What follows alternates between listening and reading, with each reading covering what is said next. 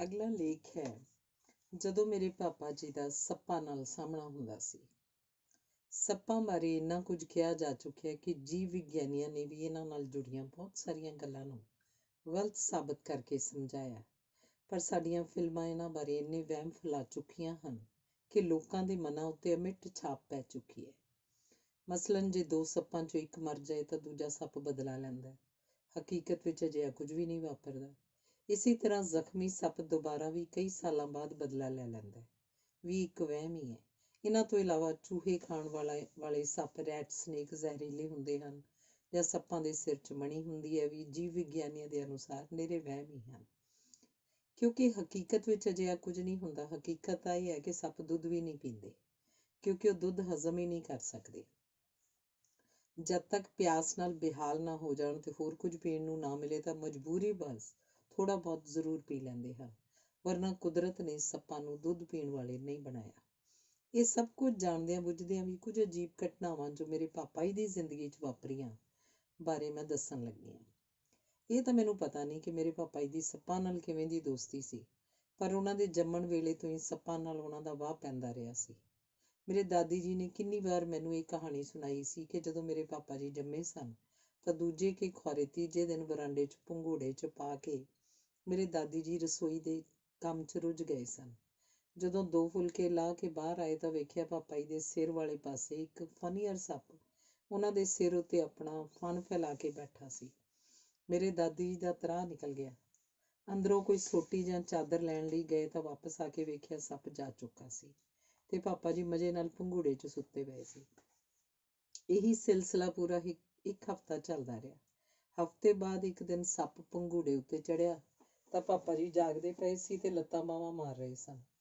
ਸੱਪ ਅਡੋਲ ਸਿਰ ਵਾਲੇ ਪਾਸੇ ਫਣ ਫੈਲਾ ਕੇ ਬੈਠਾ ਰਿਹਾ। ਕੁਝ ਚਿਰ ਬਾਅਦ ਪਾਪਾ ਜੀ ਨੇ ਪਿਸ਼ਾਬ ਕਰ ਦਿੱਤਾ ਤਾਂ ਸੱਪ ਹੌਲੀ ਹੌਲੀ ਸਰਕ ਕੇ ਹੇਠਾਂ ਉਤਰ ਗਿਆ ਤੇ ਉਸ ਦਿਨ ਤੋਂ ਬਾਅਦ ਫਿਰ ਕਦੀ ਨਹੀਂ ਆਇਆ। ਮੈਂ ਹਰ ਵਾਰੀ ਇਹ ਕਹਾਣੀ ਆਪਣੀ ਦਾਦੀ ਤੋਂ ਸੁਣ ਕੇ ਉਹਨਾਂ ਨੂੰ ਪੁੱਛਣਾ ਕਿ ਉਹ ਕਿਵੇਂ ਸੱਪ ਨੂੰ ਇਸ ਤਰ੍ਹਾਂ ਆਪਣੇ ਬੱਚੇ ਦੇ ਸਿਰ ਤੇ ਫਣ ਫੈਲਾ ਕੇ ਬੈਠੇ ਵੇਖਦੇ ਰਹਿੰਦੇ ਸਨ। ਕਿਸੇ ਵੀ ਮਾਂ ਦਾ ਦਿਲ ਦਹਿਲ ਜਾਏ ਤਾਂ ਹਾਲ ਪਾਰਿਆ ਮਚਾ ਦੇ। ਦਾਦੀ ਜੀ ਨੇ ਕਹਿਣਾ ਕਿ ਉਹ ਤਾਂ ਮੇਰੇ ਬੇਟੇ ਪ੍ਰੀਤਮ ਦਾ ਦੋਸਤ ਸੀ। ਮੈਨੂੰ ਜਾਪਦਾ ਸੀ ਕੋਈ ਰੱਬ ਦਾ ਰੂਪ ਹੀ ਮੇਰੇ ਘਰ 'ਚ ਪੈਦਾ ਹੋਇਆ। ਮੈਨੂੰ ਤਾਂ ਇਸ ਅਜੀਬ ਜਿਹੀ ਘਟਨਾ ਦੀ ਉੱਕਾ ਹੀ ਸਮਝ ਨਹੀਂ ਆਈ ਕਿ 7 ਦਿਨ ਸੱਪ ਕੀ ਕਰਨ ਆਉਂਦਾ ਰਿਹਾ। ਪਾਪਾ ਜੀ ਦੇ ਨਿੱਕੇ ਹੁੰਦਿਆਂ ਘਰ ਦੀ 4 ਦੀਵਾਰੀ ਦੀ ਕੰਧ ਇੱਕ ਪਾਸੇ ਤੋਂ ਕੁਝ ਟੁੱਟੀ ਹੋਈ ਸੀ। ਪਾਪਾ ਜੀ ਕੰਧ ਉੱਤੇ ਛਲਾਂਗਾ ਮਾਰਦੇ ਉਸ ਟੁੱਟੀ ਥਾਂ ਉੱਤੋਂ ਦੂਜੇ ਪਾਸੇ ਕੁੱਦ ਜਾਇਆ ਕਰਦੇ ਸਨ। ਇੱਕ ਦਿਨ ਦੁਪਹਿਰ ਵੇਲੇ ਪਾਪਾ ਜੀ ਆਪਣੇ ਦੋਸਤਾਂ ਨਾਲ ਇੰਝ ਹੀ ਖੇਡਦੇ ਸਨ ਕਿ ਜਦੋਂ ਕੁੱਦ ਕੇ ਦੂਜੇ ਪਾਸੇ ਗਏ ਤਾਂ ਉੱਥੇ ਇੱਕ ਸੱਪ ਬੈਠਾ ਸੀ, ਜਿਹਦੀ ਪੂਛ ਉੱਤੇ ਪਾਪਾ ਜੀ ਦਾ ਪੈਰ ਆ ਗਿਆ। ਉਹ ਇੱਕਦਮ ਫਣ ਚੁੱਕ ਕੇ ਪਾਪਾ ਜੀ ਵੱਲ ਉਲਰਿਆ। ਪਾਪਾ ਜੀ ਭੱਜ ਪਏ। ਨਾਲ ਹੀ ਉਹਨਾਂ ਦੇ ਤਿੰਨੋਂ ਦੋਸਤ ਵੀ ਚੀਕਾਂ ਮਾਰਦੇ ਭੱਜੇ। ਕਾਫੀ ਦੂਰ ਭੱਜਣ ਬਾਅਦ ਪਾਪਾ ਜੀ ਠੇਡਾ ਖਾ ਕੇ ਡਿੱਗ ਪਏ। ਇੰਨੀ ਦੇਰ ਨੂੰ ਸੱਪ ਉਹਨਾਂ ਕੋਲ ਆ ਗਿਆ ਤੇ ਉਹਨਾਂ ਦੇ ਸਿਰ ਵਾਲੇ ਪਾਸੇ ਫਣ ਫੈਲਾ ਕੇ ਬਹਿ ਗਿਆ। ਦੋਸਤ ਚੀਕਾਂ ਮਾਰਦੇ ਘਰ ਵਾਪਸ ਭੱਜ ਗਏ। ਪਾਪਾ ਜੀ ਨੇ ਵੀ ਡਰ ਨਾਲ ਘੁੱਟ ਕੇ ਅੱਖਾਂ ਮੀਟ ਲਈਆਂ ਤੇ ਸਾਹ ਰੋਕ ਕੇ ਪੈ ਗਏ। ਕੁਝ ਪਲਾਂ ਬਾਅਦ ਅੱਖਾਂ ਖੋਲੀਆਂ, ਸੱਪ ਜਾ ਚੁੱਕਾ ਸੀ। ਇਹ ਮੈਨੂੰ ਹਾਲੇ ਤੱਕ ਸਮਝ ਨਹੀਂ ਆਈ ਕਿ ਸੱਪ ਨੇ ਪਾਪਾ ਜੀ ਨੂੰ ਡੰਗਿਆ ਕਿਉਂ ਨਹੀਂ। ਕਾਲਜ ਪੜ੍ਹਦਿਆਂ ਵੀ ਇੱਕ ਵਾਰ ਕਿਸੇ ਹੋਸਟਲ ਦੇ ਕਮਰੇ ਅੰਦਰ ਵੜਨ ਲੱਗੇ ਤਾਂ ਦਰਵਾਜ਼ੇ ਦੀ ਚੁਗਾਠ ਉੱਤੇ ਸੱਪ ਡਿੱਗ ਕੇ ਪਾਪਾ ਜੀ ਦੇ ਗਲੇ ਦੁਆਲੇ ਵਲ ਪਾ ਕੇ ਉਹਨਾਂ ਦੀਆਂ ਅੱਖਾਂ ਸਾਹਮਣੇ ਸਿਰ ਉੱਚਾ ਤਾਣ ਕੇ ਝਾਕਣ ਲੱਗ ਪਿਆ। ਪਾਪਾ ਜੀ ਨੇ ਅੱਖਾਂ ਸਾਹਮਣੇ ਮੌਤ ਵੇਖ ਕੇ ਕੁਝ ਸਕਿੰਟਾਂ ਲਈ ਅਡੋਲ ਖਲੋ ਕੇ ਅੱਖਾਂ ਬੰਦ ਕਰਕੇ ਰੱਬ ਨੂੰ ਯਾਦ ਕੀਤਾ ਕਿ ਸ਼ਾਇਦ ਆਖਰੀ ਸਮਾਂ ਹੈ, ਤੇ ਫਿਰ ਅੱਖਾਂ ਖੋਲ ਕੇ ਸੱਪ ਵੱਲ ਤੱਕਿਆ। ਉਹ ਕੁਝ ਚਿਰਾਂ ਬਾਅਦ ਹੀ ਬਿਨਾਂ ਕੁਝ ਕਹੇ ਹੌਲੀ ਹੌਲੀ ਹੇਠਾਂ ਉਤਰ ਗਿਆ। ਨਾਲ ਦੇ ਕਮਰੇ ਦਾ ਮੁੰਡਾ ਵੀ ਵੇਖ ਕੇ ਹੈਰਾਨ ਹੋ ਗਿਆ ਸੀ ਕਿ ਇਹ ਕੀ ਵਾਪਰਿਆ। ਜਿੰਨੀ ਵਾਰ ਮੈਂ ਇਹ ਗੱਲ ਪਾਪਾ ਜੀ ਕੋਲੋਂ ਸੁਣੀ ਸੀ, ਹਰ ਵਾਰ ਮੈਂ ਇਹੀ ਕਹਿੰਦੀ ਰਹੀ ਕਿ ਜੇ ਮੈਂ ਉਹਨਾਂ ਦੀ ਥਾਂ ਹੁੰਦੀ ਤਾਂ ਸ਼ਾਇਦ ਹਾਰਟ ਅਟੈਕ ਨਾਲ ਹੀ ਮਰ ਜਾਂਦੀ। ਪਾਪਾ ਜੀ ਮੈਨੂੰ ਕਹਿੰਦੇ ਹੁੰਦੇ ਸਨ ਕਿ ਤੂੰ ਹਾਲੇ ਆਪਣੇ ਅੰਦਰਲੇ ਡਰ ਉੱਤੇ ਕਾਬੂ ਨਹੀਂ ਪਾ ਸਕੀ, ਇਸੇ ਲਈ ਤੂੰ ਅਜਿਹਾ ਸੋਚਦੀ ਹੈ। ਜਿਸ ਦਿਨ ਤੈਨੂੰ ਆਪਣੇ ਆਪ ਉੱਤੇ ਵਿਸ਼ਵਾਸ ਹੋ ਜਾਏਗਾ ਤਾਂ ਤੈਨੂੰ ਵੀ ਹਰ ਮੁਸ਼ਕਿਲ ਸਮੇਂ ਨਾਲ ਜੂਝਣਾ ਆ ਜਾਏਗਾ। ਉਹ ਵੀ ਜਾਨਵਰ ਹੈ ਤੇ ਉਸ ਅੰਦਰ ਵੀ ਡਰ ਦੀ ਭਾਵਨਾ ਹੈ। ਜੇ ਤੁਹਾਡੀਆਂ ਅੱਖਾਂ 'ਚ ਡਰ ਦੀ ਭਾਵਨਾ ਨਹੀਂ ਹੈ ਤਾਂ ਉਹਨੂੰ ਨੁਕਸਾਨ ਪਹੁੰਚਾਉਣ ਦੀ ਵੀ ਨਹੀਂ, ਤਾਂ ਉਹ ਆਪਣੇ ਆਪ 'ਚ ਪਿਛਾਂਹ ਹਟ ਜਾਂਦਾ ਹੈ। ਇੱਕ ਵਾਰ ਪਾਪਾ ਜੀ ਆਪਣੇ ਕਿਸੇ ਦੋਸਤ ਨਾਲ ਪਟਿਆਲੇ ਦੀ ਬਾਰਾਂਦਰੀ ਵਿਚਲੇ ਪੁਰਾਣੀ ਪੰਜਾਬੀ ਯੂਨੀਵਰਸਿਟੀ ਦੀ ਬਿਲਡਿੰਗ ਨੇੜੇ ਕਿਧਰੇ ਜਾ ਰਹੇ ਸਨ ਕਿ ਅਚਾਨਕ ਪੈਰ ਉੱਤੇ ਸੱਪ ਡੰਗ ਮਾਰ ਗਿਆ। ਵੇਖਿਆ ਤਾਂ ਫਨੀਅਰ ਸੱਪ ਸੀ। ਪਾਪਾ ਜੀ ਦੇ ਨਾਲ ਦਾ ਦੋਸਤ ਘਬਰਾ ਗਿਆ ਤੇ ਝਟ ਪਾਪਾ ਜੀ ਨੂੰ ਰਜਿੰਦਰਾ ਹਸਪਤਾਲ ਲੈ ਗਿਆ। ਮੈਂ ਤਾਂ ਉਦੋਂ ਜੰਮੀ ਵੀ ਨਹੀਂ ਸੀ, ਪਰ ਘਰ 'ਚ ਮੇਰੇ ਮੰਮੀ ਤੇ ਬਾਕੀ ਬੱਚਿਆਂ ਨੂੰ ਘਬਰਾਹਟ ਨਾ ਹੋਵੇ, ਇਸੇ ਲਈ ਘਰ 'ਚ ਸੁਨੇਹਾ ਭਿਜਵਾ ਦਿੱਤਾ ਕਿ ਸਵੇਰੇ ਆਵਾਂਗਾ, ਕਿਉਂਕਿ ਹੁਣ ਡੱਡੂ ਨੇ ਦੰਦੀ ਮਾਰ ਦਿੱਤੀ ਹੈ। ਮੇਰੇ ਮੰਮੀ ਹੈਰਾਨ ਸਨ ਕਿ ਡੱਡੂ ਨੇ ਕਿਵੇਂ ਦੀ ਦੰਦੀ ਮਾਰੀ ਹੈ ਕਿ ਹਸਪਤਾਲ ਦਾਖਲ ਹੋਣਾ ਪਿਆ। ਹਸਪਤਾਲ 'ਚ ਪਾਪਾ ਜੀ ਦਾ ਕੋਈ ਇਲਾਜ ਨਹੀਂ ਕੀਤਾ ਗਿਆ। ਖੌਰੇ ਸੱਪ ਜ਼ਹਿਰੀਲਾ ਨਹੀਂ ਹੋਣਾ ਜਾਂ ਘੱਟ ਜ਼ਹਿਰੀ ਹੋਏਗਾ। ਪਾਪਾ ਜੀ ਸਵੇਰੇ ਘਰ ਵਾਪਸ ਆ ਗਏ। ਮੇਰੇ ਮੰਮੀ ਰਾਤ ਭਰ ਘਰ ਦੇ ਬਾਹਰਲੇ ਦਰਵਾਜ਼ੇ ਨੇੜੇ ਖੜੇ ਰਹੇ ਤੇ 1 ਮਿੰਟ ਲਈ ਵੀ ਨਹੀਂ ਸੁੱਤੇ। ਘਰ ਆ ਕੇ ਪਾਪਾ ਜੀ ਨੇ ਮਜ਼ਾਕ ਕਰਦਿਆਂ ਕਿਹਾ ਕਿ ਨਕਲੀ ਸੱਪ ਸੀ, ਜਿਹਦੇ ਡੰਗ ਅੰਦਰ ਜ਼ਹਿਰ ਹੀ ਨਹੀਂ ਸੀ। ਮੈਂ ਪਾਪਾ ਜੀ ਨੂੰ ਇਸ ਬਾਰੇ ਵੀ ਪੁੱਛਣਾ ਕਿ ਤੁਸੀਂ ਉਦੋਂ ਡਰੇ ਨਹੀਂ ਸੀ? ਉਹਨਾਂ ਕਹਿਣਾ ਕਿ ਡਰ ਨਾਲ ਕੀ ਹੋ ਜਾਣਾ ਸੀ, ਭਾਣਾ ਮੰਨਣਾ ਸਿੱਖੋ, ਅਸੀਂ ਇਨਸਾਨ ਤਾਂ ਇੱਕਦਮ ਹੀ ਹਾਂ, ਮੌਤ ਤੋਂ ਕੀ ਡਰਨਾ। ਆਪਣਾ ਕੰਮ ਲਗਨ ਨਾਲ ਕਰਦੇ ਰਹੋ, ਬਾਕੀ ਗੱਲਾਂ ਰੱਬ ਤੇ ਛੱਡੋ। ਪਾਪਾ ਜੀ ਅਖਬਾਰ ਨੂੰ ਬੜੀ ਰੀਝ ਨਾਲ ਪਹਿਲੇ ਤੇ ਆਖਰੀ ਸਫ਼ੇ ਤੱਕ ਪੜ੍ਹਿਆ ਕਰਦੇ ਸਨ। ਇੱਕ ਦਿਨ ਸਵੇਰੇ ਮੇਰੀ ਵੱਡੀ ਭੈਣ ਸ਼ੁਭਚਿੰਤ ਕੋਲੋਂ ਗਲਤੀ ਨਾਲ ਅਖਬਾਰ ਵਿੱਚ ਘਰੋਂ ਥੋੜ੍ਹੀ ਜਿਹੀ ਫਟ ਗਈ। ਇਸ ਗੱਲ ਉੱਤੇ ਉਹਨੂੰ ਪਾਪਾ ਜੀ ਕੋਲੋਂ ਬਹੁਤ ਝਿੜਕਾਂ ਪਈਆਂ। ਪਾਪਾ ਜੀ ਬੈਠਕ 'ਚ ਉਂਝ ਹੀ ਫਟੀ ਅਖਬਾਰ ਸੋਫੇ ਤੇ ਛੱਡ ਕੇ ਕਾਲਜ ਚਲੇ ਗਏ। ਰਾਤ ਨੂੰ ਅਖਬਾਰ ਪੜ੍ਹਨ ਦੇ ਲਾਲਚ ਨੂੰ ਬੈਠਕ ਅੰਦਰ ਵੜੇ ਤੇ ਲਾਈਟ ਜਗਾਏ ਬਗੈਰ ਅਖਬਾਰ ਚੁੱਕਣ ਲੱਗੇ ਤਾਂ ਅਖਬਾਰ ਦੇ ਵਿਚਕਾਰਲੇ ਫਟੇ ਹਿੱਸੇ 'ਚੋਂ 2 ਲਿਸ਼ਕਦੀਆਂ ਅੱਖਾਂ ਨਜ਼ਰ ਪਈਆਂ। ਐਵੇਂ ਝੌਲਾ ਜਿਹਾ ਪਿਆ ਸੋਚ ਕੇ ਫਿਰ ਅਗਾਂਹ ਵੱਧ ਕੇ ਦੇਖਿਆ ਤਾਂ ਸੱਪ ਨੇ ਜੀਭ ਕੱਢ ਕੇ ਹਲਕਾ ਫੁੰਕਾਰਾ ਮਾਰਿਆ। ਪਾਪਾ ਜੀ ਨੇ ਇੱਕਦਮ ਹੱਥ ਪਰਾਂ ਖਿੱਚ ਲਿਆ ਤੇ ਡਾਂਗ ਲਿਆ ਕੇ ਅਖਬਾਰ ਨੂੰ ਹਿਲਾਇਆ ਤਾਂ ਥੱਲੇ ਵਾਈਪਰ ਸੱਪ ਬੈਠਾ ਸੀ, ਜੋ ਹੌਲੀ ਹੌਲੀ ਸਰਕ ਕੇ ਮੰਜੇ ਥੱਲੇ ਉਤਰ ਕੇ ਬੈਠਕ 'ਚੋਂ ਝੱਟ ਬਾਹਰ ਨਿਕਲ ਗਿਆ। ਗਲੀ ਵਿਚਲੇ ਲੋਕਾਂ ਨੇ ਡਾਂਗਾ ਮਾਰ ਕੇ ਉਹਨੂੰ ਮਾਰਿਆ। ਸੋ ਉਸ ਦਿਨ ਤਾਂ ਗਲਤੀ ਨਾਲ ਫਟੀ ਅਖਬਾਰ ਨਹੀਂ ਪਾਪਾ ਜੀ ਦੀ ਜਾਨ ਬਚਾ ਦਿੱਤੀ। ਕੁਝ ਦਿਨਾਂ ਬਾਅਦ ਮੇਰੇ ਮੰਮੀ ਬਾਹਰ ਬਰਾਂਡੇ 'ਚ ਮੱਝ ਲਈ ਗੁਤਾਵਾ ਕਰਦੇ ਪਏ ਸਨ ਕਿ ਪਿੱਛੋਂ ਮੇਰੇ ਪਾਪਾ ਜੀ ਤੇ ਮੇਰੀ ਸਭ ਤੋਂ ਵੱਡੀ ਭੈਣ ਪੁਸ਼ਪਿੰਦਰ ਆ ਪਹੁੰਚੀ। ਉਹਨਾਂ ਆਉਂਦਿਆਂ ਵੇਖਿਆ ਕਿ ਇੱਕ ਫਨੀਅਰ ਸੱਪ ਮੇਰੀ ਮੰਮੀ ਦੇ ਇੱਕਦਮ ਪਿੱਛੇ ਫਣ ਫੈਲਾ ਕੇ ਬੈਠਾ ਸੀ। ਉਹ ਡੰਗਣ ਨੂੰ ਬਿਲਕੁਲ ਤਿਆਰ ਹੀ ਸੀ ਕਿ ਪਾਪਾ ਜੀ ਨੇ ਬੀਜੀ ਨੂੰ ਆਵਾਜ਼ ਮਾਰਤੀ ਕਿ ਬਿਲਕੁਲ ਹਿੱਲਿਓ ਨਾ। ਸੱਪ ਨੇ ਵੀ ਅਚਾਨਕ ਹਿੱਲ ਕੇ ਪਿਛਾਂਹ ਸਿਰ ਘੁਮਾਇਆ ਤੇ ਪਾਪਾ ਜੀ ਨਾਲ ਅੱਖਾਂ ਮਿਲਾ ਕੇ ਕੁਝ ਪਲਾਂ ਬਾਅਦ ਫਣ ਬੰਦ ਕਰਕੇ ਹੌਲੀ ਹੌਲੀ ਪਰਾਂ ਸਰਕਣ ਲੱਗ ਪਿਆ। 4 ਦਿਨ ਬਾਅਦ ਹੀ ਮੇਰੀ ਵੱਡੀ ਭੈਣ ਰੁਪਿੰਦਰ ਬਾਹਰ ਵਿਹੜੇ 'ਚ ਬੈਠੀ ਪੜ੍ਹ ਰਹੀ ਸੀ ਕਿ ਉਹਦੀ ਨਜ਼ਰੀ ਵੱਡਾ ਸਾਰਾ ਕਾਲਾ ਸੱਪ ਪੈ ਗਿਆ। ਉਹ ਭੱਜ ਕੇ ਅੰਦਰ ਬੈਠਕ 'ਚ ਪਾਪਾ ਜੀ ਤੇ ਮੰਮੀ ਨੂੰ ਦੱਸਣ ਗਈ ਕਿ ਸੱਪ ਮੱਝ ਦੀ ਖੁਰਲੀ ਵੱਲ ਜਾ ਰਿਹਾ। ਪਾਪਾ ਜੀ ਤੇ ਮੰਮੀ ਝੱਟ ਬਾਹਰ ਆ ਗਏ ਤੇ ਵੇਖਿਆ ਸੱਪ ਮੱਝ ਦੇ ਬਿਲਕੁਲ ਨੇੜੇ ਪਹੁੰਚ ਚੁੱਕਿਆ ਸੀ। ਪਾਪਾ ਜੀ ਨੇ ਡਾਂਗ ਚੁੱਕ ਕੇ ਸੱਪ ਨੂੰ ਪਰਾਂ ਕਰਨਾ ਚਾਹਿਆ, ਪਰ ਸੱਪ ਅੱਗੋਂ ਪੂਰਾ ਫਣ ਫੈਲਾ ਕੇ ਖੜਾ ਹੋ ਕੇ ਫੁੰਕਾਰੇ ਮਾਰਨ ਲੱਗ ਪਿਆ। ਕੁਝ ਪਲ ਉਹਨੇ ਪਾਪਾ ਜੀ ਵੱਲ ਘੂਰ ਕੇ ਵੇਖਿਆ ਤੇ ਫਿਰ ਤੇਜ਼ੀ ਨਾਲ ਸਰਕ ਕੇ ਘਰੋਂ ਬਾਹਰ ਨੂੰ ਜਾਣ ਲੱਗ ਪਿਆ। ਦਰਵਾਜ਼ੇ ਅੱਗੇ ਡਾਕਟਰ ਗੰਡਾ ਸਿੰਘ ਜੀ, ਜੋ ਸਾਡੇ ਗੁਆਂਢ 'ਚ ਹੀ ਰਹਿੰਦੇ ਸਨ, ਆ ਰਹੇ ਸਨ ਤੇ ਉਹਨਾਂ ਝੱਟ ਕੋਲ ਪਈ ਸੋਟੀ ਚੁੱਕ ਕੇ ਉਸ ਸੱਪ ਦਾ ਸਿਰ ਫੇਹ ਦਿੱਤਾ। ਉਸ ਦਿਨ ਤੋਂ ਬਾਅਦ ਫੇਰ ਕੋਈ ਸੱਪ ਇਸ ਘਰ 'ਚ ਨਜ਼ਰ ਹੀ ਨਹੀਂ ਪਿਆ। ਜਿਹੜੇ ਜਣੇ ਵੀ ਪਾਪਾ ਜੀ ਨੂੰ ਨੇੜਿਓਂ ਜਾਣਦੇ ਸਨ, ਉਹਨਾਂ ਨੂੰ ਪਤਾ ਹੀ ਹੋਏਗਾ ਕਿ ਪਾਪਾ ਜੀ ਨੂੰ ਭੂੰਡ ਲੜੇ ਉੱਤੇ ਵੀ ਸੋਜਿਸ਼ ਨਹੀਂ ਸੀ ਹੁੰਦੀ। ਕਿਸੇ ਹੋਰ ਨੂੰ ਵੀ ਭੂੰਡ ਲੜਿਆ ਹੁੰਦਾ ਤਾਂ ਉਸ ਉੱਤੇ ਵੀ ਜੇ ਪਾਪਾ ਜੀ ਹੱਥ ਰੱਖ ਦਿੰਦੇ ਤਾਂ ਉਹਦੇ ਵੀ ਸੋਜਿਸ਼ ਨਹੀਂ ਸੀ ਹੁੰਦੀ। ਡਾਕਟਰ ਗੰਡਾ ਸਿੰਘ ਜੀ ਨੇ ਉਹਨਾਂ ਦੀ ਧਰਮ ਪਤਨੀ ਤਾਂ ਕਈ ਵਾਰੀ ਇਹ ਅਜ਼ਮਾ ਚੁੱਕੇ ਸਨ ਤੇ ਸਾਡੇ ਉੱਤੇ ਵੀ ਇਹ ਠੀਕ ਸਾਬਤ ਹੋਇਆ ਸੀ। ਇਹ ਮੈਨੂੰ ਉਦੋਂ ਹੀ ਸਮਝ ਆਈ ਜਦ ਡਾਕਟਰੀ ਕਰਦੇ ਹੋਏ ਮੈਨੂੰ ਕਲਾਸ 'ਚ ਇੱਕ ਭੂੰਡ ਲੜ ਗਿਆ। ਤਾਂ ਉਦੋਂ ਮੈਂ ਅੰਮ੍ਰਿਤਸਰ ਮੈਡੀਕਲ ਕਾਲਜ 'ਚ ਸੀ ਤੇ ਪਾਪਾ ਜੀ ਪਟਿਆਲੇ। ਸੋ ਹੱਥ ਫਰਾਇਆ ਹੀ ਨਹੀਂ ਗਿਆ ਤੇ 1 ਹਫ਼ਤਾ ਬਾਂਹ ਪੂਰੀ ਦੁੱਗਣੀ ਨਾਪ ਦੀ ਹੋ ਕੇ ਸੁੱਜੀ ਰਹੀ।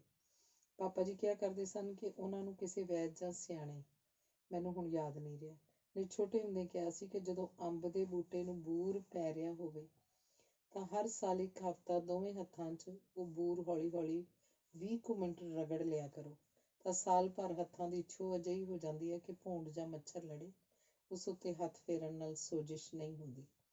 ਪਾਪਾ ਜੀ ਬਹੁਤ ਸਾਲ ਇਹ ਕਰਦੇ ਰਹੇ ਸਨ ਤੇ ਮੇਰੇ ਕੋਲੋਂ ਵੀ ਕਰਵਾਉਂਦੇ ਰਹੇ ਸਨ, ਪਰ ਕਮਾਲ ਦੀ ਗੱਲ ਇਹ ਸੀ ਕਿ ਮੇਰੇ ਹੱਥ ਫੇਰਨ ਨਾਲ ਵੀ ਕਦੇ ਕਦੇ ਫਰਕ ਪੈ ਜਾਂਦਾ ਸੀ, ਜਦਕਿ ਪਾਪਾ ਜੀ ਦੇ ਹੱਥ ਫੇਰਨ ਨਾਲ ਹਮੇਸ਼ਾ ਠੀਕ ਰਹਿੰਦਾ ਸੀ।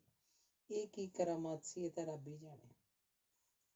ਇਹ ਸਾਰੀਆਂ ਸੱਪਾਂ ਬਾਰੇ ਗੱਲਾਂ ਤਾਂ ਉਹ ਸਨ ਜਿਹੜੀਆਂ ਮੈਂ ਸੁਣੀਆਂ ਤੇ ਵੇਖੀਆਂ ਨਹੀਂ ਸਨ। ਮੇਰੀ ਅੱਖੀਂ ਵੇਖੀ ਤਾਂ ਇੱਕੋ ਹੀ ਵਾਰ ਸੀ ਜਿਹੜੀ ਯਾਦਗਾਰੀ ਹੋ ਨਿਬੜੀ। ਸਵੇਰੇ ਸਵੇਰੇ 4:45 ਵਜੇ ਮੈਂ ਮੇਰੇ ਮੰਮੀ ਤੇ ਪਾਪਾ ਜੀ ਮਹਿੰਦਰਾ ਕਾਲਜ ਵੱਲ ਦੀ ਸੈਰ ਕਰਨ ਜਾ ਰਹੇ ਸੀ ਕਿ ਉੱਥੇ ਚੁਫੇਰੇ ਉਜਾੜ ਵਿੱਚੋਂ 2 ਸੱਪ ਇਕੱਠੇ ਸੜਕ ਪਾਰ ਕਰਦੇ ਅੱਗੋਂ ਦੀ ਲੰਘ ਗਏ। ਵਾਪਸੀ ਤੇ ਥੋੜ੍ਹੀ ਉਸ ਥਾਂ ਤੋਂ ਪਰਾਂ ਇੱਕਦਮ ਉਹੀ ਦੋਵੇਂ ਸੱਪ ਸਾਡੇ ਸਾਹਮਣੇ ਆ ਕੇ ਫਣ ਫੈਲਾ ਕੇ ਖਲੋ ਗਏ। ਮੈਨੂੰ ਤਾਂ ਇੱਕਦਮ ਇਹ ਲੱਗਿਆ ਕਿ ਹੁਣ ਤਾਂ ਬਚਣਾ ਮੁਸ਼ਕਿਲ ਹੈ। ਮੇਰੇ ਮੰਮੀ ਨੇ ਹੌਲੀ ਜਿਹੀ ਮੈਨੂੰ ਆਪਣੇ ਪਿੱਛਾਂ ਖਿੱਚ ਲਿਆ ਤੇ ਮੇਰੇ ਅੱਗੇ ਹੋ ਗਏ ਕਿ ਜੇ ਸੱਪ ਡੰਗੇ ਤਾਂ ਉਹਨਾਂ ਨੂੰ ਹੀ ਡੰਗੇ। ਪਾਪਾ ਜੀ ਅਡੋਲ ਖੜੇ ਰਹੇ ਤੇ ਮੈਂ ਵੇਖਿਆ ਉਹ ਪੂਰੀ ਨੀਂਹ ਜਲਾ ਕੇ ਸੱਪ ਦੀਆਂ ਅੱਖਾਂ ਵੱਲ ਝਾਕਦੇ ਰਹੇ। ਉਸ ਸਮੇਂ ਪਾਪਾ ਜੀ ਦੇ ਚਿਹਰੇ ਤੇ ਅਜੀਬ ਜਿਹਾ ਤੇਜ ਸੀ ਤੇ ਬਿਲਕੁਲ ਸ਼ਾਂਤ ਚਿਹਰਾ। ਸੱਪ ਵੀ 1-1.5 ਮਿੰਟ ਫਣ ਫੈਲਾ ਕੇ ਖੜੇ ਰਹੇ ਤੇ ਫਿਰ ਹੌਲੀ ਹੌਲੀ ਫਣ ਨੀਵਾਂ ਕਰਕੇ ਰੀਂਗ ਕੇ ਸੜਕ ਦੇ ਦੂਜੇ ਪਾਸੇ ਚਲੇ ਗਏ। ਮੈਂ ਤਾਂ ਘਰ ਤੱਕ ਵੀ ਕੰਬਦੀਆਂ ਲੱਤਾਂ ਨਾਲ ਹੀ ਪਹੁੰਚੀ, ਪਰ ਆਪਣੇ ਮੰਮੀ ਦੀ ਉਸ ਨਿੱਕੀ ਜਿਹੀ ਹਿਲਜੁਲ ਤੇ ਹਲਕਾ ਜਿਹਾ ਮੈਨੂੰ ਪਿੱਛਾਂ ਖਿੱਚ ਕੇ ਆਪ ਮੌਤ ਦੇ ਅੱਗੇ ਖਲੋ ਜਾਣ ਵਾਲੀ ਗੱਲ ਮੈਂ ਅੱਜ ਤੱਕ ਨਹੀਂ ਭੁਲਾ ਸਕੀ। ਪਾਪਾ ਜੀ ਨੂੰ ਮੈਂ ਪੁੱਛਿਆ ਕਿ ਉਹ ਕਈ ਕਿਉਂ ਨਹੀਂ ਘਬਰਾਏ। ਉਹਨਾਂ ਕਿਹਾ, ਬੱਲਿਆ, ਮੈਂ ਤਾਂ ਉਹਨੂੰ ਸੁਨੇਹਾ ਪਹੁੰਚਾ ਰਿਹਾ ਸੀ ਕਿ ਸਾਡੇ ਕੋਲੋਂ ਤੈਨੂੰ ਕੋਈ ਖਤਰਾ ਨਹੀਂ ਤੇ ਨਾ ਹੀ ਅਸੀਂ ਤੈਨੂੰ ਕੋਈ ਨੁਕਸਾਨ ਪਹੁੰਚਾਇਆ। ਫਿਰ ਤੇਰੇ ਵੱਲੋਂ ਕੀਤੀ ਇਹ ਹਰਕਤ ਠੀਕ ਨਹੀਂ ਹੈ।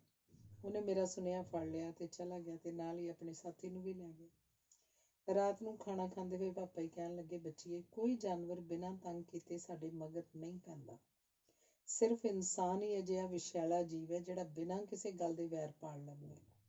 ਉਦੋਂ ਤੱਕ ਵਿਸ ਘੋਲਦਾ ਰਹਿੰਦਾ ਜਦ ਤੱਕ ਕਿ ਬਦਲਾ ਨਾ ਲੈ ਲਵੇ। ਤੁਸੀਂ ਕਿਸੇ ਨੂੰ ਕਦੇ ਮਿਲੇ ਵੀ ਨਾ ਹੋਵੋ ਤੇ ਆਪਣੇ ਕੰਮ ਵਿੱਚ ਮਗਨ ਹੋਵੋ ਤਾਂ ਵੀ ਸਿਰਫ ਤੁਹਾਨੂੰ ਅਗਾਂਹ ਵੱਧਦੇ ਵੇਖ ਕੇ ਕਈ ਲੋਕ ਸਾਡੇ ਨਾਲ ਇੰਨਾ ਭੁੱਜ ਜਾਂਦੇ ਹਨ ਕਿ ਹਰ ਥਾਂ ਤੁਹਾਡੇ ਖਿਲਾਫ ਜ਼ਹਿਰ ਉਗਲਦੇ ਰਹਿੰਦੇ ਹਨ ਤੇ ਪਿੱਠ ਪਿੱਛੇ ਵਾਰ ਕਰਨ ਤੋਂ ਵੀ ਗੁਰੇਜ਼ ਨਹੀਂ ਕਰਦੇ। ਇਸੇ ਲਈ ਜਾਨਵਰਾਂ ਤੋਂ ਡਰਨ ਦੀ ਲੋੜ ਨਹੀਂ, ਬਲਕਿ ਉਹਨਾਂ ਜ਼ਹਿਰੀਲੇ ਇਨਸਾਨਾਂ ਤੋਂ ਬਚ ਕੇ ਰਹਿਣ ਦੀ ਲੋੜ ਹੈ ਜੋ ਤੁਹਾਡੇ ਸਾਹਮਣੇ ਤੁਹਾਡੀਆਂ ਝੂਠੀਆਂ ਸਿਫਤਾਂ ਦੇ ਪੁਲ ਬੰਨ੍ਹਦੇ ਰਹਿੰਦੇ ਹਨ। ਹੋਰ ਤਾਂ ਸਭ ਕੁਝ ਮੈਨੂੰ ਸਮਝ ਆ ਗਿਆ, ਪਰ ਮੈਂ ਪਾਪਾ ਜੀ ਨੂੰ ਹੱਸਦੇ ਹੋਏ ਪੁੱਛਿਆ ਕਿ ਉਹ ਜੰਮਣ ਤੋਂ ਬਾਅਦ ਹਫ਼ਤਾ ਭਰ ਸੱਪਾਂ ਨੂੰ ਕੀ ਸੁਨੇਹਾ ਦਿੰਦੇ ਰਹੇ ਕਿ ਉਹ ਰੋਜ਼ ਮਿਲਣ ਆਉਂਦਾ ਰਿਹਾ। ਪਾਪਾ ਜੀ ਵੀ ਹੱਸਦੇ ਤੇ ਕਹਿਣ ਲੱਗੇ, ਇਹ ਤਾਂ ਹੁਣ ਸੱਪ ਨੂੰ ਹੀ ਪੁੱਛ ਕੇ ਆਉਣਾ ਪਊ ਕਿ ਪਿਛਲੇ ਜਨਮ ਦੀ ਕੋਈ ਸਾਂਝ ਚੇਤੇ ਕਰਵਾ ਰਿਹਾ ਸੀ ਕਿ ਰਾਖੀ ਕਰਨ ਆ ਰਿਹਾ ਸੀ। ਆਪਣੇ ਪਾਪਾ ਜੀ ਦੇ ਸੱਪਾਂ ਨਾਲ ਪਾਏ ਵਾਹ ਦਾ ਜ਼ਿਕਰ ਮੈਂ ਸਿਰਫ ਇਸ ਲਈ ਕੀਤਾ ਤਾਂ ਜੋ ਉਹਨਾਂ ਦੀ ਜ਼ਿੰਦਗੀ 'ਚ ਵਾਪਰੀਆਂ ਕੁਝ ਮਜ਼ੇਦਾਰ ਗੱਲਾਂ ਹੋਰਨਾਂ ਨਾਲ ਸਾਂਝੀਆਂ ਕਰ ਸਕਾਂ ਤੇ ਉਹਨਾਂ ਦਾ ਗੂੜ ਗਿਆਨ ਹੋਰਨਾਂ ਤੱਕ ਪਹੁੰਚਾ ਸਕਾਂ ਕਿ ਸਭ ਤੋਂ ਵਿਸ਼ੈਲਾ ਜਾਨਵਰ ਅਸਲ ਵਿੱਚ ਕੌਣ ਹੈ। ਅਗਲਾ ਲੇਖ ਹੈ, ਕੁਝ ਗੁੱਝੀਆਂ ਗੱਲਾਂ। ਸਮਝ ਨਹੀਂ ਆ ਰਹੀ ਕਿ ਗੱਲ ਕਿੱਥੋਂ ਸ਼ੁਰੂ ਕਰਾਂ। ਮੇਰਾ ਖਿਆਲ ਹੈ ਕੁਝ ਕੁ ਮੁੱਢ ਬੰਨ੍ਹਣ ਲਈ ਪਾਪਾ ਜੀ ਦੀ ਆਪਣੀ ਜੀਵਨੀ 'ਚ ਲਿਖੀ ਗੱਲ ਪਾਠਕਾਂ ਨਾਲ ਸਾਂਝੀ ਕਰਾਂ ਤਾਂ ਬਿਹਤਰ ਰਹੇਗਾ। ਹੋਇਆ ਇੰਜ ਕਿ ਪਾਪਾ ਜੀ ਦੀ ਬਦਲੀ ਬਰਜਿੰਦਰਾ ਕਾਲਜ ਫਰੀਦਕੋਟ ਕਰ ਦਿੱਤੀ ਗਈ ਸੀ। ਮੈਂ ਉਦੋਂ ਮਸਾਂ 2 ਕੁ ਵਰ੍ਹਿਆਂ ਦੀ ਹੋਵਾਂਗੀ, ਸੋ ਮੈਨੂੰ ਤਾਂ ਬਹੁਤਾ ਕੁਝ ਯਾਦ ਨਹੀਂ। ਉਹਨਾਂ ਦੀ ਜ਼ਬਾਨੀ ਪਹਿਲਾਂ ਸੁਣ ਲਓ। ਉਦੋਂ ਫਰੀਦਕੋਟ ਦਾ ਕਾਲਜ ਪੰਜਾਬ ਦੇ ਨਖਿੱਧ ਕਾਲਜਾਂ 'ਚ ਸਿਰੇ ਦਾ ਕਾਲਜ ਮੰਨਿਆ ਜਾਂਦਾ ਸੀ। ਇਮਤਿਹਾਨਾਂ ਦੇ ਨੇੜੇ ਪਾਸ ਹੋਣ ਲਈ ਸਾਰੇ ਪੰਜਾਬ ਦਾ ਦੜਾ ਮਾਲ ਮਾਈਗ੍ਰੇਸ਼ਨ ਕਰਵਾ ਕੇ ਫਰੀਦਕੋਟ 'ਚ ਪਹੁੰਚ ਜਾਂਦਾ ਸੀ, ਕਿਉਂਕਿ ਇੱਥੇ ਕਿਸੇ ਰੋਕ ਟੋਕ ਤੋਂ ਬਿਨਾਂ ਕਿਤਾਬਾਂ ਇਮਤਿਹਾਨੀ ਕਮਰਿਆਂ ਦੇ ਅੰਦਰ ਲਿਜਾਈਆਂ ਜਾ ਸਕਦੀਆਂ ਸਨ ਤੇ ਬਾਹਰ ਖੜੇ ਕੀਤੇ ਮਦਦਗਾਰਾਂ ਦੀ ਸਹਾਇਤਾ ਦਾ ਲਾਭ ਵੀ ਉਠਾਇਆ ਜਾ ਸਕਦਾ ਸੀ। ਇੱਥੋਂ ਤੱਕ ਕਿ ਯੂਨੀਵਰਸਿਟੀ ਦੀ ਉੱਤਰ ਪੱਤਰੀ ਉੱਤੇ ਹੱਲ ਕੀਤੇ ਕਤਾਏ ਸਵਾਲ ਤੁਹਾਡੀ ਉੱਤਰ ਪੱਤਰੀ ਦੀ ਥਾਂ ਅੰਦਰ ਪਹੁੰਚ ਜਾਂਦੇ ਸਨ। ਪਰ ਜਦੋਂ ਮੈਂ ਸੋਮਵਾਰ ਨੂੰ ਕਾਲਜ ਦਾ ਚਾਰਜ ਸੰਭਾਲਿਆ ਤਾਂ ਇਸ ਨਜ਼ਾਰੇ ਦੇ ਦਰਸ਼ਨ ਤਾਂ ਨਾ ਹੋ ਸਕੇ, ਕਿਉਂਕਿ ਇਮਤਿਹਾਨਾਂ ਦੇ ਦਿਨ ਨਹੀਂ ਸਨ। ਪਰ ਜਿਸ ਪਾਸੇ ਵੀ ਨਜ਼ਰ ਦੌੜਾਈ, ਮੱਕਿਓਂ ਪਰੇ ਵਾਲੇ ਪ੍ਰਸਿੱਧ ਉਜਾੜ ਦਾ ਨਮੂਨਾ ਹੀ ਦਿਸਿਆ। ਕਾਲਜ ਦੀ ਸਰਹੱਦ ਦੇ ਅੰਦਰ ਵੜਦੇ ਸਾਰ ਖੱਬੇ ਹੱਥ ਇੱਕ ਅੱਧ ਚੱਕਰੀ ਪਾਰਕ ਸੀ, ਜਿਹਦਾ ਦੂਜਾ ਸਿਰਾ ਦੂਜੇ ਗੇਟ ਨਾਲ ਜਾ ਮਿਲਦਾ ਸੀ। ਇਸ ਪਾਰਕ ਦੀ ਗੁਲਾਈ ਦੇ ਕੰਢੇ ਉੱਤੇ ਕਿਸੇ ਵੇਲੇ ਵਾੜ ਲਈ ਦਰਾਂਟੇ ਬੀਜੇ ਗਏ ਹੋਣਗੇ। ਇਹਨਾਂ ਦਰਾਂਟਿਆਂ ਦੀ ਕਟਾਈ ਨੂੰ ਪਤਾ ਨਹੀਂ ਕਿੰਨੇ ਸਾਲ ਬੀਤ ਗਏ ਹੋਣਗੇ, ਕਿਉਂਕਿ ਉੱਲਰ ਕੇ ਸੜਕ ਉੱਤੇ ਵਿਛ ਚੁੱਕੇ ਸਨ। ਪੱਕੀ ਸੜਕ ਦੀ ਹੋਣ ਦਾ ਪਤਾ ਉਹ 1.5 ਕੁ ਫੁੱਟ ਚੌੜਾ ਪਹਿਆ ਦੇ ਰਿਹਾ ਸੀ, ਜੋ ਪੈਦਲ, ਸਾਈਕਲ ਸਵਾਰ ਤੇ ਸਕੂਟਰ ਸਵਾਰ ਸਿੱਖਿਆ ਭਾਲਕਾਂ ਤੇ ਸਿੱਖਿਆ ਦਾਤਿਆਂ ਤੋਂ ਛੁੱਟ ਐਰੇ ਗੈਰੇ ਤੇ ਆਵਾਰਾ ਡੰਗਰਾਂ ਦੀ ਸਹੂਲਤ ਲਈ ਦਿਨ ਰਾਤ ਰਵਾਂ ਰਹਿੰਦਾ ਸੀ। ਦਰਾਂਟਿਆਂ ਦੇ ਥੱਲੇ ਕਿਸੇ ਵੇਲੇ ਕਿਆਰੀਆਂ ਹੁੰਦੀਆਂ ਹੋਣਗੀਆਂ, ਇਹਨਾਂ ਤੱਕ ਪਾਣੀ ਪਹੁੰਚਾਉਣ ਵਾਲੀਆਂ ਨਾਲੀਆਂ ਹੁੰਦੀਆਂ ਹੋਣਗੀਆਂ। ਸਭ ਕੁਝ ਜੋ ਅੱਖਾਂ ਨੂੰ ਤਰਾਵਤ ਬਖਸ਼ਣ ਵਾਲਾ ਸੀ ਬੇਨਿਸ਼ਾਨ ਹੋ ਚੁੱਕਾ ਸੀ। ਪਾਰਕ ਵਾਲਾ ਘਾਹ ਕਰੀਬ ਕਰੀਬ ਸੁੱਕਾ ਪਿਆ ਸੀ। ਪਾਰਕ ਦੇ ਸਾਹਮਣੇ ਕਾਲਜ ਦੀ ਬਿਲਡਿੰਗ ਸੀ। ਸਾਹਮਣੇ ਸੱਜੀ ਨੁੱਕਰ ਉੱਤੇ ਪ੍ਰਿੰਸੀਪਲ ਦੇ ਕਮਰੇ ਦੇ ਬਾਹਰ ਚਿੱਕ ਲਟਕੀ ਹੋਈ ਸੀ। ਮੈਂ ਉੱਧਰ ਜਾਣ ਦੀ ਥਾਂ ਚਾਰੇ ਪਾਸੇ ਫਿਰ ਫਰਾ ਕੇ ਹਰ ਚੀਜ਼ ਦਾ ਜਾਇਜ਼ਾ ਆਪ ਲੈਣਾ ਚਾਹੁੰਦਾ ਸਾਂ। ਹਰ ਪਾਸੇ ਗੰਦਗੀ ਸੀ। ਕਾਲਜ ਦੀ ਬਿਲਡਿੰਗ ਦੀ ਹਾਲਤ ਖਸਤਾ ਸੀ। ਦਰਵਾਜ਼ਿਆਂ ਦੇ ਸ਼ੀਸ਼ੇ ਸਾਰੇ ਟੁੱਟੇ ਹੋਏ ਸਨ।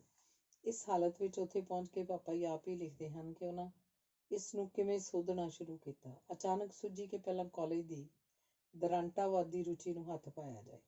ਸੁਨੇਹਾ ਆਪਣੇ ਆਪ ਸਾਰੀਆਂ ਧਿਰਾਂ ਨੂੰ ਪਹੁੰਚ ਜਾਏਗਾ ਕਿ ਜੋ ਵੀ ਆਇਆ ਉਹ ਕਾਲਜ ਦਾ ਸਾਈਂ ਬਣ ਕੇ ਆਇਆ। ਚਪੜਾਸੀ ਆਇਆ। ਮੈਂ ਆਪਣੇ ਛੋਟੇ ਜਿਹੇ ਦਫ਼ਤਰ 'ਚ ਵੜਦਿਆਂ ਉਹਨੂੰ ਹੈੱਡ ਕਲਰਕ ਬੁਲਾਉਣ ਲਈ ਕਿਹਾ। ਮੈਂ ਕੁਰਸੀ 'ਤੇ ਬੈਠਾ ਹੀ ਸੀ ਕਿ ਪਿਛਲੇ ਦਰਵਾਜ਼ੇ ਤੋਂ ਕਲਰਕਾਂ ਵਰਗੇ ਹੈੱਡ ਕਲਰਕ ਨੇ ਆ ਕੇ ਫਤਿਹ ਬੁਲਾਈ। ਚਪੜਾਸੀ ਵਾਂਗ ਉਹਨੇ ਵੀ ਅਨੁਮਾਨ ਲਾ ਲਿਆ ਸੀ ਕਿ ਨਵਾਂ ਸਾਹਿਬ ਆ ਗਿਆ। ਮੈਂ ਉਹਨੂੰ ਪੁੱਛਿਆ, ਕਾਲਜ ਦੀ ਕੋਈ ਡਿਊਟੀ ਲਿਸਟ ਬਣੀ ਹੋਈ ਹੈ ਤਾਂ ਲੈ ਆਓ। ਉਹ ਕੁਝ ਮਿੰਟਾਂ ਬਾਅਦ ਇੱਕ ਬੁੱਢੀ ਜਿਹੀ ਟਾਈਪ ਹੋਈ ਲਿਸਟ ਲੈ ਆਇਆ। ਮੈਂ ਵੇਖ ਲਿਆ ਕਿ ਕਾਲਜ ਦਾ ਫਿਜ਼ੀਕਲ ਡਾਇਰੈਕਟਰ ਫੁੱਲਾਂ, ਪਾਰਕਾਂ ਆਦਿ ਸੰਭਾਲ ਦਾ ਇੰਚਾਰਜ ਹੈ। ਮੈਂ ਉਸ ਰਾਹੀਂ ਫਿਜ਼ੀਕਲ ਡਾਇਰੈਕਟਰ ਨੂੰ ਬੁਲਾ ਭੇਜਿਆ। ਕੁਝ ਚਿਰ ਪਿੱਛੋਂ ਇੱਕ 5 ਫੁੱਟ 9-10 ਇੰਚ ਦੇ ਕਰੀਬ ਉੱਚੇ ਕੱਦ ਤੇ ਢਿੱਲੀ ਪੱਗ ਵਾਲੇ ਸਰਦਾਰ ਨੇ ਆ ਕੇ ਫਤਿਹ ਬੁਲਾਈ। ਤੁਸੀਂ ਉਹ ਫਿਜ਼ੀਕਲ ਡਾਇਰੈਕਟਰ? ਜੀ। ਕਿੰਨਾ ਚਿਰ ਹੋ ਗਿਆ ਇਸ ਕਾਲਜ? 5 ਸਾਲ। ਰਹਿੰਦੇ ਕਿੱਥੇ ਹੋ? ਮੈਂ ਪਿੰਡ ਆਪਣੇ ਬਾਲ ਬੱਚਿਆਂ ਨਾਲ ਰਹਿੰਦਾ, ਇੱਥੋਂ 2.5-3 ਕੋਹ ਦੀ ਵਾਟ 'ਤੇ। ਹੁਣ ਤੁਸੀਂ ਕਿੱਥੋਂ ਦੀ ਬਦਲੀ ਕਰਾਉਣੀ ਚਾਹੋਗੇ? ਕਿਤੋਂ ਦੀ ਵੀ ਨਹੀਂ, ਮੈਂ ਤਾਂ ਇੱਥੇ ਠੀਕ ਹਾਂ। ਬੈਠੋ। ਮੈਂ ਕੁਰਸੀ ਵੱਲ ਇਸ਼ਾਰਾ ਕਰਕੇ ਉਹਨੂੰ ਕਿਹਾ। ਉਹ ਬੈਠ ਗਿਆ। ਮੈਂ ਉਹਦੀਆਂ ਅੱਖਾਂ 'ਚ ਅੱਖਾਂ ਗੱਡ ਕੇ ਕਿਹਾ, ਸਰਦਾਰ ਬਹਾਦਰ, ਮੈਂ ਤਾਂ ਕਾਲਜ 'ਚ ਉਹਨਾਂ ਨੂੰ ਹੀ ਰਹਿਣ ਦੇਣਾ ਜੋ ਕੰਮ ਕਰਦੇ ਨੇ। ਵਿਹਲੜ ਮੈਂ ਕੋਈ ਨਹੀਂ ਰਹਿਣ ਦੇਣਾ। ਉਹ ਕੁਝ ਹਿੱਲ ਜਿਹਾ ਗਿਆ ਤੇ ਬੋਲਿਆ, ਸਰ, ਮੇਰੇ ਕਿਸੇ ਦੁਸ਼ਮਣ ਨੇ ਤੁਹਾਡੇ ਕੰਨ ਭਰ ਦਿੱਤੇ ਨੇ। ਮੈਂ ਵਿਹਲੜ ਨਹੀਂ ਹਾਂ ਜੀ। ਮੈਂ ਡਿਊਟੀ ਸ਼ੀਟ ਉਹਦੇ ਸਾਹਮਣੇ ਕਰਕੇ ਉਹਦੇ ਦਸਖਤਾਂ ਵੱਲ ਇਸ਼ਾਰਾ ਕਰਦਿਆਂ ਉਹਨੂੰ ਪੁੱਛਿਆ, ਇਹ ਦਸਖਤ ਤੁਹਾਡੇ ਨੇ? ਜੀ। ਜੇ ਸਰਦਾਰ ਜੀ ਤੁਸੀਂ ਕੰਮ ਕਰਦੇ ਹੁੰਦੇ ਤਾਂ ਦਰਾਂਟਿਆਂ ਤੇ ਪਾਕ ਦਾ ਇਹ ਹਾਲ ਨਾ ਹੁੰਦਾ। ਸਰ, ਕੈਂਚ ਦੇ ਬਗੈਰ ਦਰਾਂਟੇ ਕਿਵੇਂ ਕੱਟੇ ਜਾਂਦੇ? ਮੇਰੀ ਗੱਲ ਕੰਨ ਖੋਲ੍ਹ ਕੇ ਸੁਣ ਲਓ ਤੇ ਪੱਲੇ ਵੀ ਬੰਨ੍ਹ ਲਓ, ਤਾਂ ਜੋ ਮੈਨੂੰ ਇਹੀ ਗੱਲ ਦੁਬਾਰਾ ਨਾ ਕਹਿਣੀ ਪਏ। ਤੁਹਾਡੇ ਆਰਾਮ ਦੇ ਦਿਨ ਖਤਮ ਹੋ ਚੁੱਕੇ ਨੇ। ਅੱਜ ਤੋਂ ਕੰਮ ਦੇ ਦਿਨ ਸ਼ੁਰੂ ਸਮਝੋ। ਜੇ ਕਰੋਗੇ ਤਾਂ ਸ਼ਾਬਾਸ਼ ਮਿਲੇਗੀ, ਨਹੀਂ ਕਰੋਗੇ ਤਾਂ ਬਦਲੀ ਲਈ ਤਿਆਰ ਰਹੋ। ਗੁਰਦਾਸਪੁਰ ਦੀ ਇੱਕ ਵੈਕੈਂਸੀ ਤੁਹਾਨੂੰ ਉਡੀਕ ਰਹੀ ਹੈ। ਹੁਣ ਕੀ ਟਾਈਮ ਹੈ? ਉਹਨੇ ਆਪਣੇ ਗੁੱਟ ਉੱਤੇ ਵੱਜੀ ਘੜੀ ਵੱਲ ਦੇਖ ਕੇ ਕਿਹਾ, ਜੀ 10 ਵਜੇ ਨੇ। ਕੱਲ੍ਹ ਸਵੇਰ ਦੇ 10 ਵਜੇ ਤੱਕ ਦਰਾਂਟਿਆਂ ਦੀ ਹਿਸਾਬ ਸਿਰ ਵਾੜ ਤਿਆਰ ਹੋ ਜਾਏ, ਪਾਰਕ ਦੇ ਘਾਹ ਦੀ ਕਟਾਈ ਹੋ ਜਾਏ ਤੇ ਪਾਣੀ ਦਿੱਤਾ ਹੋਵੇ, ਪਾਣੀ ਵਾਲੀਆਂ ਸਾਰੀਆਂ ਨਾਲੀਆਂ 'ਚ ਪਾਣੀ ਚਾਲੂ ਹੋਵੇ ਤੇ ਕਿਆਰੀਆਂ ਫੁੱਲਾਂ ਦੀ ਬਿਜਾਈ ਲਈ ਤਿਆਰ ਹੋਣ। ਮੈਂ ਕੋਈ ਬਹਾਨਾ ਨਹੀਂ ਸੁਣਨਾ। ਕੱਲ੍ਹ 10 ਵਜੇ ਤੁਸੀਂ ਤਸ਼ਰੀਫ ਲੈ ਆਇਓ। ਮੈਂ ਤੁਹਾਡੀ ਕਾਰਵਾਈ ਵੇਖਣ ਲਈ ਤੁਹਾਡੇ ਨਾਲ ਚੱਲਾਂਗਾ। ਹੁਣ ਤੁਸੀਂ ਤਸ਼ਰੀਫ ਲਿਜਾ ਸਕਦੇ ਹੋ। ਮੈਨੂੰ ਨਹੀਂ ਪਤਾ ਕਿੱਥੋਂ ਕੈਂਚ ਆਇਆ, ਕਿੱਥੋਂ ਪਾਰਕ ਦੇ ਘਾਹ ਕੱਟਣ ਵਾਲੀ ਮਸ਼ੀਨ ਆਈ, ਪਰ ਫਿਜ਼ੀਕਲ ਡਾਇਰੈਕਟਰ ਸਾਹਿਬ ਮਾਲੀਆਂ ਦੇ ਜੱਥੇ ਨੂੰ ਨਾਲ ਲੈ ਕੇ ਸਾਰੀ ਰਾਤ ਜਾਗਦੇ ਰਹੇ ਤੇ ਅਗਲੇ ਦਿਨ ਸਵੇਰੇ 10 ਵਜੇ ਆਪਣੀ ਕਾਰਗੁਜ਼ਾਰੀ ਵਿਖਾਉਣ ਲਈ ਮੈਨੂੰ ਲਿਜਾਣ ਲਈ ਹਾਜ਼ਰ ਹੋਏ। ਮੈਂ ਉਹਨਾਂ ਦੇ ਨਾਲ ਜਾ ਕੇ ਸਾਰਾ ਕੰਮ ਵੇਖਿਆ ਤੇ ਡਾਇਰੈਕਟਰ ਨੂੰ ਸ਼ਾਬਾਸ਼ ਦਿੱਤੀ। ਉਹਨਾਂ ਦੇ ਨਾਲ ਸਾਰੇ ਮਾਲੀਆਂ ਨੂੰ ਆਪਣੇ ਦਫ਼ਤਰ 'ਚ ਲਿਆ ਕੇ ਚਾਹ ਪਿਆਈ ਤੇ ਅੱਗੋਂ ਲਈ ਕੰਮ ਨਾਲ ਮੇਰੀ ਖੁਸ਼ੀ ਜਿੱਤਣ ਦੀ ਪ੍ਰੇਰਨਾ ਦੇ ਕੇ ਤੋਰ ਦਿੱਤਾ। ਇੱਕੋ ਦਿਨ 'ਚ ਕਾਲਜ ਦੀ ਸ਼ਕਲ ਬਦਲੀ ਵੇਖ ਕੇ ਮੁੰਡਿਆਂ ਨੂੰ ਵੀ ਤੇ ਸਟਾਫ ਦੇ ਮੈਂਬਰਾਂ ਨੂੰ ਵੀ ਆਪਣਾ ਮੂੰਹ ਖੋਲ੍ਹੇ ਬਿਨਾਂ ਮੈਂ ਜੋ ਕੁਝ ਕਹਿਣਾ ਸੀ ਉਹ ਕਹਿ ਦਿੱਤਾ ਸੀ। ਮੇਰਾ ਪਹਿਲਾ ਕਦਮ ਟਿਕਾਣੇ ਸਿਰ ਰੱਖਿਆ ਜਾ ਚੁੱਕਾ ਸੀ। ਔਖਾ ਕਾਲਜ ਮੈਨੂੰ ਇੱਕੋ ਜੁਗਤ ਨਾਲ ਸੌਖਾ ਲੱਗਣ ਲੱਗ ਪਿਆ ਸੀ। ਇੰਨਾ ਕੁ ਪੜ੍ਹ ਕੇ ਬਹੁਤਿਆਂ ਨੂੰ ਸਮਝ ਆ ਚੁੱਕੀ ਹੋਏਗੀ ਕਿ ਕਿੰਨੇ ਕੁ ਮਿਹਨਤੀ ਤੇ ਸਖਤ ਸਨ ਮੇਰੇ ਪਾਪਾ ਜੀ। ਆਪਣੇ ਵਿਦਿਆਰਥੀਆਂ ਤੇ ਦੋਸਤਾਂ ਲਈ ਜਾਨ ਵਾਰਨ ਨੂੰ ਤਿਆਰ, ਤੇ ਇਸੇ ਕਾਰਨ ਉਹਨਾਂ ਕੋਲ ਆਪਣੇ ਘਰ ਲਈ ਸਮਾਂ ਨਾ ਬਰਾਬਰ ਹੀ ਬਚਦਾ ਸੀ। ਇਸ ਸਖਤੀ ਦੀ ਇੱਕ ਹੋਰ ਮਿਸਾਲ ਮੈਂ ਦੇਣੀ ਚਾਹੁੰਦੀ ਹਾਂ। ਮੈਨੂੰ ਨਿੱਕੀ ਹੁੰਦੀ ਨੂੰ ਪੜ੍ਹਨ ਦਾ ਬਹੁਤ ਸ਼ੌਕ ਸੀ। ਮੇਰੀ ਮੰਗ ਸਿਰਫ ਨਵੀਆਂ ਕਿਤਾਬਾਂ ਕਾਪੀਆਂ ਦੀ ਹੋਇਆ ਕਰਦੀ ਸੀ। ਖਿਡੌਣੇ ਕੱਪੜੇ ਮੈਂ ਮੰਗਦੀ ਨਹੀਂ ਸੀ। ਉਦੋਂ ਪਾਪਾ ਜੀ ਗਵਰਨਮੈਂਟ ਕਾਲਜ ਲੁਧਿਆਣਾ 'ਚ ਪ੍ਰਿੰਸੀਪਲ ਸਨ ਤੇ ਮੈਂ ਤੀਜੀ ਖੌਰੇ ਚੌਥੀ ਜਮਾਤ 'ਚ ਪੜ੍ਹਦੀ ਸੀ। ਘਰ ਦੀ ਕਾਨਸ ਉੱਤੇ ਇੱਕ ਦਿਨ ਮੈਨੂੰ ਬਹੁਤ ਕਰਾਰਾ ਜਿਹਾ ਨਵਾਂ 10 ਰੁਪਏ ਦਾ ਨੋਟ ਦਿਸ ਪਿਆ। ਮੈਂ ਵੇਖਿਆ ਉੱਥੇ ਨੇੜੇ ਤੇੜੇ ਹੋਰ ਕੋਈ ਨਹੀਂ ਸੀ ਤੇ ਮੈਂ ਝੱਟ ਉਹਨੂੰ ਚੁੱਕ ਕੇ ਬਾਹਰ ਖੜੇ ਅਰਦਲੀ ਨੂੰ ਆਵਾਜ਼ ਮਾਰੀ, ਜਿਹਨੂੰ ਅਸੀਂ ਪੰਡਿਤ ਜੀ ਕਹਿ ਕੇ ਬੁਲਾਉਂਦੇ ਹੁੰਦੇ ਸੀ। ਉਹ ਮੈਨੂੰ ਸਾਈਕਲ ਉੱਤੇ ਨੇੜੇ ਸਰਕਾਰੀ ਮਾਡਲ ਸਕੂਲ ਵੀ ਛੱਡ ਆਉਂਦੇ ਸਨ, ਜਿੱਥੇ ਮੈਂ ਪੜ੍ਹਦੀ ਹੁੰਦੀ ਸੀ।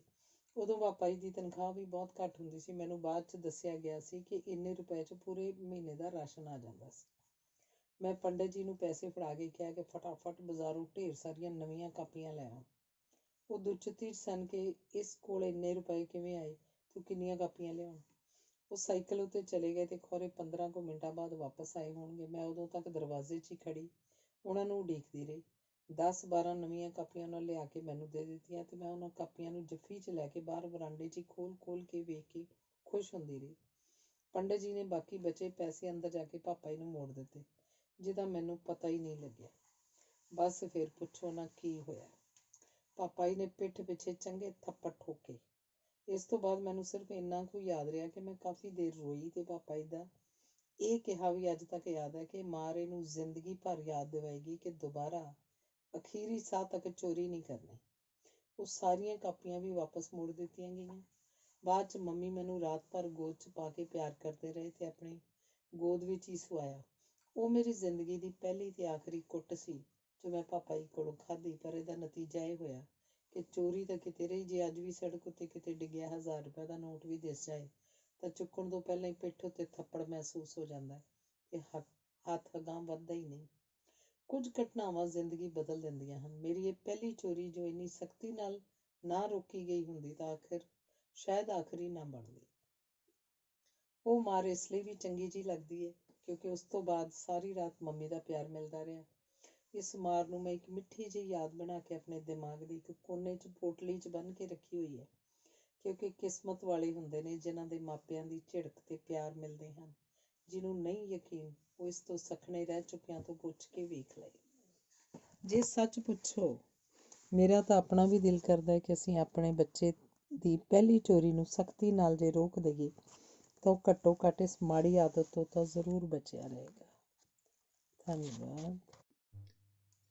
ਅਗਲਾ ਲੇਖ ਹੈ ਪਾਪਾ ਜੀ ਦੀ ਮੇਰੀ ਅਜੀਤ ਅਦਾਰੇ ਨਾਲ ਸਾਂਝ। ਪਾਪਾ ਜੀ ਤੇ ਮੇਰੀ ਅਜੀਤ ਅਦਾਰੇ ਨਾਲ ਸਾਂਝ। ਮੈਂ ਮਸਾਂ 2-2.5 ਫੁੱਟ ਦੀ ਸੀ ਜਦੋਂ ਮੈਂ ਆਪਣੇ ਪਾਪਾ ਜੀ ਪ੍ਰੋਫੈਸਰ ਪ੍ਰੀਤਮ ਸਿੰਘ ਜੀ ਨਾਲ ਪਹਿਲੀ ਵਾਰ ਸਾਧੂ ਸਿੰਘ ਹਮਦਰਦ ਜੀ ਨੂੰ ਮਿਲਣ ਗਈ। ਪਾਪਾ ਜੀ ਦੀ ਉਹਨਾਂ ਨਾਲ ਕੋਈ ਜ਼ਰੂਰੀ ਮੀਟਿੰਗ ਸੀ ਤੇ ਪੰਜਾਬੀ ਜ਼ਬਾਨ ਦਾ ਸੁੰਗੜ ਦਾ ਘੇਰਾ ਉਹਨਾਂ ਲਈ ਚਿੰਤਾ ਦਾ ਵਿਸ਼ਾ ਬਣਿਆ ਸੀ। ਮੇਰੀ ਨਿੱਕੀ ਜਿਹੀ ਦਾ ਭਲਾ ਉਸ ਵਿਸ਼ੇ 'ਚ ਕੀ ਖਿੱਚ ਦਾ ਕਾਰਨ ਹੋ ਸਕਦਾ ਸੀ, ਸੋ ਮੈਂ ਉਹਨਾਂ ਵਿੱਚ ਲਗਾਤਾਰ ਫਿਰ ਤੁਰ ਕੇ ਤੰਗ ਕਰਦੀ ਰਹੀ। ਕਦੇ ਪੈਨ ਚੁੱਕਦੀ, ਕਦੇ ਕਾਗਜ਼। ਅਖੀਰ ਤੰਗ ਆ ਕੇ ਹਮਦਰਦ ਅੰਕਲ ਨੇ ਬਰਜਿੰਦਰ ਜੀ ਨੂੰ ਆਵਾਜ਼ ਮਾਰੀ ਕਿ ਇਸ ਨਿੱਕੀ ਜਿਹੀ ਗੁੱਡੀ ਨੂੰ ਪ੍ਰੈਸ ਅੰਦਰ ਘੁਮਾ ਲਿਆ। ਉਹਨਾਂ ਅੰਦਰ ਆ ਕੇ ਮੇਰੀ ਉਂਗਲ ਫੜੀ ਤੇ ਮੈਨੂੰ ਪ੍ਰੈਸ ਵੱਲ ਨੂੰ ਲੈ ਤੁਰੇ।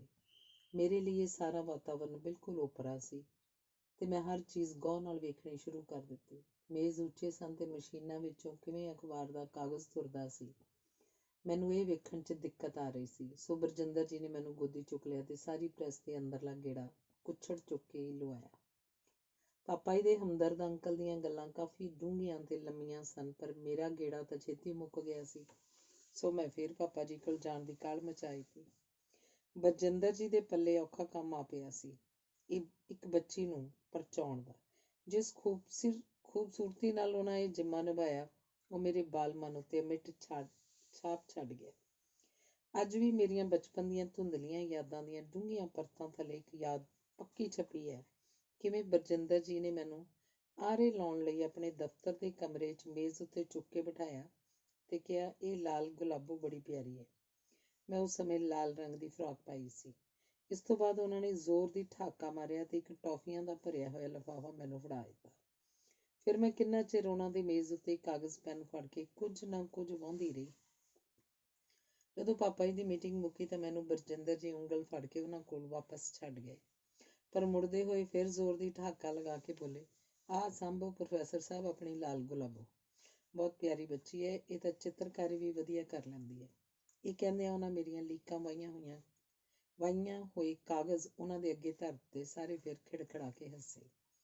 ਮੈਨੂੰ ਤਾਂ ਇਹ ਤੋਂ ਇਲਾਵਾ ਉਸ ਵੇਲੇ ਦਾ ਹੋਰ ਕੁਝ ਯਾਦ ਨਹੀਂ ਕਿ ਜਿੰਨੀ ਵਾਰ ਵੀ ਪਾਪਾ ਜੀ ਨੇ ਅਜੀਤ ਦਫ਼ਤਰ ਜਾਣ ਦੀ ਜਾਂ ਹਮਦਰਦ ਅੰਕਲ ਨਾਲ ਮਿਲਣ ਦੀ ਗੱਲ ਕਰਨੀ ਤਾਂ ਮੇਰਾ ਛੋਟਾ ਜਿਹਾ ਮਨ ਇਹਨਾਂ ਤਿੰਨਾਂ ਕੜੀਆਂ ਵਿੱਚ ਉਲਝ ਜਾਂਦਾ ਤੇ ਮੈਂ ਝੱਟ ਪੁੱਛ ਲੈਂਦੀ, ਉਹੀ ਠਾਕੇ ਵਾਲੇ ਟੌਫੀਆਂ ਵਾਲੇ ਅੰਕਲ ਜਿਹੜੇ ਮੈਨੂੰ ਲਾਲ ਗੁਲਾਬੋ ਕਹਿੰਦੇ ਨੇ। ਅੱਜ ਹੁਣ ਬਾਲ ਮਨੋਵਿਗਿਆਨ ਪੜ੍ਹ ਲੈਣ ਬਾਅਦ ਮੈਂ ਸਮਝ ਸਕਦੀ ਹਾਂ ਕਿ ਕਿੰਨਾ ਸੁਨੇਹੀ ਉਹਨਾਂ ਨੇ ਜਤਾਇਆ ਹੋਵੇਗਾ ਕਿ ਇਹ ਯਾਦ ਮੇਰੇ ਬਣ ਰਹੇ ਦਿਮਾਗ ਦੇ ਕੰਪਿਊਟਰ ਨੇ ਪੱਕੀ ਛਾਪ ਵਿੱਚ ਜਾਂ ਹਾਰਡ ਡਿਸਕ ਵਿੱਚ ਪਾ ਕੇ ਰੱਖ ਲਏ। ਮੈਂ ਦੁਬਾਰਾ ਵੀ ਛੋਟੇ ਹੁੰਦਿਆਂ ਕਈ ਵਾਰ ਉੱਥੇ ਗਈ। ਜਦੋਂ ਪਾਪਾ ਜੀ ਅੰਮ੍ਰਿਤਸਰ ਤੋਂ ਲੁਧਿਆਣੇ ਜਾਂ ਲੁਧਿਆਣੇ ਤੋਂ ਅੰਮ੍ਰਿਤਸਰ ਕਿਸੇ ਮੀਟਿੰਗ ਖਾਤਰ ਜਾਂਦੇ ਤਾਂ ਰਸਤੇ 'ਚ ਹਮਦਰਦ ਅੰਕਲ ਨੂੰ ਜ਼ਰੂਰ ਮਿਲ ਕੇ ਜਾਂਦੇ। ਮੈਂ ਪਾਪਾ ਜੀ ਨਾਲ ਕਾਰ ਵਿੱਚ ਬਹਿੰਦੀ ਸਾਰ ਇਹੀ ਦੁਹਰਾਉਣਾ, ਉਹ ਦੋਨੋਂ ਅਖਬਾਰੀ ਅੰਕਲ ਜਿਹੜੇ ਜ਼ੋਰ ਦੀ ਹੱਸਦੇ ਹਨ, ਉਹਨਾਂ ਵੱਲ ਵੀ ਜਾਵਾਂਗੇ। ਉਸ ਤੋਂ ਬਾਅਦ ਮੇਰਾ ਪਾਪਾ ਜੀ ਨਾਲ ਆਉਣਾ ਜਾਣਾ ਘੱਟ ਗਿਆ ਤੇ ਮੈਂ ਸਕੂਲ ਦੀ ਪੜ੍ਹਾਈ 'ਚ ਰੁੱਝ ਗਈ। ਪਰ ਉਸ ਸਮੇਂ ਦੀ ਤੀਜੀ ਜਮਾਤ 'ਚ ਪੜ੍ਹਦੀ ਨੂੰ ਜਵਾਨ ਹੋਣ ਤੱਕ ਮੈਨੂੰ ਇੰਨਾ ਕੁ ਯਾਦ ਰਿਹਾ ਕਿ ਇੱਕ ਛੋਟੀ ਜਿਹੀ ਪ੍ਰੈਸ ਤੇ ਉਸ ਅੰਦਰ ਰਹਿੰਦਾ ਬਿਲਕੁਲ ਸਾਦਾ ਤੇ ਹਸਮੁਖ ਇੱਕ ਪਰਿਵਾਰ ਮਿੱਠ ਬੋਲੜਾ ਸੁਭਾਅ, ਨਿੱਘੀ ਜੱਫੀ, ਗੋਦ ਵਿੱਚ ਚੁੱਕ ਕੇ ਅਖਬਾਰ ਛਪਦੀ ਵੇਖਣੀ, ਬਰਜਿੰਦਰ ਜੀ ਦੇ ਕਮਰੇ ਵਿੱਚੋਂ ਮਿਲਦੀ ਟੌਫੀ ਜਾਂ ਚਾਕਲੇਟ, ਗੱਲ ਤੇ ਪਿਆਰੀ ਜੀ ਚੁੰਮੀ ਤੇ ਠਾਕਾ ਮਾਰ ਕੇ ਹੱਸਣਾ। ਜਦੋਂ ਮੈਂ ਸਮਝਣ ਯੋਗ ਹੋ ਗਈ ਤਾਂ ਮੇਰੇ ਪਾਪਾ ਜੀ ਨੇ ਮੈਨੂੰ ਕਈ ਵਾਰ ਹਮਦਰਦ ਅੰਕਲ ਦੀਆਂ ਉਦਾਹਰਨਾਂ ਦੇ ਕੇ ਮੈਨੂੰ ਸਮਝਾਇਆ ਕਰਨਾ, ਜ਼ਿੰਦਗੀ 'ਚ ਬਹੁਤ ਦੁੱਖ ਹਨ, ਪਰ ਫਿਕਰ ਛੰਡਣ ਦਾ ਬਹੁਤ ਵਧੀਆ ਤਰੀਕਾ ਹੈ ਬੇਤਕੱਲਫ ਹਾਸਾ। ਦੋਸਤੀ ਨਿਭਾਉਣੀ ਤੇ ਪ੍ਰਾਹੁਣਚਾਰੀ ਬਹੁਤ ਵਧੀਆ ਗੁਣ ਹਨ ਜਿਹੜੇ ਅਪਣਾ ਲੈਣੇ ਚਾਹੀਦੇ ਹਨ। ਇਸੇ ਦੋਸਤੀ ਤੇ ਨਿੱਘ ਸਦਕਾ ਹੀ ਜਦੋਂ ਮੈਂ ਪਹਿਲੀ ਵਾਰ ਆਪਣਾ ਲੇਖ ਛਪਾਉਣ ਬਾਰੇ ਸੋਚਿਆ ਤਾਂ ਝੱਟ ਪਾਪਾ ਜੀ ਕੋਲ ਗਈ ਤੇ ਕਿਹਾ ਕਿ ਬਰਜਿੰਦਰ ਜੀ ਨੂੰ ਫੋਨ ਘੁਮਾਓ ਤੇ ਕਹੋ ਕਿ ਮੇਰੀ ਬੇਟੀ ਦਾ ਆਰਟੀਕਲ ਛਾਪ ਦੇਣ। ਮੈਨੂੰ ਕੋਲ ਬਿਠਾ ਕੇ ਹੱਸ ਕੇ ਪਾਪਾ ਜੀ ਕਹਿਣ ਲੱਗੇ, ਬਰਜਿੰਦਰ ਦੀ ਪਛਾਣ ਉਹਦੇ ਸਵੈਮਾਨ ਤੇ ਦ੍ਰਿੜਤਾ ਕਾਰਨ ਹੈ। ਉਸ ਉੱਤੇ ਜ਼ੋਰ ਜ਼ਬਰ ਪ੍ਰਭਾਵ ਨਹੀਂ ਰੱਖਦੇ। ਤੂੰ ਮੇਰੇ ਅਸੂਲ ਤੋੜਨ ਲੱਗੀ ਹੈ। ਮੈਂ ਅੱਜ ਤੱਕ ਕਿਸੇ ਬੱਚੇ ਲਈ ਕਿਸੇ ਵੀ ਪੱਧਰ ਤੇ ਸਿਫਾਰਿਸ਼ ਨਹੀਂ ਕੀਤੀ, ਕਿਉਂਕਿ ਮੈਂ ਚਾਹੁੰਦਾ ਕਿ ਮੁਸ਼ਕਲਾਂ ਵਿੱਚੋਂ ਲੰਘ ਕੇ ਤੁਸੀਂ ਤਰਾਸ਼ੇ ਜਾਓ ਤੇ ਆਪਣੀ ਲਿਸ਼ਕ ਆਪ ਫੈਲਾਓ। ਬਰਜਿੰਦਰ ਸਿੰਘ ਹਮਦਰਦ ਜ਼ਿੰਦਗੀ ਵਿੱਚ ਸੰਘਰਸ਼ ਕਰਕੇ ਅਗਾਂਹ ਵਧਿਆ ਤੇ ਇਸੇ ਲਈ ਮੈਂ ਉਹਦੀ ਕਦਰ ਕਰਦਾ। ਮੈਂ ਕਿਸੇ ਵੀ ਹਾਲਤ ਵਿੱਚ ਕੋਈ ਫੋਨ ਨਹੀਂ ਕਰਨਾ। ਜੇ ਉਹਨੂੰ ਤੇਰੀ ਲਿਖਤ ਪਸੰਦ ਆਈ ਤੇ ਛਪਣਯੋਗ ਹੋਈ ਤਾਂ ਹੀ ਛਾਪੇਗਾ, ਵਰਨਾ ਨਹੀਂ। ਖਬਰਦਾਰ ਜੇ ਕਿਸੇ ਵੀ ਪੱਧਰ ਤੇ ਮੇਰਾ ਨਾਂ ਵਰਤਿਆ। 8 ਮਹੀਨਿਆਂ ਦੀ ਮਿਹਨਤ ਬਾਅਦ ਮੇਰਾ ਪਹਿਲਾ ਲੇਖ ਅਜੀਤ ਅਖਬਾਰ 'ਚ ਛਪਿਆ ਤਾਂ ਪੂਰੇ ਅਜੀਤ ਸਮੂਹ ਲਈ ਮੈਂ ਅਣਜਾਣ ਸਾਂ। ਕਿਸੇ ਨੂੰ ਮੇਰੇ ਪਿਛੋਕੜ ਬਾਰੇ ਉੱਕਾ ਪਤਾ ਨਹੀਂ ਸੀ। ਲਗਾਤਾਰ 1 ਸਾਲ ਛਪਣ ਤੋਂ ਬਾਅਦ ਮੈਨੂੰ ਇੱਕ ਦਿਨ ਅਜੀਤ ਦਫ਼ਤਰ ਤੋਂ ਫੋਨ ਆਇਆ ਕਿ ਹਮਦਰਦ ਭਾਜੀ ਗੱਲ ਕਰਨਗੇ। ਮੈਂ ਹੈਰਾਨ ਪਰੇਸ਼ਾਨ ਸੀ ਕਿ ਮੈਂ ਤਾਂ ਕਦੇ ਗੱਲ ਹੀ ਨਹੀਂ ਕੀਤੀ ਤੇ ਹੁਣ ਕੀ ਹੋ ਗਿਆ। ਉਹਨਾਂ ਹੈਲੋ ਕਹਿ ਕੇ ਪੁੱਛਿਆ, ਤੁਸੀਂ ਕਦੇ ਦੱਸਿਆ ਕਿਉਂ ਨਹੀਂ ਕਿ ਤੁਸੀਂ ਪ੍ਰੋਫੈਸਰ ਪ੍ਰੀਤਮ ਸਿੰਘ ਜੀ ਦੀ ਧੀ ਹੋ? ਉਹ ਤਾਂ ਮੇਰੇ ਬੜੇ ਸਤਿਕਾਰਤ ਨੇ। ਤੁਸੀਂ ਉਹੀ ਹਰਸ਼ ਹੋ ਜਿਹੜੀ ਫਰਾਕ ਪਾ ਕੇ ਮੇਰੀ ਉਂਗਲ ਫੜ ਕੇ ਪ੍ਰੈਸ 'ਚ ਘੁੰਮਦੀ ਸੀ। ਮੈਂ ਹੈਰਾਨ ਹੋ ਗਈ ਸੀ ਕਿ ਉਸ ਇਨਸਾਨ ਦੀ ਯਾਦਦਾਸ਼ਤ 'ਤੇ। ਮੈਂ ਪੁੱਛਿਆ, ਤੁਹਾਨੂੰ ਮੇਰੇ ਬਾਰੇ ਕਿਵੇਂ ਪਤਾ ਲੱਗਿਆ? ਉਹਨਾਂ ਠਾਕਾ ਮਾਰਿਆ ਤੇ ਕਿੰਨੀ ਦੇਰ ਖੁੱਲ੍ਹ ਕੇ ਹੱਸਦੇ ਰਹੇ। ਮੈਨੂੰ ਉਸ ਠਾਕੇ ਨੇ ਵੱਡੇ ਹਮਦਰਦ ਸਾਹਿਬ ਦੀਆਂ ਯਾਦਾਂ ਵੀ ਤਾਜ਼ਾ ਕਰਾ ਦਿੱਤੀਆਂ। ਕਹਿਣ ਲੱਗੇ ਵੀ ਅਸੀਂ ਪ੍ਰੈਸ ਦੇ ਬੰਦੇ ਸਭ ਜਾਣੀ ਜਾਣ ਹੁੰਦੇ ਆ, ਪਰ ਤੁਸੀਂ ਇੰਨੇ ਮਹੀਨੇ ਸਾਨੂੰ ਪਤਾ ਹੀ ਨਹੀਂ ਲੱਗਣ ਦਿੱਤਾ। ਪ੍ਰੋਫੈਸਰ ਸਾਹਿਬ ਦਾ ਕੀ ਹਾਲ ਹੈ? ਤੁਸੀਂ ਡਾਕਟਰੀ ਵੀ ਕਰ ਲਈ ਤੇ ਲਿਖਣ ਵੱਲ ਵੀ ਪੈ ਗਏ। ਚਲੋ, ਪ੍ਰੋਫੈਸਰ ਪ੍ਰੀਤਮ ਸਿੰਘ ਵਾਲੇ ਜੀਨ ਕਿਸੇ ਨੇ ਤਾਂ ਅੱਗੇ ਤੋਰੇ। ਵਧੀਆ ਲਿਖ ਰਹੇ ਹੋ, ਲੱਗੇ ਰਹੋ। ਹੁਣ ਇਹ ਤੰਦ ਨਾ ਤੋੜਿਓ। ਇਹ ਆਦਤ ਬਹੁਤ ਵਧੀਆ ਹੈ ਤੇ ਦਿਮਾਗ ਵੀ ਤਰੋ ਤਾਜ਼ਾ ਰਹਿੰਦਾ ਹੈ। ਹੁਣ ਕਿਤਾਬ ਵੀ ਲਿਖੋ। ਕਦੇ ਜਲੰਧਰ ਵੱਲ ਆਓ ਤਾਂ ਜ਼ਰੂਰ ਮਿਲ ਕੇ ਜਾਇਓ। ਹੁਣ ਉਹ ਪਹਿਲਾਂ ਵਾਲੀ ਪ੍ਰੈਸ ਨਹੀਂ ਰਹੀ। ਵੇਖੋ ਮੈਂ ਕਿੰਨੀ ਬਦਲ ਦਿੱਤੀ ਹੈ। ਇਹੀ ਤਾਂ ਸੀ ਮੇਰਾ ਲਿਖਣ ਤੇ ਛਪਣ ਦਾ ਸਫ਼ਰ। ਪਰ ਮੈਂ ਪਾਪਾ ਜੀ ਦੀ ਕਹੀ ਗੱਲ ਅਜੇ ਵੀ ਭੁੱਲੀ ਨਹੀਂ। ਮੈਨੂੰ ਉਹਨਾਂ ਕਿਹਾ ਕਿ ਬਥੇਰੇ ਜਣੇ ਕਹਿੰਦੇ ਹਨ ਕਿ ਵਿਰਾਸਤ ਵਿੱਚ ਮਿਲੀ ਤਾਕਤ ਸਦਕਾ ਹੀ ਅੱਜ ਬਰਜਿੰਦਰ ਜੀ ਇਸ ਮੁਕਾਮ ਤੇ ਪਹੁੰਚੇ ਹਨ। ਪਰ ਇਹਨਾਂ ਯਾਦ ਰੱਖੀ ਕਿ ਵਿਰਾਸਤ ਵਿੱਚ ਭਾਵੇਂ ਕੁਝ ਵੀ ਮਿਲਿਆ ਹੋਵੇ, ਉਹਨੂੰ ਅੱਗੇ ਵਧਾਉਣਾ ਜੀ ਤੋੜ ਮਿਹਨਤ ਦਾ ਹੀ ਨਤੀਜਾ ਹੋ ਸਕਦਾ ਹੈ। ਕਿਉਂਕਿ ਇੱਕ ਛੋਟੀ ਜਿਹੀ ਪ੍ਰੈਸ ਤੇ ਹੁਣ ਬਰਜਿੰਦਰ ਦੀ ਲਗਨ ਸਦਕਾ ਇੰਨਾ ਵੱਡਾ ਅਦਾਰਾ ਬਣ ਚੁੱਕਿਆ। ਉਹਦੀ ਹਰ ਕਰਿੰਦੇ ਨੂੰ ਅਪਣੱਤ ਤੇ ਪਿਆਰ ਨਾਲ ਇੱਕ ਘਰ ਦਾ ਜੀਅ ਬਣਾ ਕੇ ਰੱਖਣਾ ਕਿਸੇ ਕਿਸੇ ਸ਼ਖਸੀਅਤ ਦੇ ਹਿੱਸੇ ਹੀ ਆਉਂਦਾ ਹੈ। ਮੈਨੂੰ ਪਾਪਾ ਜੀ ਨੇ ਕਿਹਾ ਸੀ, ਬਰਜਿੰਦਰ ਤੇ ਤੇਰਾ ਕੋਈ ਮੇਲ ਨਹੀਂ, ਪਰ ਉਹਨੇ ਆਪਣੇ ਪਿਓ ਦਾ ਨਾਂ ਚਮਕਾਇਆ।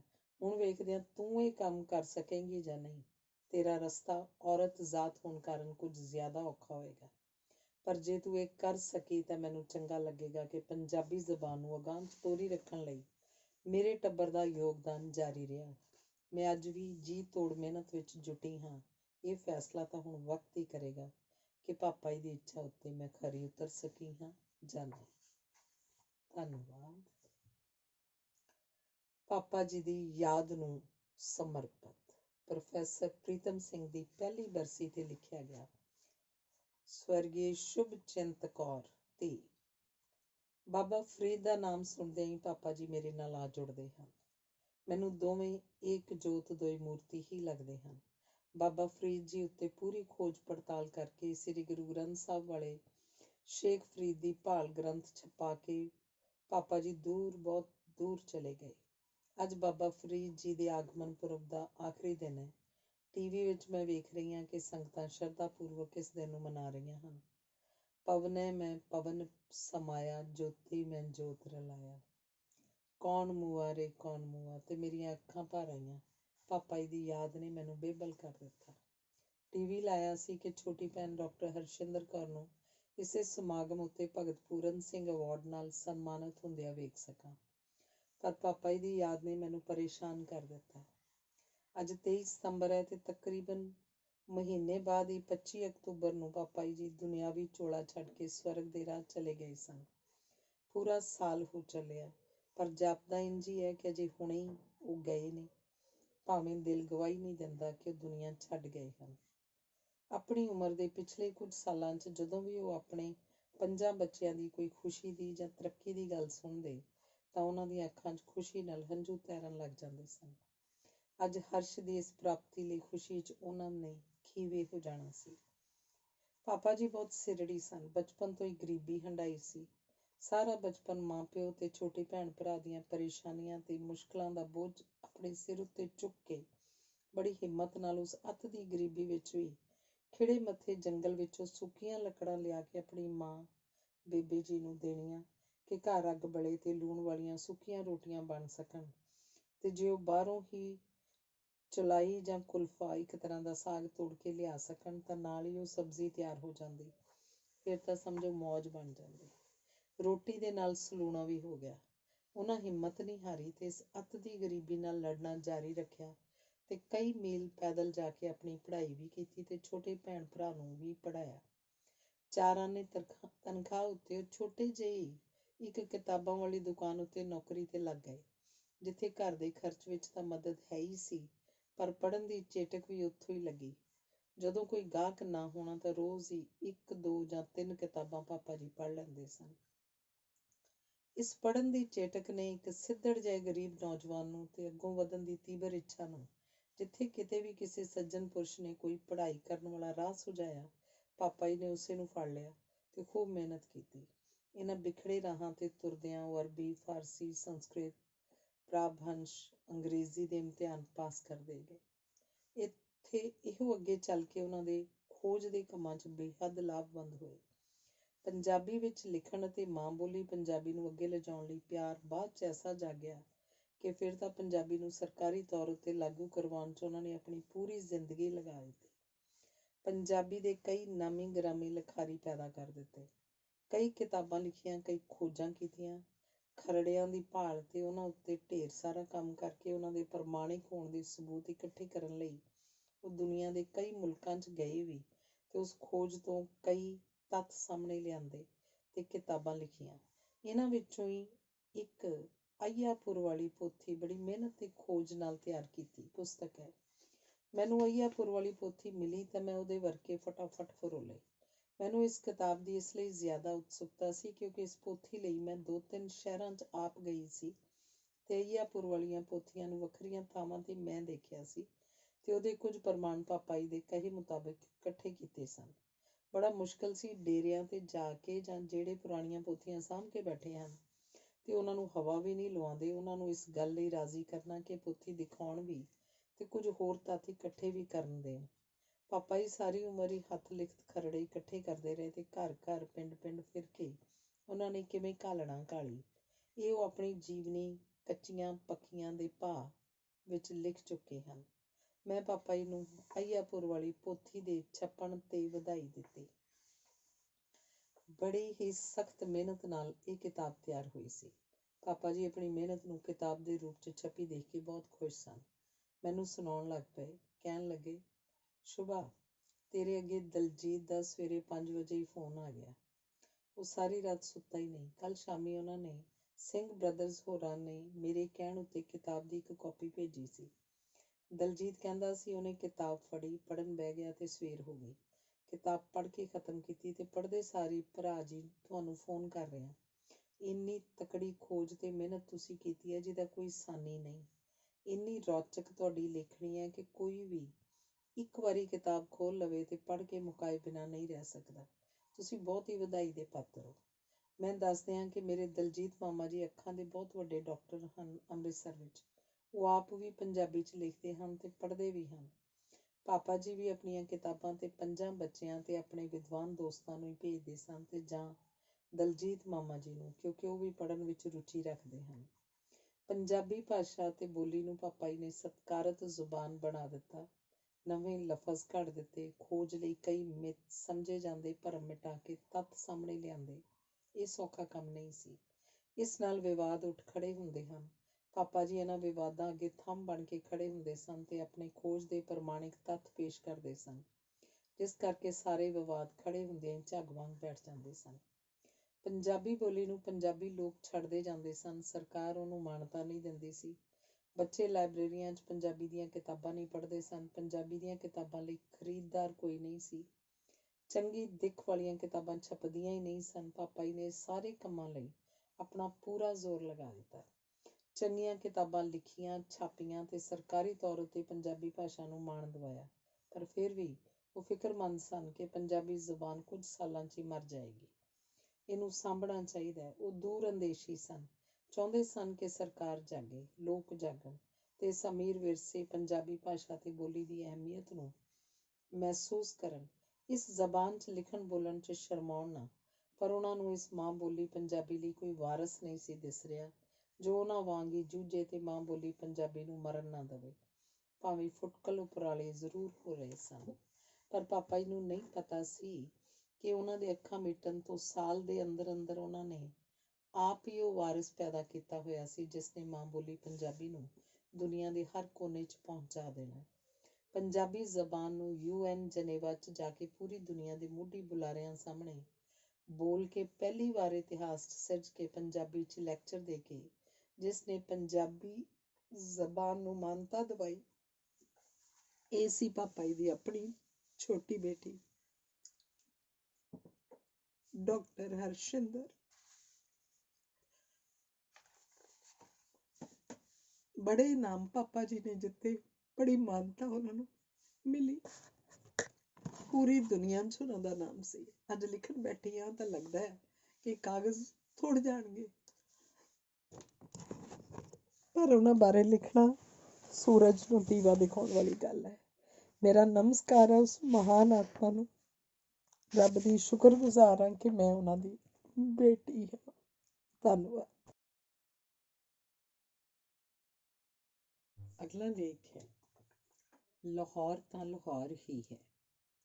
ਲਾਹੌਰ ਬਾਰੇ ਲਿਖਣ ਲੱਗਿਆ ਇੰਝ ਜਾਪਦਾ ਕਿ ਮੇਰੀ ਕਲਮ ਦੀ ਸਿਆਹੀ ਮੁੱਕ ਗਈ ਹੈ, ਕਿਉਂਕਿ ਉੱਥੇ ਪਹੁੰਚਦੇ ਸਾਰ ਰੱਬ ਨੇ ਮੇਰੇ ਸਿਰੋਂ ਛੱਤ ਤੇ ਪੈਰਾਂ ਥੱਲਿਓਂ ਜ਼ਮੀਨ ਖੋਹ ਲਈ ਸੀ।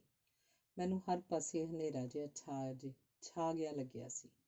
ਫਿਰ ਵੀ ਮੈਂ ਹਿੰਮਤ ਕਰਕੇ ਆਪਣੀ ਲਾਹੌਰ ਦੀ ਫੇਰੀ ਬਾਰੇ ਲਿਖਣ ਲੱਗੀ ਹਾਂ। ਹੋਇਆ ਇੰਝ ਕਿ ਇੱਕ ਦਿਨ ਅਚਾਨਕ ਵਾਸ਼ਿੰਗਟਨ ਤੋਂ ਮੈਨੂੰ ਡਾਕਟਰ ਮਨਜ਼ੂਰ ਇਜ਼ਾਜ਼ ਦਾ ਫੋਨ ਆਇਆ ਕਿ ਮੈਂ ਤੇਰੀ ਕਿਤਾਬ ਮਾਂ ਬੋਲੀ ਇੱਕ ਡਾਕਟਰੀ ਦ੍ਰਿਸ਼ਟੀਕੋਣ ਪੜ੍ਹੀ ਹੈ। ਮੈਨੂੰ ਪਸੰਦ ਆਈ ਹੈ ਤੇ ਮੈਂ ਇਹਦਾ ਤਰਜਮਾ ਸ਼ਾਹਮੁਖੀ 'ਚ ਕਰਕੇ ਛਾਪਣਾ ਚਾਹੁੰਦਾ। ਮੈਨੂੰ ਭਲਾ ਕੀ ਇਤਰਾਜ਼ ਹੋ ਸਕਦਾ ਸੀ। ਮੈਂ ਖੁਸ਼ੀ ਹਾਮੀ ਭਰ ਦਿੱਤੀ। 15 ਕੁ ਦਿਨਾਂ ਮਗਰੋਂ ਫੋਨ ਆਇਆ ਕਿ ਇਹ ਕਿਤਾਬ ਲਾਹੌਰ ਵਿੱਚ ਹੀ ਰਿਲੀਜ਼ ਕੀਤੀ ਜਾਏਗੀ। ਕੀ ਤੁਸੀਂ ਉੱਥੇ ਪ੍ਰਧਾਨਗੀ ਲਈ ਪਹੁੰਚੋਗੇ? ਮੇਰੀ ਖੁਸ਼ੀ ਦਾ ਕੋਈ ਟਿਕਾਣਾ ਨਹੀਂ ਰਿਹਾ ਕਿ ਦੂਜੇ ਵਤਨ 'ਚ ਇੰਨਾ ਮਾਣ। ਬਚਪਨ ਤੋਂ ਹੀ ਮੈਂ ਆਪਣੇ ਪਾਪਾ ਜੀ ਪ੍ਰੋਫੈਸਰ ਪ੍ਰੀਤਮ ਸਿੰਘ ਜੀ ਤੋਂ ਉਹਨਾਂ ਦੀਆਂ ਲਾਹੌਰ ਦੀਆਂ ਮਿੱਠੀਆਂ ਯਾਦਾਂ ਬਾਰੇ ਸੁਣਦੀ ਆਈ ਸਾਂ। ਵੰਡ ਦੀਆਂ ਕੌੜੀਆਂ ਯਾਦਾਂ ਵੀ ਉਸ ਵਿੱਚ ਸ਼ਾਮਲ ਸਨ, ਪਰ ਲਾਹੌਰ 'ਚ ਵਸਦੇ ਉਹਨਾਂ ਦੇ ਬੇਅੰਤ ਦੋਸਤਾਂ ਤੇ ਸ਼ਾਗਿਰਦਾਂ ਨਾਲ ਉਹਨਾਂ ਦਾ ਰਾਬਤਾ ਹਾਲੇ ਵੀ ਕਾਇਮ ਸੀ। ਲਾਹੌਰ ਦਾ ਨਾਂ ਲੈਂਦੇ ਸਾਰ ਮੇਰੇ ਪਾਪਾ ਜੀ ਦੀਆਂ ਕਦੇ ਨਾ ਮੁੱਕਣ ਵਾਲੀਆਂ ਕਹਾਣੀਆਂ ਸ਼ੁਰੂ ਹੋ ਜਾਂਦੀਆਂ ਸਨ ਤੇ ਉਹਨਾਂ ਕਿੱਸਿਆਂ 'ਚ ਪਾਕਿਸਤਾਨੀ ਦੋਸਤਾਂ ਦੇ ਨਾਵਾਂ ਦਾ ਇੰਨਾ ਢੇਰ ਸੀ ਕਿ ਮੈਨੂੰ ਯਾਦ ਰੱਖਣਾ ਔਖਾ ਹੋ ਜਾਂਦਾ ਸੀ। ਇਸੇ ਲਈ ਮੇਰੀ ਲਾਹੌਰ ਫੇਰੀ ਬਾਰੇ ਸੁਣ ਕੇ ਉਹਨਾਂ ਨੂੰ ਚਾਅ ਚੜ੍ਹ ਗਿਆ ਸੀ। ਰੋਜ਼ 2-3 ਵਾਰ ਸਾਡੀ ਇਸੇ ਮਸਲੇ 'ਤੇ ਗੱਲ ਹੁੰਦੀ। ਕਦੇ ਉਹ ਕਿਸੇ ਬਾਲ ਰਸਾਲੇ ਬਾਰੇ ਗੱਲ ਕਰਦੇ ਤੇ ਕਦੇ ਆਪਣੇ ਕਾਲਜ ਦੇ ਵੇਲੇ ਦੀ। ਉਹਨਾਂ ਮੈਨੂੰ ਦੱਸਿਆ ਕਿ ਓਰੀਐਂਟਲ ਕਾਲਜ ਲਾਹੌਰ ਵਿੱਚ ਉਹਨਾਂ ਫਾਰਸੀ ਦੀ MA ਕੀਤੀ ਸੀ ਤੇ ਫਿਰ ਉਹਦੇ ਨੇੜੇ ਸਿੱਖ ਨੈਸ਼ਨਲ ਕਾਲਜ, ਜੋ ਅੱਜ ਕੱਲ੍ਹ ਪੰਜਾਬ ਯੂਨੀਵਰਸਿਟੀ ਬਣ ਚੁੱਕਿਆ, ਫਿਰ ਉਹ ਫਾਰਸੀ ਤੇ ਪੰਜਾਬੀ ਦੇ ਵਿਭਾਗਾਂ ਦੇ ਪਹਿਲੇ ਮੁਖੀ ਵੀ ਰਹੇ। ਉਹਨਾਂ ਦੀਆਂ ਕਾਲਜ ਦੀਆਂ ਗੱਲਾਂ 'ਚ ਅਸੀਂ ਦੋਵੇਂ ਗੁੰਮ ਜਾਂਦੇ ਤੇ ਮੈਨੂੰ ਲੱਗਦਾ ਕਿ ਮੈਂ ਓਰੀਐਂਟਲ ਕਾਲਜ ਵਿੱਚ ਉਹਨਾਂ ਨਾਲ ਹੀ ਘੁੰਮ ਫਿਰ ਰਹੀ ਸੀ। ਉਹਨਾਂ ਦੀ ਕਲਾਸ ਦਾ ਕਮਰਾ, ਲਾਇਬ੍ਰੇਰੀ ਤੇ ਦੋਸਤਾਂ ਦਾ ਹਾਸਾ ਠੱਠਾ ਮੇਰੇ ਸਾਹਮਣੇ ਸਜੀਵ ਹੋ ਜਾਂਦਾ। ਜਦੋਂ ਮੈਂ ਆਪਣੇ ਲਾਹੌਰ ਜਾਣ ਦੀ ਗੱਲ ਆਪਣੇ ਡਾਕਟਰ ਸਾਥੀਆਂ ਨਾਲ ਸਾਂਝੀ ਕੀਤੀ, ਸਭ ਨੇ ਮੇਰੀ ਹਿੰਮਤ ਪਸਤ ਕਰ ਦਿੱਤੀ ਕਿ ਲਾਹੌਰ ਤਾਂ ਨਿਰੇ ਬੰਬ ਤੇ ਦਹਿਸ਼ਤਗਰਦ ਹੁੰਦੇ ਹਨ, ਤੂੰ ਕਿੱਥੇ ਮਰਨ ਚੱਲੀ ਹੈ। ਹੋਰ ਜਾਣ ਪਛਾਣ ਵਾਲਿਆਂ ਨਾਲ ਗੱਲ ਕੀਤੀ, ਸਾਰੇ ਮੈਨੂੰ ਨਾ ਜਾਣ ਦੀ ਸਲਾਹ ਦੇਣ ਲੱਗ ਪਏ ਕਿ ਇੱਕ ਵਾਰ ਪਾਸਪੋਰਟ ਉੱਤੇ ਪਾਕਿਸਤਾਨ ਦਾ ਵੀਜ਼ਾ ਲੱਗ ਜਾਏ ਤਾਂ ਅਮਰੀਕਾ ਕੈਨੇਡਾ ਵਾਲੇ ਦਾ ਵੀਜ਼ਾ ਫਿਰ ਲੱਗਦਾ ਹੀ ਨਹੀਂ। ਦੁਚਿੱਤੀ 'ਚ ਫਸੀ ਉੱਤੇ ਮੇਰੇ ਪਾਪਾ ਜੀ ਦੀ ਸੋਚ ਦਾ ਪਲੜਾ ਭਾਰੀ ਪੈ ਗਿਆ। ਮੈਂ ਪਾਕਿਸਤਾਨ ਜਾਣ ਦੀ ਹਾਮੀ ਭਰ ਦਿੱਤੀ, ਪਰ ਤੁਰਨ ਲੱਗਿਆਂ ਵੀ ਮੇਰਾ ਦਿਲ ਖੁੱਸਦਾ ਸੀ ਤੇ ਮੈਂ 3-4 ਵਾਰ ਪਾਪਾ ਜੀ ਨੂੰ ਕਿਹਾ ਕਿ ਪਤਾ ਨਹੀਂ ਕਿਉਂ ਇਸ ਵਾਰ ਮੇਰਾ ਤੁਹਾਨੂੰ ਛੱਡ ਕੇ ਜਾਣ ਦਾ ਦਿਲ ਜਿਹਾ ਨਹੀਂ ਕਰ ਰਿਹਾ। ਵਾਘੇ ਪਹੁੰਚਣ ਤੱਕ ਮੇਰੇ ਪਾਪਾ ਜੀ ਨਾਲ ਫੋਨ ਉੱਤੇ ਗੱਲਬਾਤ ਦਾ ਸਿਲਸਿਲਾ ਜਾਰੀ ਰਿਹਾ। ਉਹ ਬਾਰ-ਬਾਰ ਦੁਹਰਾਉਂਦੇ ਰਹੇ ਕਿ ਉੱਥੇ ਹੋਟਲ ਵਿੱਚ ਨਹੀਂ ਠਹਿਰਨਾ, ਘਰ 'ਚ ਠਹਿਰੀ ਤੇ ਉਹਨਾਂ ਨਾਲ ਦੋਸਤੀਆਂ ਗੰਢ ਕੇ ਆਈ।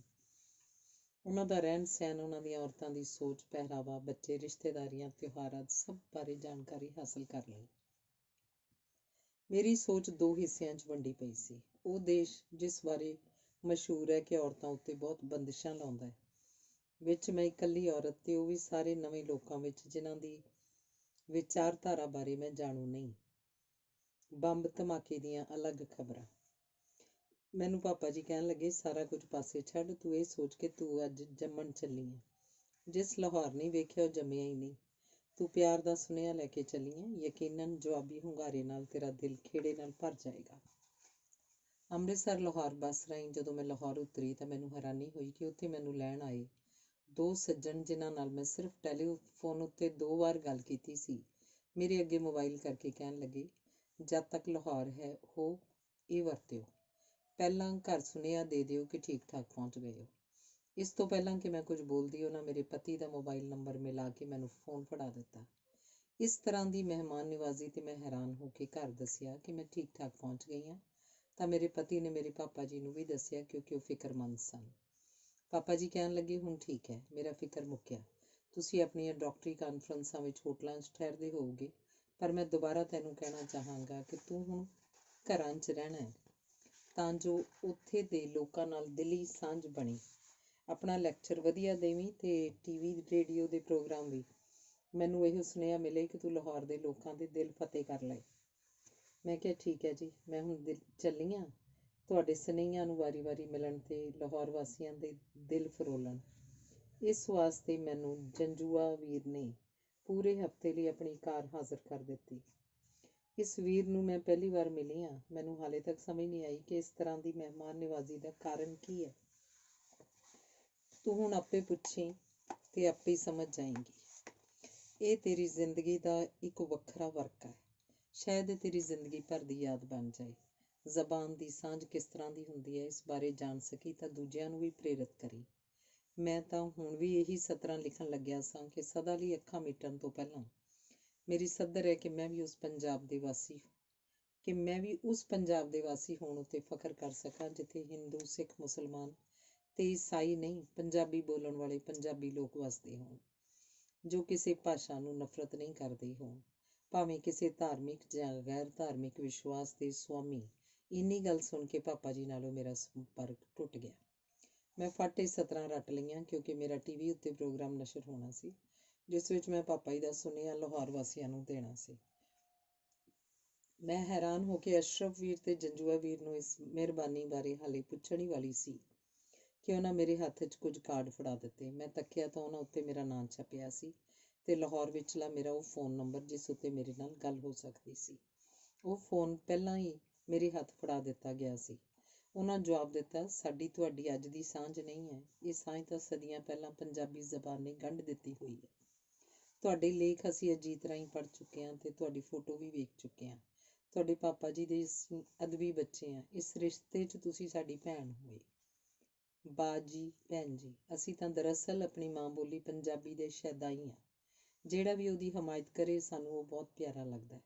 ਉਸ ਸਾਂਝ ਸਦਕਾ ਵੀ ਤੁਸੀਂ ਸਾਡੀ ਭੈਣ ਹੋਏ ਤੇ ਅਸੀਂ ਭਰਾ ਦਾ ਫਰਜ਼ ਪੂਰਾ ਕਰ ਰਹੇ ਹਾਂ।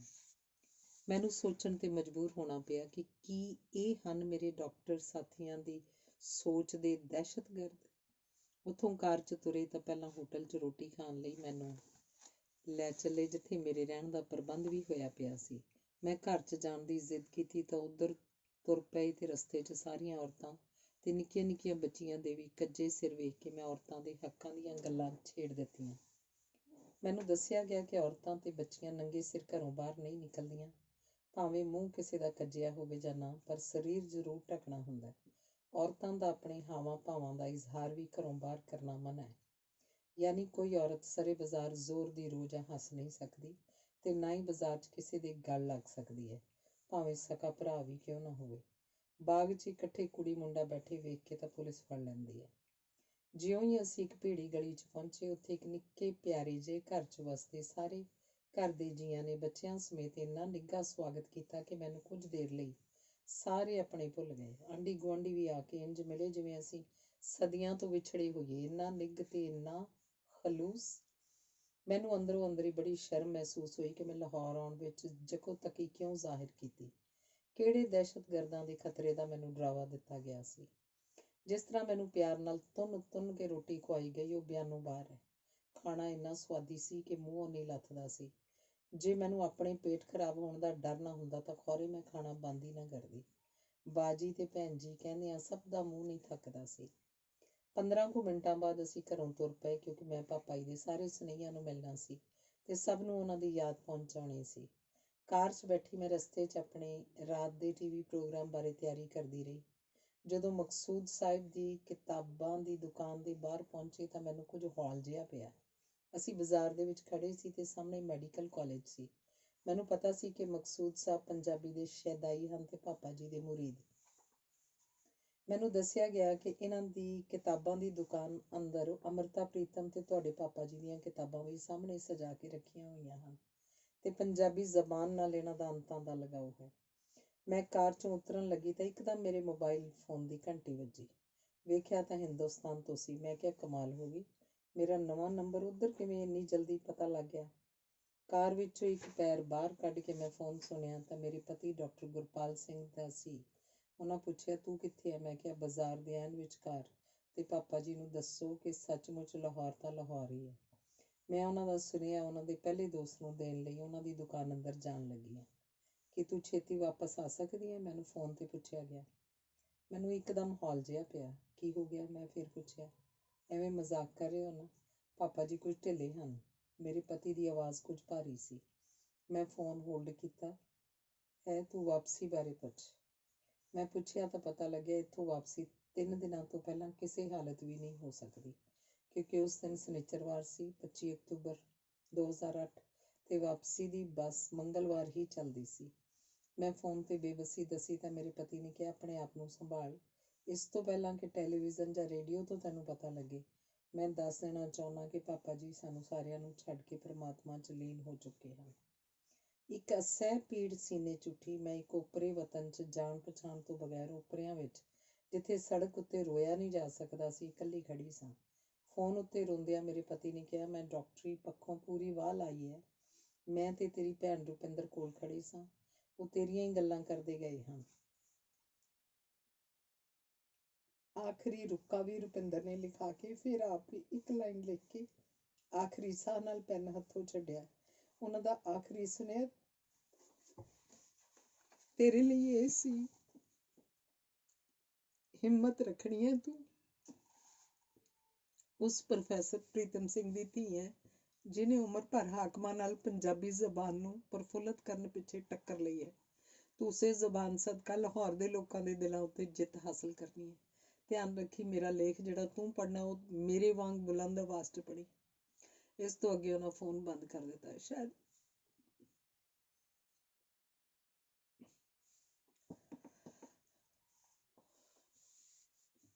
ਸ਼ਾਇਦ ਮੇਰੇ ਪਤੀ ਦੀ ਬੋਲਣ ਦੀ ਹਿੰਮਤ ਜਵਾਬ ਦੇ ਚੁੱਕੀ ਸੀ। ਸ਼ੁਕਰ ਹੈ ਮੈਨੂੰ ਇੰਨੀ ਹੋਸ਼ ਸੀ ਕਿ ਮੈਂ ਇੱਥੇ ਬਾਜ਼ਾਰ 'ਚ ਰੋ ਨਹੀਂ ਸਕਦੀ ਤੇ ਵਾਪਸ ਪਾਪਾ ਜੀ ਕੋਲ ਜਾ ਨਹੀਂ ਸਕਦੀ। ਪਤਾ ਨਹੀਂ ਕਿਵੇਂ ਸੁੰਨ ਜਿਹੀ ਮੈਂ ਪੌੜੀਆਂ ਚੜ੍ਹ ਕੇ ਕਿਤਾਬਾਂ ਦੀ ਦੁਕਾਨ ਪਹੁੰਚੀ। ਮਕਸੂਦ ਸਾਹਿਬ ਪਾਪਾ ਜੀ ਦਾ ਨਾਂ ਸੁਣ ਕੇ ਖੁਸ਼ੀ ਨਾਲ ਮਿਲਣ ਲਈ ਅੱਗੇ ਹੋਏ ਤਾਂ ਮੈਂ ਭਰੇ ਹੋਏ ਗਲੇ ਨਾਲ ਕਿਹਾ, ਪ੍ਰੋਫੈਸਰ ਪ੍ਰੀਤਮ ਸਿੰਘ ਜੀ ਦਾ ਸਲਾਮ ਲੈ ਕੇ ਆਈਆਂ, ਜਿਹੜੇ ਹੁਣ ਨਹੀਂ ਰਹੇ। ਉਹ ਬੇਯਕੀਨੀ ਜਿਹੀ ਨਾਲ ਮੈਨੂੰ ਵੇਖਦੇ ਹੋਏ ਕੁਰਸੀ ਤੇ ਡਿੱਗ ਪਏ। ਬਾਕੀਆਂ ਉੱਤੇ ਵੀ ਜਿਵੇਂ ਬਿਜਲੀ ਡਿੱਗ ਪਈ ਸੀ। ਸਭ ਦੇ ਮੂੰਹ ਖੁੱਲੇ ਰਹਿ ਗਏ ਤੇ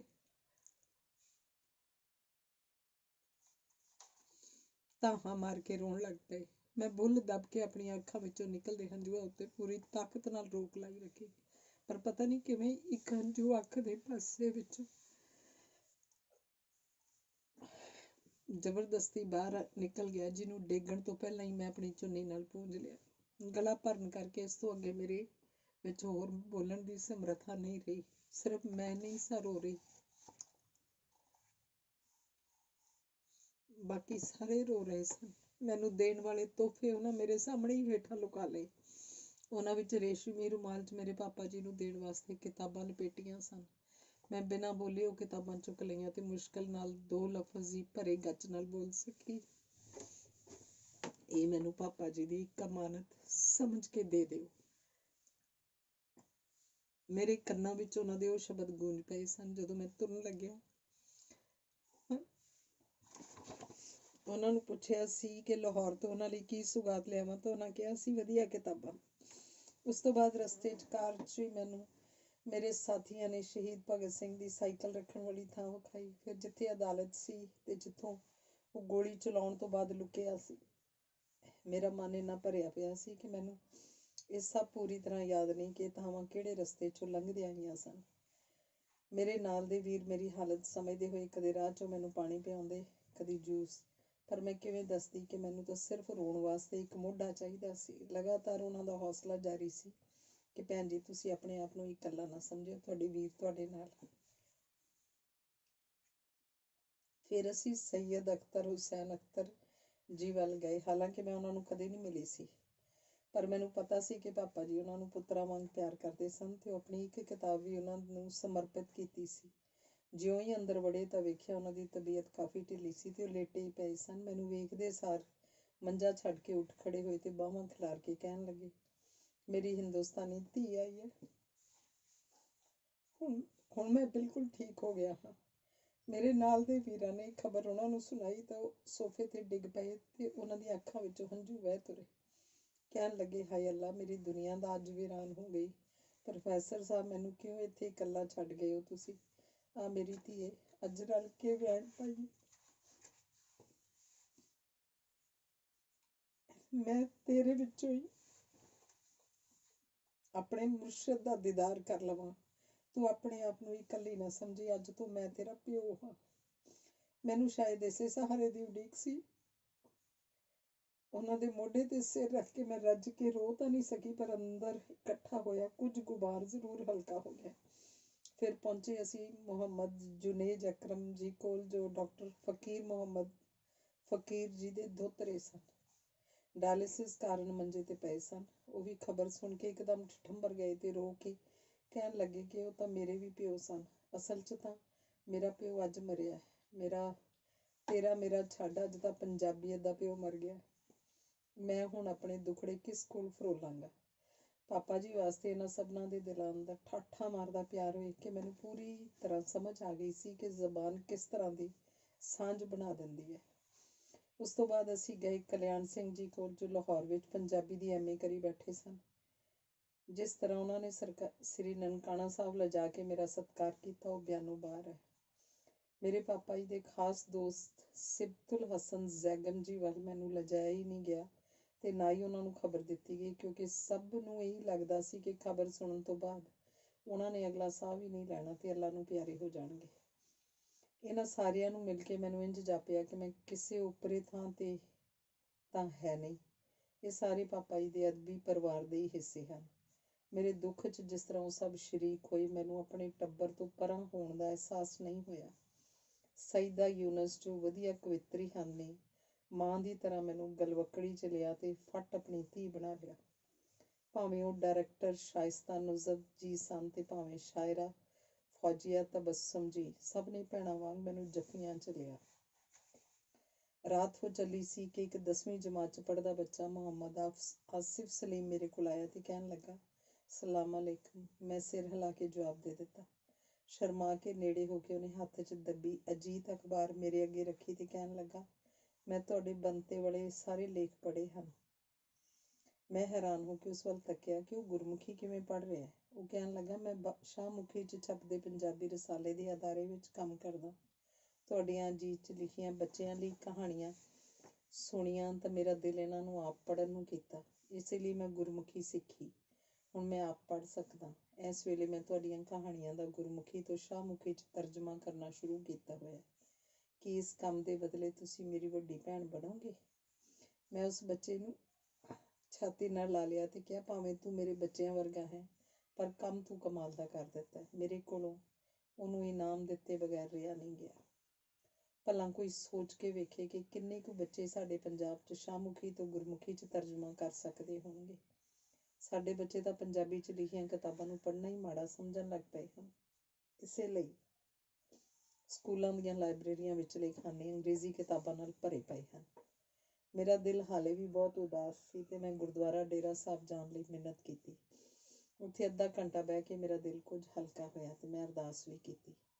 ਮੈਨੂੰ ਸਮਝ ਨਹੀਂ ਆ ਰਹੀ ਸੀ ਕਿ ਹਕੂਮਤਾਂ ਦੀਆਂ ਮਿਹਰਬਾਨੀਆਂ ਸਦਕਾ ਲਾਹੌਰ ਅੰਮ੍ਰਿਤਸਰ ਦਾ 1 ਘੰਟੇ ਦਾ ਰਸਤਾ, ਜਿਹੜਾ ਮੇਰੇ ਲਈ 3 ਲੰਮੇ ਦਿਨ ਤੋਂ 3 ਲੰਮੀਆਂ ਰਾਤਾਂ ਜਿੰਨਾ ਬਣਾ ਦਿੱਤਾ ਗਿਆ ਸੀ, ਮੈਂ ਕਿਵੇਂ ਲੰਘਾਉਣਾ ਸੀ।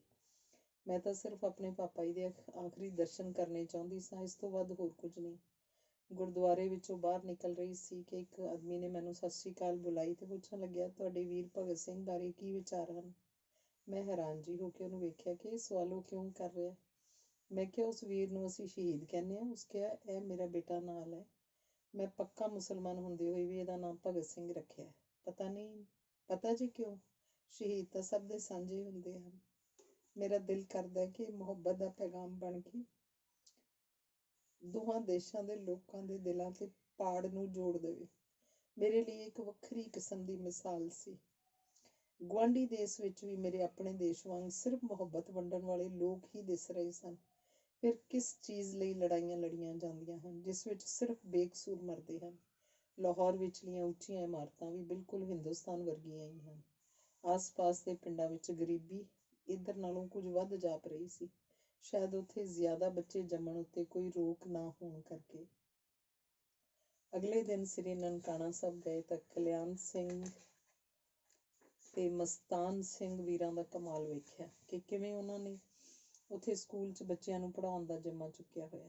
ਇਹ ਪਹਿਲੀ ਵਾਰ ਸੀ ਕਿ ਉੱਥੇ ਘਰਾਂ 'ਚ ਬੰਦ ਰਹਿੰਦੀਆਂ ਕੁੜੀਆਂ ਨੂੰ ਸਕੂਲ ਪੜ੍ਹਨ ਲਈ ਪ੍ਰੇਰਿਤ ਕੀਤਾ ਗਿਆ ਸੀ ਤੇ ਇਸ ਸਦਕਾ ਸੰਨ 2008 'ਚ 10 ਕੁੜੀਆਂ 10ਵੀਂ ਜਮਾਤ ਪਾਸ ਕਰ ਗਈਆਂ।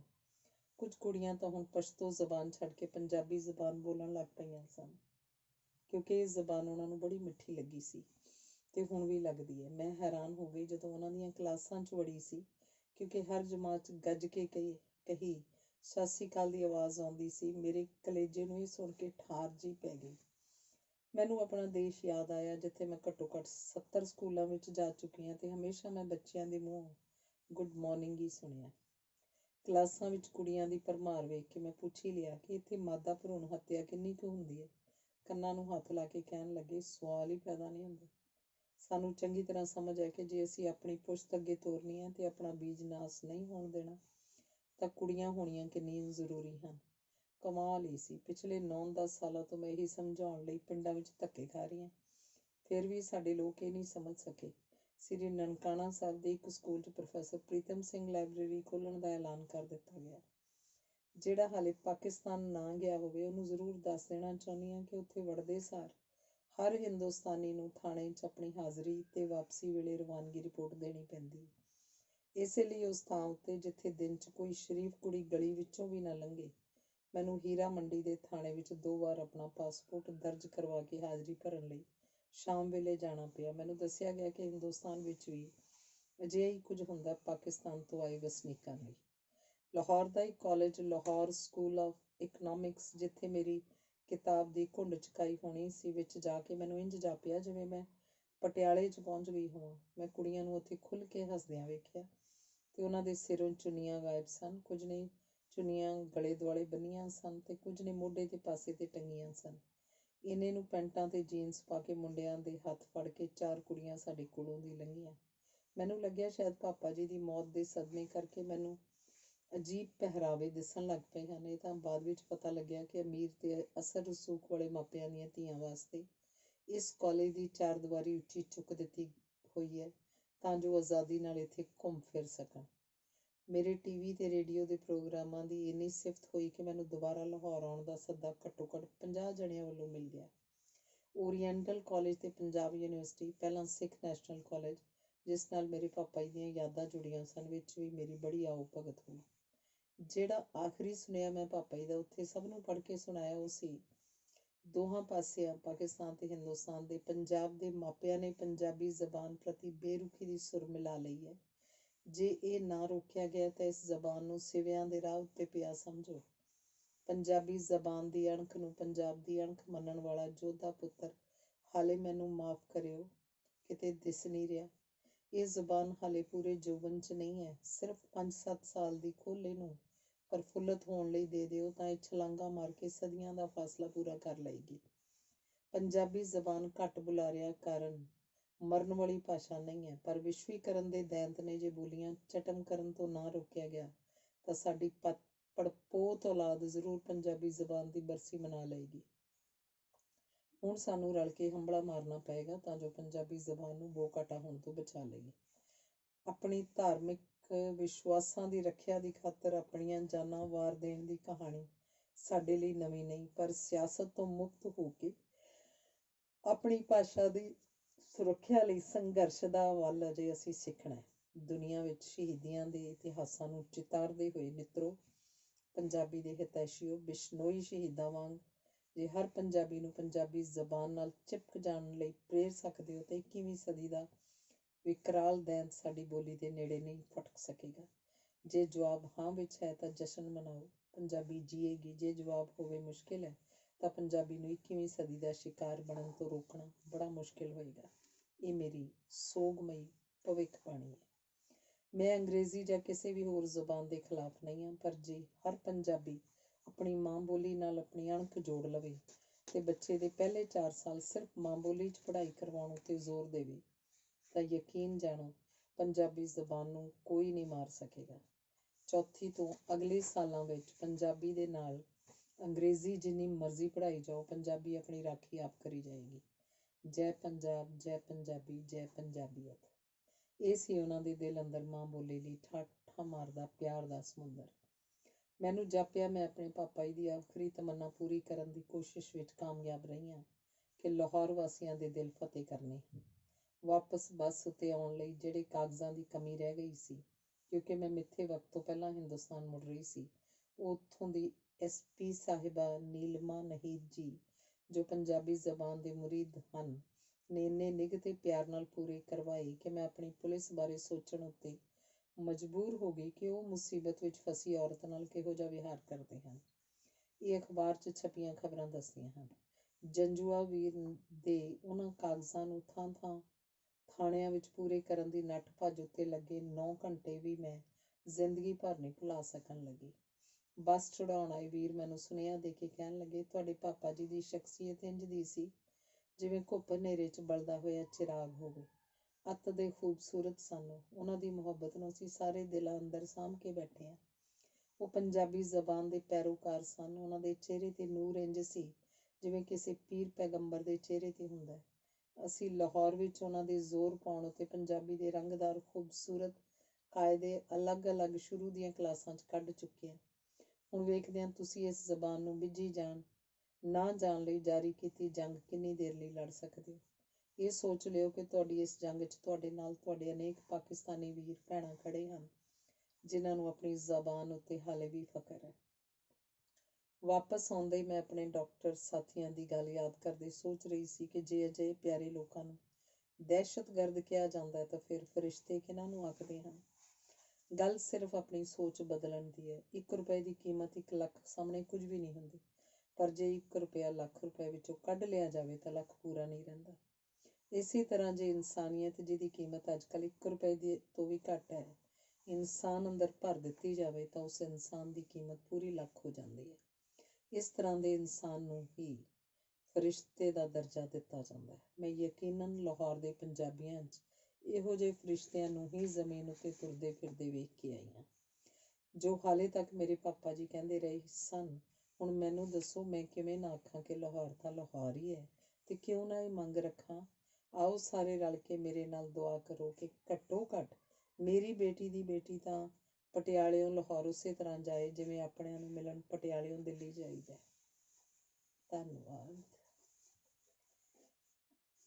ਅਗਲਾ ਲੇਖ ਹੈ ਮੇਰੇ ਬਹੁਤ ਪਿਆਰੇ ਨਾਨਾ ਜੀ ਪ੍ਰੋਫੈਸਰ ਪ੍ਰੀਤਮ ਸਿੰਘ ਸੁਖਮਨੀ ਕੌਰ ਸਚਦੇਵਾ ਦੁਆਰਾ।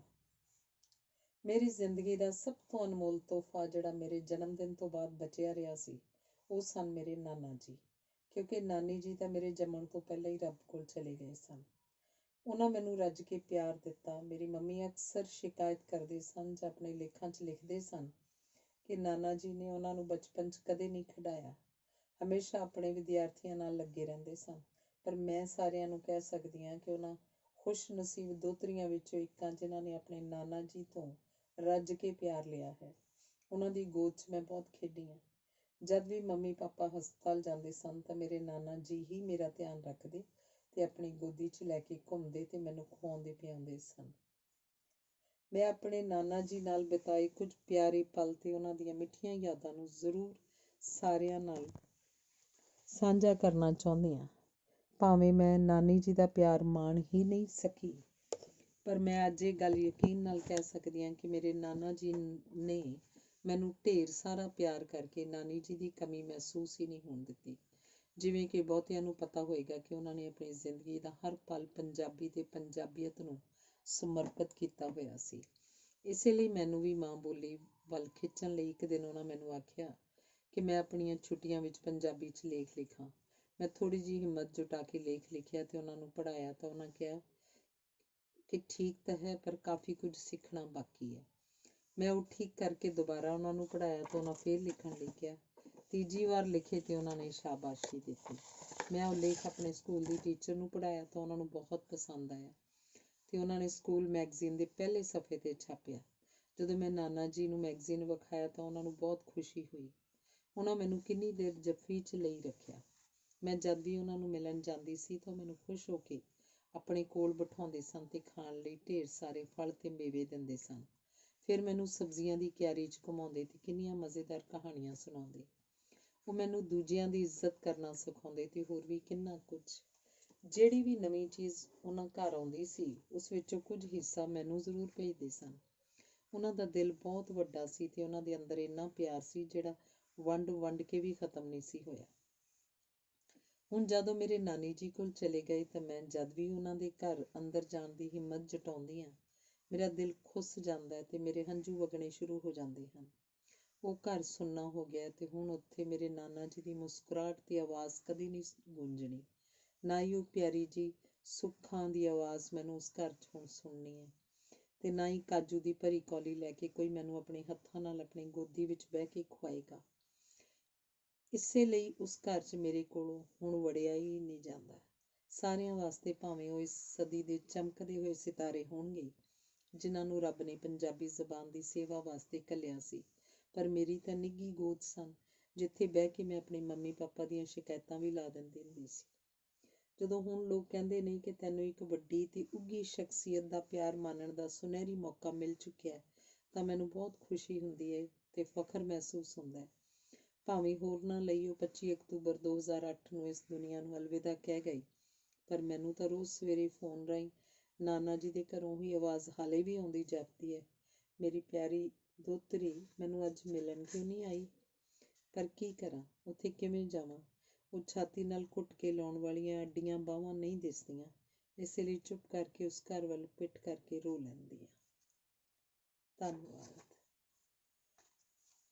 ਰਿਸ਼ਤਿਆਂ ਦੀ ਕਦਰ, ਡਾਕਟਰ ਪੁਸ਼ਪਿੰਦਰ ਜੈਰੂਪ।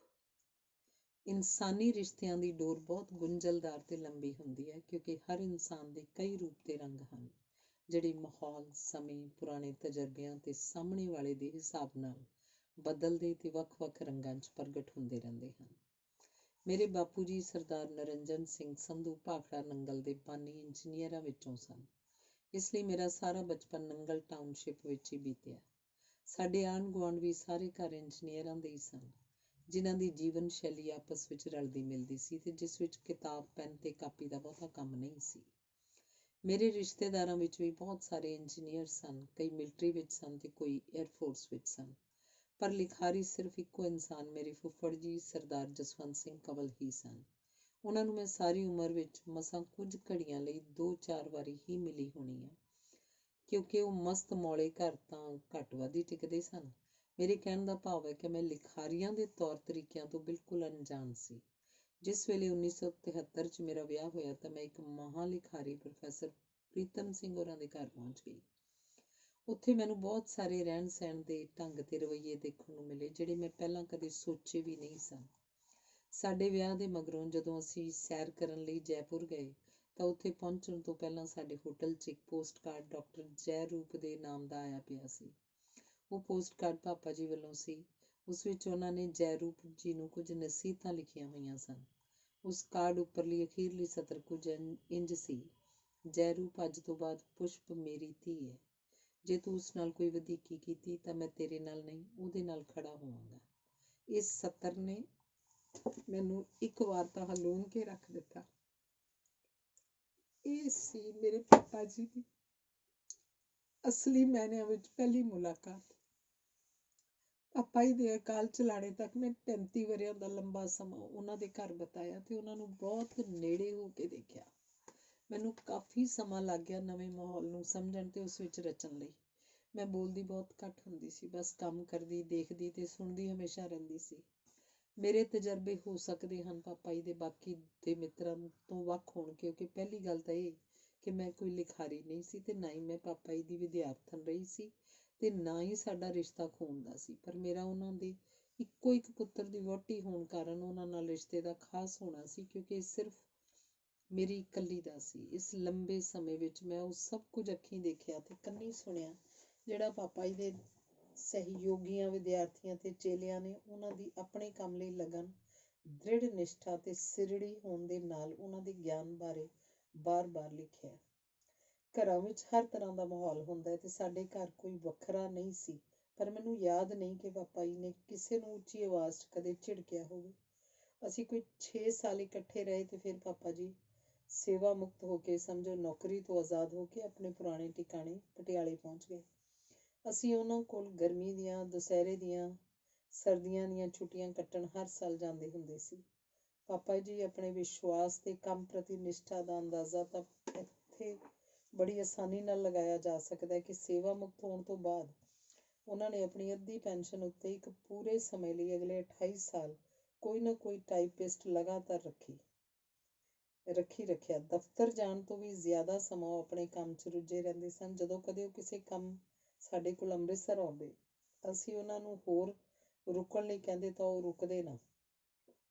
ਉਹਨਾਂ ਨੂੰ ਤਾਂ ਫਿਕਰ ਹੁੰਦਾ ਸੀ ਆਪਣੇ ਕੰਮ ਦਾ, ਤੇ ਇਸ ਦੇ ਨਾਲ ਇਹ ਵੀ ਖਿਆਲ ਕਿ ਕਿਤੇ ਉਹਨਾਂ ਦਾ ਟਾਈਪਿਸਟ ਵਿਹਲਾ ਨਾ ਰਹਿ ਜਾਏ। ਉਹਨਾਂ ਨੇ ਆਪਣੀ ਜ਼ਿੰਦਗੀ 'ਚ ਅਨੇਕਾਂ ਭਾਸ਼ਣ ਦੇਣ ਦੇ ਨਾਲ 50 ਪੁਸਤਕਾਂ ਤੇ 11 ਬਾਲ ਸਾਹਿਤ ਸਿਰਜੇ, ਜਿਨ੍ਹਾਂ ਵਿੱਚੋਂ ਸਿਰਫ 12 ਕਿਤਾਬਾਂ ਹੀ ਸੇਵਾ ਮੁਕਤੀ ਤੋਂ ਪਹਿਲਾਂ ਲਿਖੀਆਂ ਸਨ। ਬਾਕੀ ਦੀਆਂ ਸਾਰੀਆਂ ਬਾਅਦ 'ਚ ਹੀ ਲਿਖੀਆਂ। ਇਸ ਵੇਲੇ ਮੈਂ ਆਪਣੇ ਨਾਲ ਬੀਤੇ ਸਿਰਫ ਇੱਕ ਖਾਸ ਵਾਕਿਆ ਦਾ ਹੀ ਜ਼ਿਕਰ ਕਰਨਾ ਚਾਹਾਂਗੀ। ਮੈਨੂੰ ਪੰਜਾਬੀ ਲਿਖਣੀ ਨਹੀਂ ਆਉਂਦੀ ਸੀ, ਭਾਵੇਂ ਮੈਂ ਬੋਲ ਕਾਫੀ ਚੰਗੀ ਲੈਂਦੀ ਸੀ। ਪਾਪਾ ਜੀ ਨੂੰ ਆਦਤ ਸੀ, ਜਾਂ ਫਿਰ ਉਹਨਾਂ ਦਾ ਆਪਣੀ ਮਾਂ ਬੋਲੀ ਨਾਲ ਪਿਆਰ ਸੀ। ਉਹ ਆਪਣੇ ਬਹੁਤੇ ਜਾਣ ਪਹਿਚਾਣ ਵਾਲਿਆਂ ਨੂੰ ਪੰਜਾਬੀ ਵਿੱਚ ਲਿਖਣ ਲਈ ਕਹਿੰਦੇ ਰਹਿੰਦੇ। ਕਈ ਵਾਰ ਤਾਂ ਉਕਸਾਉਣ ਦੀ ਕੋਸ਼ਿਸ਼ ਵੀ ਕਰਦੇ ਰਹਿੰਦੇ ਸਨ। ਪਤਾ ਨਹੀਂ, ਸ਼ਾਇਦ ਪਾਪਾ ਜੀ ਨੂੰ ਮੇਰੀ ਬੋਲੀ 'ਚ ਕੁਝ ਫਰਕ ਦਿਸਿਆ, ਜਾਂ ਆਪਣੀ ਆਦਤ ਦੇ ਮੁਤਾਬਕ ਉਹ ਮੈਨੂੰ ਕਈ ਵਾਰ ਕਹਿੰਦੇ, ਪੁਸ਼ਪ ਤੂੰ ਪੰਜਾਬੀ 'ਚ ਲਿਖਿਆ ਕਰ। ਮੈਂ ਅੱਛਾ ਜੀ ਕਹਿ ਕੇ ਗੱਲ ਟਰਕਾ ਦਿੱਤੀ। ਇਸ ਤੋਂ ਬਾਅਦ ਜਦੋਂ ਵੀ ਅਸੀਂ ਪਟਿਆਲੇ ਉਹਨਾਂ ਕੋਲ ਜਾਂਦੇ ਤਾਂ ਮੈਨੂੰ ਸਭ ਤੋਂ ਪਹਿਲਾਂ ਇਹੀ ਸਵਾਲ ਕਰਦੇ, ਪੁਸ਼ਪ ਕੁਝ ਲਿਖਿਆ? ਹਰ ਵਾਰ ਜਦੋਂ ਅਸੀਂ ਪਟਿਆਲੇ ਤੋਂ ਮੁੜਨਾ ਹੁੰਦਾ ਤੇ ਉਹਨਾਂ ਨੂੰ ਸਤਿ ਸ਼੍ਰੀ ਅਕਾਲ ਕਹਿਣ ਉਹਨਾਂ ਕੋਲ ਜਾਂਦੇ ਤੇ ਮੈਂ ਛੋਟੇ ਬੱਚਿਆਂ ਵਾਂਗ ਸਭ ਦੇ ਪਿੱਛੇ ਲੁੱਕ ਕੇ ਖੜੇ ਹੋਣ ਦੀ ਕੋਸ਼ਿਸ਼ ਕਰਦੀ, ਕਿਉਂਕਿ ਮੈਨੂੰ ਪਤਾ ਹੁੰਦਾ ਸੀ ਕਿ ਉਹਨਾਂ ਨੇ ਫਿਰ ਮੈਨੂੰ ਕਹਿਣਾ ਹੁੰਦਾ ਸੀ, ਪੁਸ਼ਪ ਅਗਲੀ ਵਾਰੀ ਮੈਨੂੰ ਇਹ ਜਵਾਬ ਨਹੀਂ ਚਾਹੀਦਾ, ਕੁਝ ਲਿਖ ਕੇ ਲਿਆਈ। ਇੱਕ ਵਾਰ ਮੈਂ ਹੌਸਲਾ ਕਰਕੇ ਪਾਪਾ ਜੀ ਨੂੰ ਕਹਿ ਦਿੱਤਾ, ਪਾਪਾ ਜੀ ਮੈਨੂੰ ਪੰਜਾਬੀ ਲਿਖਣੀ ਨਹੀਂ ਆਉਂਦੀ। ਮੇਰੀਆਂ ਤੇ ਸਿਹਾਰੀਆਂ ਬਿਹਾਰੀਆਂ ਔਂਕੜ ਦੁਲੈਂਕੜ ਤੇ ਅਦਕ ਸਭ ਉਲਟ ਪੁਲਟ ਹੋ ਜਾਂਦੇ ਨੇ। ਮੇਰੀ ਗੱਲ ਸੁਣ ਕੇ ਪਾਪਾ ਜੀ ਨੇ ਮੇਰੇ ਹੱਥ 'ਚ ਇੱਕ ਛੋਟਾ ਜਿਹਾ ਟੇਪ ਰਿਕਾਰਡਰ ਰੱਖਦਿਆਂ ਕਿਹਾ, ਤੈਨੂੰ ਲਿਖਣ ਦੀ ਕੋਈ ਲੋੜ ਨਹੀਂ, ਬਸ ਤੂੰ ਆਪਣੀ ਗੱਲ ਨੂੰ ਇਸ ਟੇਪ 'ਚ ਭਰ ਕੇ ਮੈਨੂੰ ਲਿਆ ਦੇ, ਮੈਂ ਆਪੇ ਟਾਈਪ ਕਰਵਾ ਦੇਵਾਂਗਾ। ਮੈਂ ਚੁੱਪਚਾਪ ਉਹ ਟੇਪ ਰਿਕਾਰਡਰ ਫੜ ਲਿਆ। ਮੈਨੂੰ ਨਹੀਂ ਸਮਝ ਆ ਰਹੀ ਸੀ ਕਿ ਮੈਂ ਮੂੰਹ ਜ਼ਬਾਨੀ ਕੀ ਬੋਲਾਂ ਤੇ ਕਿਸ ਮੁੱਦੇ ਤੇ ਬੋਲਾਂ, ਜਿਸ ਨੂੰ ਸਿੱਧਾ ਹੀ ਕੋਈ ਟਾਈਪ ਕਰ ਲਏਗਾ। ਅਗਲੀ ਵਾਰ ਫਿਰ ਮੇਰੇ ਪਾਪਾ ਜੀ ਇਸ ਗੱਲ ਉੱਤੇ ਨਾਰਾਜ਼ ਹੋਏ ਤੇ ਮੈਂ ਫਿਰ ਹੌਲੀ ਜਿਹੀ ਕਿਹਾ, ਪਾਪਾ ਜੀ ਮੈਂ ਕੀ ਲਿਖਾਂ? ਮੈਨੂੰ ਤਾਂ ਸਮਝ ਹੀ ਨਹੀਂ ਆਉਂਦੀ ਕਿ ਮੈਂ ਵਿਗਿਆਨ ਦੀਆਂ ਗੱਲਾਂ ਨੂੰ ਪੰਜਾਬੀ 'ਚ ਕਿਵੇਂ ਲਿਖਾਂ। ਪੰਜਾਬੀ ਵਿੱਚ ਤਾਂ ਬਹੁਤ ਅੱਖਰਾਂ ਦੇ ਮਾਇਨੇ ਹੀ ਨਹੀਂ ਮਿਲਦੇ। ਮੇਰੀ ਗੱਲ ਸੁਣ ਕੇ ਪਾਪਾ ਜੀ ਕਹਿੰਦੇ, ਤੂੰ ਮੱਖੀ ਉੱਤੇ ਕੁਝ ਲਿਖ ਦੇ। ਉਹਨਾਂ ਦੀ ਗੱਲ ਸੁਣ ਕੇ ਮੈਂ ਚੁੱਪ ਕਰ ਗਈ, ਪਰ ਸੋਚਣ ਲੱਗੀ, ਮੱਖੀਆਂ ਤਾਂ ਭਿਣ-ਭਿਣ ਕਰਕੇ ਹਰ ਕਿਸੇ ਨੂੰ ਤੰਗ ਕਰਦੀਆਂ ਹਨ, ਇਹਨਾਂ ਬਾਰੇ ਕੀ ਲਿਖਾਂ? ਜੇ ਮੈਂ ਕੁਝ ਲਿਖ ਵੀ ਲਿਆ ਤਾਂ ਉਹਨੂੰ ਪੜ੍ਹੇਗਾ ਕੌਣ? ਨੌਕਰੀ ਤੇ ਘਰ ਦੇ ਰੁਝੇਵਿਆਂ ਕਰਕੇ ਮੇਰੇ ਕੋਲ ਹਮੇਸ਼ਾ ਵਕਤ ਦੀ ਘਾਟ ਰਹੀ। ਕੁਝ ਮੇਰੀਆਂ ਆਪਣੀਆਂ ਕਮੀਆਂ ਕਰਕੇ ਮੈਂ ਪੰਜਾਬੀ 'ਚ ਕੁਝ ਵੀ ਲਿਖ ਨਾ ਸਕੀ ਤੇ ਅਕਤੂਬਰ 2008 ਵਿੱਚ ਪਾਪਾ ਜੀ ਸਾਨੂੰ ਸਦਾ ਲਈ ਛੱਡ ਗਏ। ਇਸ ਤੋਂ ਬਾਅਦ ਜੁਲਾਈ 2009 'ਚ ਮੈਂ ਸੇਵਾ ਮੁਕਤ ਹੋ ਗਈ ਤਾਂ ਮੇਰੇ ਕੋਲ ਬਹੁਤ ਸਾਰਾ ਸਮਾਂ ਵਿਹਲਾ ਹੋ ਗਿਆ। ਉਸ ਵੇਲੇ ਡਾਕਟਰ ਜੈਰੂਪ ਸਿੰਘ ਮੈਨੂੰ ਕਹਿਣ ਲੱਗੇ, ਪੁਸ਼ਪ ਹੁਣ ਤਾਂ ਤੂੰ ਵਿਹਲੀ ਹੈ, ਹੁਣ ਕੋਸ਼ਿਸ਼ ਕਰ ਪਾਪਾ ਜੀ ਦੀ ਗੱਲ ਤੇ ਅਮਲ ਕਰਨ ਦੀ, ਨਾਲੇ ਤੇਰਾ ਵਕਤ ਵੀ ਕੱਟ ਜਾਏਗਾ। ਮੈਂ 2010 ਵਿੱਚ ਹੌਸਲਾ ਕਰਕੇ ਥੋੜ੍ਹਾ ਥੋੜ੍ਹਾ ਲਿਖਣਾ ਸ਼ੁਰੂ ਕੀਤਾ। ਅੱਜ ਮੇਰਾ ਜੀਅ ਕਰਦਾ ਕਿ ਮੈਂ ਕਿਸੇ ਤਰ੍ਹਾਂ ਪਾਪਾ ਜੀ ਨੂੰ ਦਿਖਾਵਾਂ ਤੇ ਦੱਸਾਂ ਕਿ ਮੈਂ ਉਹਨਾਂ ਦੀ ਤਾਕੀਦ ਤੇ ਅਮਲ ਕਰਨਾ ਸ਼ੁਰੂ ਕਰ ਦਿੱਤਾ ਹੈ। ਮੈਂ ਪੰਜਾਬੀ ਵਿੱਚ ਪੰਜਾਬ ਦੇ ਜੀਵਾਂ ਬਾਰੇ 3-4 ਕਿਤਾਬਾਂ ਲਿਖ ਲਈਆਂ ਹਨ ਤੇ ਮੇਰੇ ਕੋਈ 60-70 ਲੇਖ ਵੀ ਛਪ ਚੁੱਕੇ ਹਨ। ਮੈਂ ਕਈ ਵਾਰੀ ਸੋਚਦੀ ਹੁੰਦੀ ਹਾਂ ਕਿ ਪਾਪਾ ਜੀ ਜਿੱਥੇ ਵੀ ਹਨ ਉਹ ਮੇਰੀ ਇਸ ਹਿੰਮਤ ਲਈ ਜ਼ਰੂਰ ਸ਼ਾਬਾਸ਼ ਦਿੰਦੇ ਹੋਣਗੇ ਤੇ ਜ਼ਰੂਰ ਉਹਨਾਂ ਨੂੰ ਮੇਰੇ ਉੱਤੇ ਭੋਰਾ ਜਿੰਨਾ ਮਾਣ ਵੀ ਹੋਣ ਲੱਗ ਪਿਆ ਹੋਵੇਗਾ। ਅਗਲਾ ਲੇਖ ਹੈ ਸਿਆਣੇ ਦਾ ਕਿਹਾ ਤੇ ਔਲਿਆਂ ਦਾ ਖਾਧਾ। ਕਹਿੰਦੇ ਹਨ ਕਿ ਅਫਸਰੀ ਸਿਰ ਤੇ ਚੜ ਜਾਂਦੀ ਹੈ। ਮੈਨੂੰ ਵੀ ਇੱਕ ਡਿਸਪੈਂਸਰੀ ਵਿੱਚ ਤਾਜ਼ੀ ਕੁਰਸੀ ਮਿਲੀ ਤਾਂ ਦੂਜੇ ਤੀਜੇ ਦਿਨ ਮੇਰੇ ਅਚੇਤ ਮਨ ਰਾਹੀਂ ਅਫਸਰੀ ਮੇਰੇ ਵੀ ਸਿਰ ਨੂੰ ਚੜ ਗਈ। ਇਸੇ ਲਈ ਇੱਕ ਦਰਜਾ 4 ਕਰਮਚਾਰੀ ਨੂੰ ਜੋ ਠੀਕ ਤਰ੍ਹਾਂ ਸਫਾਈ ਨਹੀਂ ਕਰ ਰਿਹਾ ਸੀ, ਮੈਂ ਦੱਬ ਕੇ ਝਿੜਕਾਂ ਮਾਰੀਆਂ। ਉਹ ਬਾਅਦ 'ਚ ਮੇਰੇ ਕਮਰੇ ਅੰਦਰ ਆ ਕੇ ਮੈਨੂੰ ਬੁਰਾ ਭਲਾ ਬੋਲ ਗਿਆ ਤਾਂ ਮੈਨੂੰ ਬਹੁਤ ਮਾੜਾ ਲੱਗਿਆ। ਘਰ ਪਹੁੰਚ ਕੇ ਵੀ ਮਨ ਬੇਚੈਨ ਰਿਹਾ। ਮੇਰੇ ਪਾਪਾ ਜੀ ਅਮੋੜ ਘੋੜੇ ਸੋਧਣ ਦੇ ਮਾਹਰ ਸਨ। ਉਸ ਦਿਨ ਮੇਰੇ ਕੋਲੋਂ ਸਾਰੀ ਗੱਲ ਸੁਣ ਕੇ ਚੁੱਪ ਕਰ ਗਏ, ਪਰ ਅਗਲੇ ਦਿਨ ਸਵੇਰ ਦੀ ਸੈਰ ਵੇਲੇ ਮੈਨੂੰ ਕਹਿਣ ਲੱਗੇ, ਚੱਲ ਅੱਜ ਇੱਕ ਨਵਾਂ ਤਜਰਬਾ ਕਰੀਏ। ਵਿਕਸਿਤ ਦੇਸ਼ਾਂ ਵਿੱਚ ਸੈਰ ਕਰਦੇ ਸਾਰੇ ਬੰਦੇ ਕਿਸੇ ਦੂਜੇ ਦੇ ਨੇੜਿਓਂ ਲੰਘਦੇ ਹੋਏ ਫਤਿਹ ਜ਼ਰੂਰ ਬੁਲਾਉਂਦੇ ਹਨ, ਭਾਵੇਂ ਇੱਕ ਦੂਜੇ ਨੂੰ ਜਾਣਦੇ ਹੋਣ ਜਾਂ ਨਾ। ਇਹ ਤਹਿਜ਼ੀਬ ਦਰਸਾਉਂਦਾ ਹੈ। ਅੱਜ ਤੂੰ ਵੀ ਕਰਕੇ ਵੇਖ। ਤਜਰਬੇ ਵਜੋਂ ਮੈਂ ਹਰ ਨੇੜਿਓਂ ਲੰਘਦੇ ਜਣੇ ਨੂੰ ਸਿਰ ਹਿਲਾ ਕੇ ਸਤਿ ਸ਼੍ਰੀ ਅਕਾਲ ਬੁਲਾਉਂਦੀ ਰਹੀ। ਲਗਭਗ ਸਾਰਿਆਂ ਨੇ ਜਵਾਬ ਵੀ ਦਿੱਤਾ। ਅਗਲੇ ਦਿਨ ਫਿਰ ਇਹੀ ਸਿਲਸਿਲਾ ਚਾਲੂ ਰਿਹਾ। ਇੰਝ ਹੀ ਹਫ਼ਤਾ ਭਰ ਚੱਲਦਾ ਰਿਹਾ ਤੇ ਇੱਕ ਦਿਨ ਮੈਂ ਸਵੇਰੇ ਸੈਰ ਉੱਤੇ ਨਹੀਂ ਗਈ। ਉਸ ਦਿਨ ਸੈਰ ਤੋਂ ਵਾਪਸ ਆ ਕੇ ਮੇਰੇ ਮੰਮੀ ਨੇ ਦੱਸਿਆ ਕਿ ਸਾਰੇ ਜਣੇ ਜਿੰਨੇ ਰਸਤੇ 'ਚ ਸੈਰ ਕਰਦੇ ਮਿਲੇ ਮੇਰੇ ਬਾਰੇ ਪੁੱਛਦੇ ਰਹੇ ਸਨ। ਅਗਲੇ ਦਿਨ ਮੈਂ ਫਿਰ ਉਹਨਾਂ ਨਾਲ ਸੈਰ ਉੱਤੇ ਗਈ ਤਾਂ ਕਈਆਂ ਨੇ ਪੁੱਛਿਆ ਕਿ ਮੈਂ ਕੱਲ੍ਹ ਕਿਉਂ ਨਹੀਂ ਆਈ ਸੀ। ਮੈਨੂੰ ਮੇਰੇ ਪਾਪਾ ਜੀ ਪੁੱਛਣ ਲੱਗੇ, ਬੱਲਿਆ ਜ਼ਰਾ ਸੋਚ ਕੇ ਦੱਸ, ਤੂੰ ਕਈ ਚਿਰਾਂ ਤੋਂ ਸੈਰ ਕਰਨ ਆ ਰਹੀ ਹੈ, ਇਹਨਾਂ ਲੋਕਾਂ ਨੇ ਅੱਗੇ ਕਦੇ ਤੇਰੇ ਬਾਰੇ ਪੁੱਛਿਆ ਨਹੀਂ। ਤੂੰ ਭਾਵੇਂ ਹਫ਼ਤਾ ਭਰ ਸੈਰ ਕਰਨ ਨਾ ਆਈ ਹੋਵੇਂ, ਇਸ ਇੱਕ ਹਫ਼ਤੇ 'ਚ ਕਿਹੜੀ ਸਾਂਝ ਗੰਢੀ ਗਈ ਕਿ ਤੇਰਾ ਇੱਕ ਦਿਨ ਨਾ ਆਉਣਾ ਵੀ ਲੋਕਾਂ ਨੂੰ ਮਹਿਸੂਸ ਹੋਇਆ। ਇਹ ਖਲਾਅ ਨੂੰ ਤੂੰ ਕਿਵੇਂ ਪੈਦਾ ਕਰ ਸਕੀ? ਤੇਰਾ ਕੋਈ ਇਹਨਾਂ ਨਾਲ ਲਹੂ ਦਾ ਰਿਸ਼ਤਾ ਨਹੀਂ, ਨਾ ਤੂੰ ਇਹਨਾਂ ਦੀ ਦੋਸਤ ਹੈ, ਫਿਰ ਭਲਾ ਕਿੰਜੇ ਬਦਲਾਅ ਆਇਆ? ਮੈਂ ਕੁਝ ਸੋਚ ਕੇ ਜਵਾਬ ਦਿੱਤਾ, ਮੈਂ ਤਾਂ ਸਿਰਫ ਮੁਸਕਰਾ ਕੇ ਸਤਿ ਸ਼੍ਰੀ ਅਕਾਲ ਹੀ ਬੁਲਾਉਣੀ ਸ਼ੁਰੂ ਕੀਤੀ ਹੈ। ਉਸੇ ਨਾਲ ਸਾਰੇ ਕੁਝ ਆਪਣੇ ਜਿਹੇ ਜਾਣ ਪਛਾਣ ਵਾਲੇ ਬਣ ਗਏ ਹਨ। ਪਾਪਾ ਜੀ ਨੇ ਫਿਰ ਪੁੱਛਿਆ, ਹੁਣ ਦੱਸ ਕਿ ਇਹਨਾਂ ਵਿੱਚੋਂ ਕਿੰਨੇ ਦਰਜਾ 4 ਤੇ ਕਿੰਨੇ ਦਰਜਾ 3 ਕਰਮਚਾਰੀ ਸਨ? ਮੈਂ ਕਿਹਾ, ਇਹ ਕਿਵੇਂ ਪਤਾ ਲੱਗ ਸਕਦਾ? ਕਿਹੜਾ ਕਿਸੇ ਦੇ ਮੱਥੇ ਤੇ ਲਿਖਿਆ? ਸਭ ਇੱਕੋ ਜਿਹੇ ਹੀ ਲੱਗਦੇ ਨੇ। ਅੱਛਾ ਹੁਣ ਦੱਸ ਕਿ ਜੇ ਇਹਨਾਂ ਸਾਰਿਆਂ ਨੂੰ ਤੂੰ ਮੁਸਕਰਾ ਕੇ ਫਤਿਹ ਬੁਲਾਉਣ ਦੀ ਥਾਂ ਰੋਜ਼ ਮੰਦਾ ਬੋਲ ਕੇ ਲੰਘਦੀ ਤਾਂ ਇਹਨਾਂ ਦਾ ਤੇਰੇ ਪ੍ਰਤੀ ਵਤੀਰਾ ਕਿਹੋ ਜਿਹਾ ਹੁੰਦਾ? ਪਾਪਾ ਜੀ ਨੇ ਫਿਰ ਪੁੱਛਿਆ। ਲੈ, ਇਹ ਸਾਰੇ ਮੈਨੂੰ ਪਾਗਲ ਜਾਂ ਝੱਲੀ ਸਮਝਦੇ ਤੇ ਸ਼ੁਕਰ ਮਨਾਉਂਦੇ ਕਿ ਅੱਜ ਦਿਸੀ ਨਹੀਂ। ਮੈਂ ਝੱਟ ਜਵਾਬ ਦਿੱਤਾ, ਚੰਗਾ ਹੁਣ ਇਹ ਦੱਸ।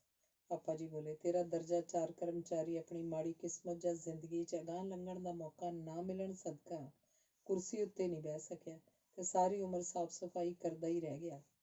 ਤੈਨੂੰ ਰੱਬ ਨੇ ਮੌਕਾ ਦਿੱਤਾ ਅਫਸਰੀ ਦਾ, ਉਹ ਘਰੇਲੂ ਝਮੇਲਿਆਂ ਕਾਰਨ ਜਾਂ ਝੁੰਝਲਾਹਟ ਕਾਰਨ ਤੈਨੂੰ ਮਾੜਾ ਬੋਲ ਗਿਆ ਤੇ ਤੂੰ ਵੀ ਉਸੇ ਦੀ ਮਾਨਸਿਕ ਪੱਧਰ ਉੱਤੇ ਉਤਰ ਕੇ ਖਲੋ ਗਈ।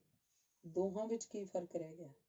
ਇਹਦੀ ਬਜਾਏ ਜੇ ਮੁਸਕਰਾ ਕੇ ਤਾੜਨਾ ਦਿੱਤੀ ਹੁੰਦੀ ਤਾਂ ਤੂੰ ਇੱਕ ਰਿਸ਼ਤਾ ਗੰਢ ਲੈਂਦੀ ਜੋ ਬਦੋ-ਬਦੀ ਉਸ ਦਰਜਾ 4 ਕਰਮਚਾਰੀ ਦੇ ਮਨ 'ਚ ਜੁੜ ਜਾਣਾ ਸੀ। ਉਹ ਤੇਰੀ ਦੁੱਗਣੀ ਇੱਜ਼ਤ ਕਰਦਾ ਤੇ ਅੱਗੇ ਤੋਂ ਵੀ ਤੈਨੂੰ ਵੇਖ ਕੇ ਉਹਨੂੰ ਚਾਅ ਚੜ ਜਾਂਦਾ। ਮੈਂ ਨਿਰੁੱਤਰ ਹੋ ਗਈ ਸੀ। ਅਗਲੇ ਹੀ ਦਿਨ ਮੈਂ ਆਪਣਾ ਵਿਹਾਰ ਬਦਲ ਲਿਆ ਤੇ ਉਸ ਨਾਲ ਦੁਬਾਰਾ ਕਦੇ ਉੱਚੀ ਆਵਾਜ਼ 'ਚ ਗੱਲ ਨਹੀਂ ਕੀਤੀ। ਹਰ ਰੋਜ਼ ਮੈਂ ਉਹਨੂੰ ਫਤਿਹ ਬੁਲਾਉਣੀ ਸ਼ੁਰੂ ਕਰ ਦਿੱਤੀ। ਉਹ ਦਰਜਾ 4 ਕਰਮਚਾਰੀ ਰਿਟਾਇਰ ਹੋਣ ਵਾਲਾ ਸੀ। ਰਿਟਾਇਰ ਹੋਣ ਤੋਂ ਬਾਅਦ ਮੇਰਾ ਉਸ ਨਾਲ ਫਿਰ ਮੇਲ ਨਾ ਹੋਇਆ। ਕਰਨੀ ਰੱਬ ਦੀ, ਕਈ ਸਾਲ ਬਾਅਦ ਉਹਦਾ ਮੁੰਡਾ PCS ਵਿੱਚ ਚੁਣਿਆ ਗਿਆ। ਮੈਨੂੰ ਉਹਦੀ ਕੋਈ ਖਬਰ ਨਹੀਂ ਸੀ ਕਿ ਉਹ ਦਰਜਾ 4 ਕਰਮਚਾਰੀ ਕਿੱਥੇ ਗਿਆ। ਉਦੋਂ ਤੱਕ ਮੈਨੂੰ ਵੀ ਹੋਰ ਉੱਚੀ ਪਦਵੀ ਮਿਲ ਚੁੱਕੀ ਹੋਈ ਸੀ। ਇੱਕ ਦਿਨ ਮੈਂ ਆਪਣੇ ਦਫ਼ਤਰ 'ਚ ਬੈਠੀ ਸੀ ਕਿ ਇੱਕ ਨੌਜਵਾਨ ਅਫਸਰ ਮੇਰੇ ਪੈਰਾਂ ਨੂੰ ਹੱਥ ਲਾ ਕੇ ਨੇੜੇ ਖਲੋ ਗਿਆ। ਮੈਂ ਉਹਨੂੰ ਪਛਾਣਿਆ ਨਹੀਂ ਸੀ। ਉਹਨੇ ਯਾਦ ਕਰਵਾਇਆ ਕਿ ਉਹ ਫਲਾਣੇ ਦਰਜਾ 4 ਕਰਮਚਾਰੀ ਦਾ ਮੁੰਡਾ ਹੈ ਜਿਹੜਾ ਪਹਿਲਾਂ ਮੇਰੇ ਨਾਲ ਡਿਸਪੈਂਸਰੀ 'ਚ ਕੰਮ ਕਰਦਾ ਸੀ। ਉਹਦੇ ਪਿਓ ਨੇ ਕਹਿ ਕੇ ਭੇਜਿਆ ਸੀ ਕਿ ਮੇਰੇ ਪੈਰਾਂ ਨੂੰ ਹੱਥ ਲਾ ਕੇ ਅਸੀਸ ਲੈ ਕੇ ਆਪਣੀ ਨਵੀਂ ਮਿਲੀ ਕੁਰਸੀ ਉੱਤੇ ਬੈਠੇ ਤੇ ਉਹੋ ਜਿਹਾ ਹੀ ਵਿਹਾਰ ਰੱਖੇ ਜਿਹੋ ਜਿਹਾ ਮੈਂ ਉਹਦੇ ਪਿਓ ਨਾਲ ਰੱਖਿਆ ਸੀ। ਉਸ ਦਿਨ ਮੈਨੂੰ ਆਪਣੇ ਪਾਪਾ ਜੀ ਦੀ ਬੜੀ ਯਾਦ ਆਈ, ਪਰ ਮੈਂ ਉਹਨਾਂ ਨਾਲ ਇਹ ਗੱਲ ਸਾਂਝੀ ਨਹੀਂ ਸੀ ਕਰ ਸਕਦੀ। ਉਦੋਂ ਤੱਕ ਉਹ ਇਸ ਫਾਨੀ ਦੁਨੀਆ ਨੂੰ ਅਲਵਿਦਾ ਕਹਿ ਚੁੱਕੇ ਹੋਏ ਸਨ।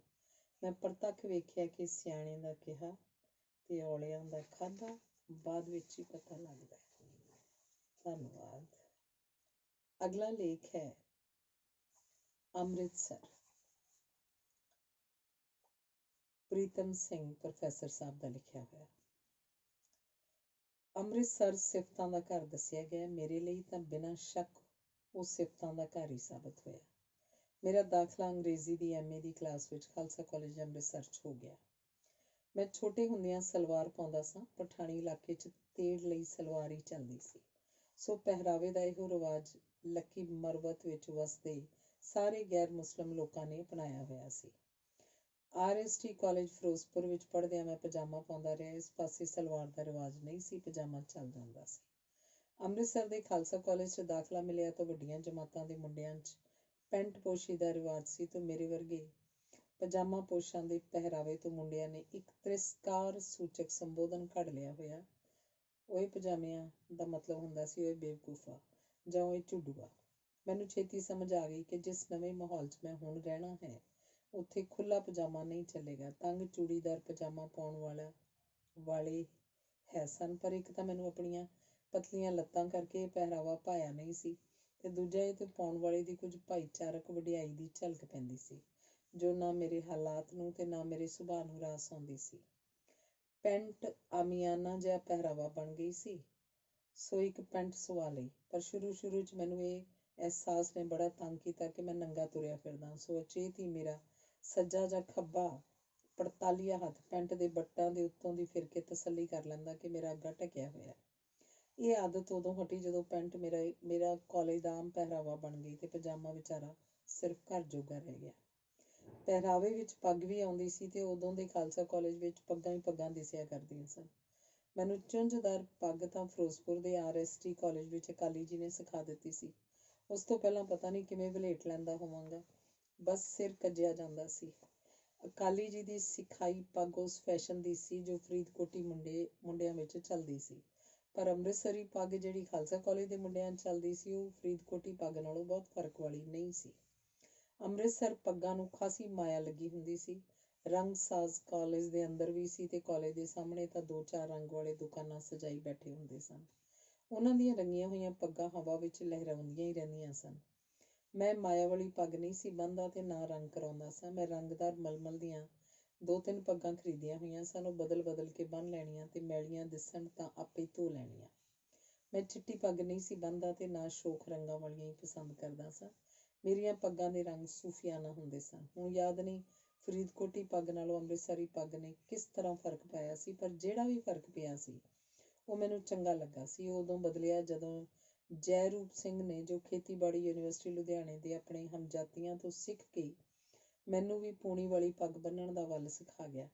ਉਦੋਂ ਮੈਂ ਲੁਧਿਆਣੇ ਦੇ ਗਵਰਨਮੈਂਟ ਕਾਲਜ ਵਿੱਚ ਪੰਜਾਬੀ ਵਿਭਾਗ ਦਾ ਮੁਖੀ ਹੁੰਦਾ ਸੀ।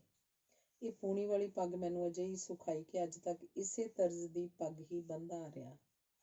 ਅੰਮ੍ਰਿਤਸਰ ਨੇ ਮੇਰੀ ਜੁੱਤੀ ਦਾ ਫੈਸ਼ਨ ਵੀ ਬਦਲ ਦਿੱਤਾ। ਲੱਕੀ ਮਰਵਤ ਦੇ ਪ੍ਰਭਾਵ ਕਰਕੇ ਪਹਿਲਾਂ ਤਾਂ ਮੈਂ ਪਿਸ਼ੌਰੀ ਚੱਪਲ ਪਾਉਂਦਾ ਸਾਂ, ਜਿਸ ਦੀ ਛੇਕਾਂ ਵਾਲੀ ਵਰੀ ਅੱਡੀ ਦੇ ਦੁਆਲਿਓਂ ਲਿਆ ਕੇ ਸੱਜੇ ਤੇ ਖੱਬੇ ਪਾਸੇ ਲੱਗੇ ਬਕਸੂਏ ਵਿੱਚ ਅੜਾ ਦੇਈਦੀ ਸੀ। ਮੈਨੂੰ ਉਹ ਪਠਾਣੀ ਚੱਪਲ ਵੇਖਣ ਨੂੰ ਵੀ ਤੇ ਪਾਉਣ ਨੂੰ ਵੀ ਬੜੀ ਪਿਆਰੀ ਲੱਗਦੀ ਸੀ ਤੇ ਹੁਣ ਵੀ ਲੱਗਦੀ ਹੈ, ਪਰ ਇਹਦੀ ਇੱਕ ਤਕਲੀਫ ਅਜਿਹੀ ਸੀ ਜਿਸ ਨੇ ਮੈਨੂੰ ਇਹਦੇ ਪਹਿਨਣ ਤੋਂ ਸਦਾ ਲਈ ਰੋਕ ਦਿੱਤਾ। ਜਦੋਂ ਵੀ ਮੈਨੂੰ ਕਿਸੇ ਅਜਿਹੀ ਸੰਗਤ 'ਚ ਜਾਣਾ ਪੈਂਦਾ ਸੀ ਜਿੱਥੇ ਜੁੱਤੀ ਲਾਉਣੀ ਪੈਂਦੀ ਸੀ, ਉੱਥੇ ਚੱਪਲ ਦੀਆਂ ਵਰੀਆਂ ਹੱਥਾਂ ਨਾਲ ਖੋਲ੍ਹਣੀਆਂ ਤੇ ਬੰਦ ਕਰਨੀਆਂ ਪੈਂਦੀਆਂ ਸਨ। ਮਗਰੋਂ ਹੱਥ ਵੀ ਧੋਣੇ ਪੈਂਦੇ ਸਨ। ਖਾਲਸਾ ਕਾਲਜ ਵਿੱਚ ਮੈਂ ਇਸ ਤਕਲੀਫ ਕੋਲੋਂ ਚੱਪਲ ਛੱਡ ਕੇ ਗੁਰਗਾਬੀ ਪਾਉਣੀ ਸ਼ੁਰੂ ਕਰ ਦਿੱਤੀ। ਬੂਟ ਵੀ ਹਰ ਵਾਰੀ ਤਸਮਿਆਂ ਨੂੰ ਬੰਦ ਕਰਨ ਤੇ ਖੋਲ੍ਹਣ ਦੀ ਡਰਿਲ ਕਰਕੇ ਕਦੀ ਨਹੀਂ ਸਨ ਪਾਏ। ਗੁਰਗਾਬੀ ਨੂੰ ਪਾਉਣ ਲਈ ਕੋਈ ਖੇਚਲ ਨਹੀਂ ਕਰਨੀ ਪੈਂਦੀ, ਆਪੇ ਹੀ ਪੈ ਜਾਂਦੀ ਹੈ, ਆਪੇ ਹੀ ਲੱਥ ਜਾਂਦੀ ਹੈ। ਇਹ ਜੁੱਤੀ ਮੈਨੂੰ ਅਜਿਹੀ ਰਾਸ ਆਈ ਕਿ ਰਿਟਾਇਰ ਹੋਣ ਦੇ ਬਾਅਦ ਤੱਕ ਇਹੀ ਵਰਤਦਾ ਰਿਹਾ। ਹੁਣ ਪਟਿਆਲੇ ਦੇ ਮੋਚੀ ਬਾਜ਼ਾਰ ਦੀ ਬਣੀ ਕਾਲੀ ਦੇਸੀ ਜੁੱਤੀ ਦੀ ਵਰਤੋਂ ਵਧੇਰੇ ਕਰਨ ਲੱਗ ਪਿਆ। ਕੁਝ ਇਹੋ ਜਿਹਾ ਪਿਆ ਅੰਮ੍ਰਿਤਸਰ ਦਾ ਪ੍ਰਭਾਵ ਮੇਰੇ ਪਹਿਰਾਵੇ ਉੱਤੇ, ਪਰ ਬਹੁਤ ਵੱਡਾ ਪ੍ਰਭਾਵ ਪਿਆ ਦਿਮਾਗੀ ਚੌਹਦੇ ਵਿੱਚ ਪਈ ਤਰੇੜ ਦਾ। BA ਪਾਸ ਕਰ ਲੈਣ ਤੋਂ ਬਾਵਜੂਦ BA ਪਾਸ ਕਰ ਲੈਣ ਦੇ ਬਾਵਜੂਦ ਮੈਂ ਇੱਕ ਖੂਹ ਦਾ ਡੱਡੂ ਸੀ। ਮੇਰਾ ਦਿਮਾਗ, ਮੇਰੀ ਸਾਰੀ ਚੇਤਨਾ, ਮੇਰਾ ਵਿਹਾਰ ਸਿੱਖੀ ਦੇ ਵਾਤਾਵਰਨ 'ਚ ਪਲਦਾ ਰਿਹਾ ਸੀ। ਸਿੱਖੀ ਵੀ ਉਹ ਜੋ ਸਿੱਖ ਮਾਪਿਆਂ ਦੇ ਘਰ 'ਚ ਜੰਮਣ ਵਾਲਿਆਂ ਨੂੰ ਮੁਫ਼ਤ ਤੋਂ ਮੁਫ਼ਤ ਹੀ ਮਿਲ ਜਾਂਦੀ ਸੀ। ਫਿਰੋਜ਼ਪੁਰ ਦੇ RST ਕਾਲਜ ਵਿੱਚ ਪਿੰਡਾਂ ਦੇ ਕਾਫੀ ਸਿੱਖ ਮੁੰਡੇ ਪੜ੍ਹਦੇ ਸਨ ਤੇ ਹੁੰਦੇ ਵੀ ਸਨ ਕੇਸਾਂ ਦਾੜੀਆਂ ਵਾਲੇ। ਉਹਨਾਂ ਦੀ ਹੋਂਦ ਮੇਰੀ ਸਿੱਖੀ ਦੀ ਰਖਵਾਲੀ ਵਾੜ ਬਣੀ ਰਹੀ। ਮਾਂ ਦੀ ਲਗਾਤਾਰ ਕੁਰਬਾਨੀ ਇਹਨੂੰ ਸਿੰਜਦੀ ਰਹੀ ਤੇ ਕੁਰਾਹੀ ਪੈਣ ਤੋਂ ਬਚਾਉਂਦੀ ਸੀ। ਪ੍ਰਿੰਸੀਪਲ PV ਕੰਨਲ ਆਪ ਨਾਸਤਕ ਦੇਵ ਸਮਾਜੀ ਸਨ। ਉਹ ਮੇਰੇ ਉੱਤੇ ਮਿਹਰਬਾਨੀਆਂ ਦਾ ਮੀਂਹ ਵਰਸਾਉਂਦੇ ਸਨ ਤੇ ਬਦਲੇ ਵਿੱਚ ਮੈਥੋਂ ਸਿੱਖੀ ਜਾਂ ਮੇਰੇ ਜੀਵਨ ਸ਼ੈਲੀ ਦੇ ਤਿਆਗ ਦੀ ਆਸ ਬਿਲਕੁਲ ਨਹੀਂ ਸਨ ਰੱਖਦੇ। ਉਹਨਾਂ ਵਰਗਾ ਬੇਗਰਜ਼ ਉਪਕਾਰੀ ਮਨੁੱਖ ਕੋਈ ਵਿਰਲੀ ਮਾਂ ਹੀ ਜੰਮਦੀ ਹੈ। ਅੱਜ ਪਿਛਾਂਹ ਮੁੜ ਕੇ ਵੇਖਦਾ ਤਾਂ ਮੈਨੂੰ ਸਾਫ਼ ਦਿਸਦਾ ਕਿ ਉਦੋਂ ਮੈਂ ਨਾ ਗੁਰੂ ਗ੍ਰੰਥ ਸਾਹਿਬ ਪੜ੍ਹਿਆ ਸੀ, ਨਾ ਸਿੱਖ ਇਤਿਹਾਸ ਬਾਰੇ ਕੋਈ ਜਾਣਕਾਰੀ ਸੀ। ਮੈਨੂੰ ਕੁਝ ਪਤਾ ਨਹੀਂ ਸੀ ਕਿ ਮੇਰੇ ਵੱਡੇ ਸਮਕਾਲੀ ਭਾਈ ਵੀਰ ਸਿੰਘ, ਭਾਈ ਕਾਹਨ ਸਿੰਘ, ਭਾਈ ਜੋਧ ਸਿੰਘ, ਪ੍ਰੋਫੈਸਰ ਤੇਜਾ ਸਿੰਘ ਜਾਂ ਪ੍ਰੋਫੈਸਰ ਸਾਹਿਬ ਸਿੰਘ ਸਿੱਖੀ ਦੀ ਵਿਆਖਿਆ ਕਿਵੇਂ ਕਰ ਰਹੇ ਸਨ। ਇਹੀ ਨਹੀਂ, ਮੈਂ ਹਿੰਦੂਆਂ, ਮੁਸਲਮਾਨਾਂ, ਈਸਾਈਆਂ, ਜੈਨੀਆਂ ਜਾਂ ਬੋਧੀਆਂ ਦੇ ਵਿਸ਼ਵਾਸਾਂ ਬਾਰੇ ਵੀ ਕੁਝ ਨਹੀਂ ਸੀ ਜਾਣਦਾ। ਇਹਨਾਂ ਦੇ ਆਪਸੀ ਫਰਕ ਕੀ ਸਨ, ਕਿਉਂ ਸਨ, ਸਿੱਖੀ ਇਹਨਾਂ ਨਾਲ ਕਿਵੇਂ ਵੱਖਰੀ ਹੈ, ਮੈਂ ਨਹੀਂ ਸੀ ਜਾਣਦਾ। ਲੋਕਾਂ 'ਚ ਚੱਲ ਰਹੀਆਂ ਰੀਤਾਂ, ਰਸਮਾਂ ਤੇ ਰਿਵਾਜ਼ਾਂ ਨੂੰ, ਜਿਨ੍ਹਾਂ ਦਾ ਧਰਮ ਦੀ ਫਿਲਾਸਫੀਆਨਾ ਬੁਨਿਆਦ ਨਾਲ ਸੰਬੰਧ ਕੇਵਲ ਨਾਮ ਮਾਤਰ ਹੀ ਹੁੰਦਾ ਹੈ, ਹਰ ਧਰਮ ਦੇ ਅਨਿੱਖੜ ਅੰਗ ਬਣੇ ਪਏ ਸਨ। ਖਾਲਸਾ ਕਾਲਜ ਅੰਮ੍ਰਿਤਸਰ 'ਚ ਹੋਏ ਮੇਰੇ ਜ਼ਿਹਨੀ ਵਿਸਤਾਰ ਤੋਂ ਪਹਿਲਾਂ ਮੇਰੇ ਵਾਸਤੇ ਧਰਮ ਹੀ ਕਰਮਕਾਂਡੀ ਪੱਖ ਹੀ ਅਸਲ ਧਰਮ ਬਣਿਆ ਹੋਇਆ ਸੀ। ਇਹੀ ਨਹੀਂ, ਵਿਹਾਰਕ ਪੱਧਰ ਉੱਤੇ ਇਹੀ ਕਰਮਕਾਂਡ ਆਪਣੀ ਸੁਰੱਖਿਆ ਲਈ ਬਾਕੀ ਸਾਰੇ ਧਾਰਮਿਕ ਕਰਮਕਾਂਡਾਂ ਵਿਰੁੱਧ ਸੇਧ ਦੇ ਤਕਲਿਆਂ ਵਾਂਗ ਹਰ ਵੇਲੇ ਤਣਿਆ ਰਹਿੰਦਾ ਸੀ। ਬੇਸ਼ੱਕ ਮੇਰੀ ਇਹ ਜ਼ਿਹਨੀ ਮੁਦਰਾ ਮੇਰੇ ਬੇਕਿਨਾਰ ਅਗਿਆਨ ਦੀ ਸੂਚਕ ਸੀ। ਹੋਰ ਵਿਸ਼ਵਾਸਾਂ ਪ੍ਰਤੀ ਮੂਕ ਵਿਰੋਧੀ ਰੁਖ ਦੀ ਥਾਂ ਮੇਰੇ ਹੋਣ ਵਾਲੇ ਸਹਿਨਸ਼ੀਲ ਤੇ ਉਦਾਰ ਰਵੱਈਏ ਤੇ ਸਿੱਖ ਧਰਮ ਦੇ ਸਰਬੱਤ ਦੇ ਭਲੇ ਵਾਲਾ ਸੰਕਲਪ ਦਾ ਜਨਮ ਵੀ ਮੇਰੇ ਖਿਆਲ ਵਿੱਚ ਖਾਲਸਾ ਕਾਲਜ ਅੰਮ੍ਰਿਤਸਰ ਦੀ ਦੇਣ ਹੈ। ਤੇ ਇਸ ਤਬਦੀਲੀ ਵਿੱਚ ਬੜਾ ਸਪਸ਼ਟ ਹੱਥ ਪ੍ਰੋਫੈਸਰ ਤੇਜਾ ਸਿੰਘ ਜੀ ਦਾ ਸੀ। ਕੁਝ ਪ੍ਰੋਫੈਸਰ ਤੇਜਾ ਸਿੰਘ ਤੇ ਡਾਕਟਰ ਗੰਡਾ ਸਿੰਘ ਦਿਆਂ ਪ੍ਰਭਾਵਾਂ ਕਰਕੇ ਤੇ ਕੁਝ ਮਾਂ ਦੇ ਪ੍ਰਭਾਵ ਕਰਕੇ ਮੇਰਾ ਮਾਨਸਿਕ ਤੇ ਵਿਚਾਰਕ ਵਿਕਾਸ ਸਿੱਖੀ ਤੋਂ ਨਾਬਰੀ ਵੱਲ ਨਾ ਤੁਰਿਆ। ਪਰ ਮੇਰੇ ਕਈ ਜਮਾਤੀਆਂ ਨੇ, ਜਿਨ੍ਹਾਂ ਦੇ ਕਪਾਟ ਮੇਰੇ ਵਾਂਗ ਮਾਹੌਲ ਦੇ ਪ੍ਰਭਾਵ ਨੇ ਖੋਲ੍ਹਣੇ ਸ਼ੁਰੂ ਕੀਤੇ ਸਨ, ਆਪਣੀਆਂ ਜੜ੍ਹਾਂ ਤੋਂ ਟੁੱਟਣਾ ਪ੍ਰਵਾਨ ਕਰ ਲਿਆ। ਕਈ ਮਾਰਕਸਵਾਦ ਵੱਲ ਖਿੱਚੇ ਗਏ ਤੇ ਕਈ ਆਪਣਾ ਜੱਦੀਵਾਦ ਤਾਂ ਗਵਾ ਬੈਠੇ, ਪਰ ਕਿਸੇ ਨਵੇਂ ਵਾਦ ਨਾਲ ਜੁੜ ਕੇ ਵਿਚਾਰਕ ਇਕਾਗਰਤਾ ਪ੍ਰਾਪਤ ਨਾ ਕਰ ਸਕੇ। ਆਪਣਾ ਸਮਤੋਲ ਗਵਾ ਕੇ ਸਦਾਚਾਰ ਵਿਰੋਧੀ ਕੁਕਰਮਾਂ ਵਿੱਚ ਪਿਤਾ ਪੁਰਖੀ ਸ਼ੈਲੀ ਤੋਂ ਮੁਕਤੀ ਭਾਲਣ ਦੀ ਅਵਾਰਗੀ ਨੂੰ ਨਵੀਂ ਜੀਵਨ ਸ਼ੈਲੀ ਬਣਾ ਬੈਠੇ।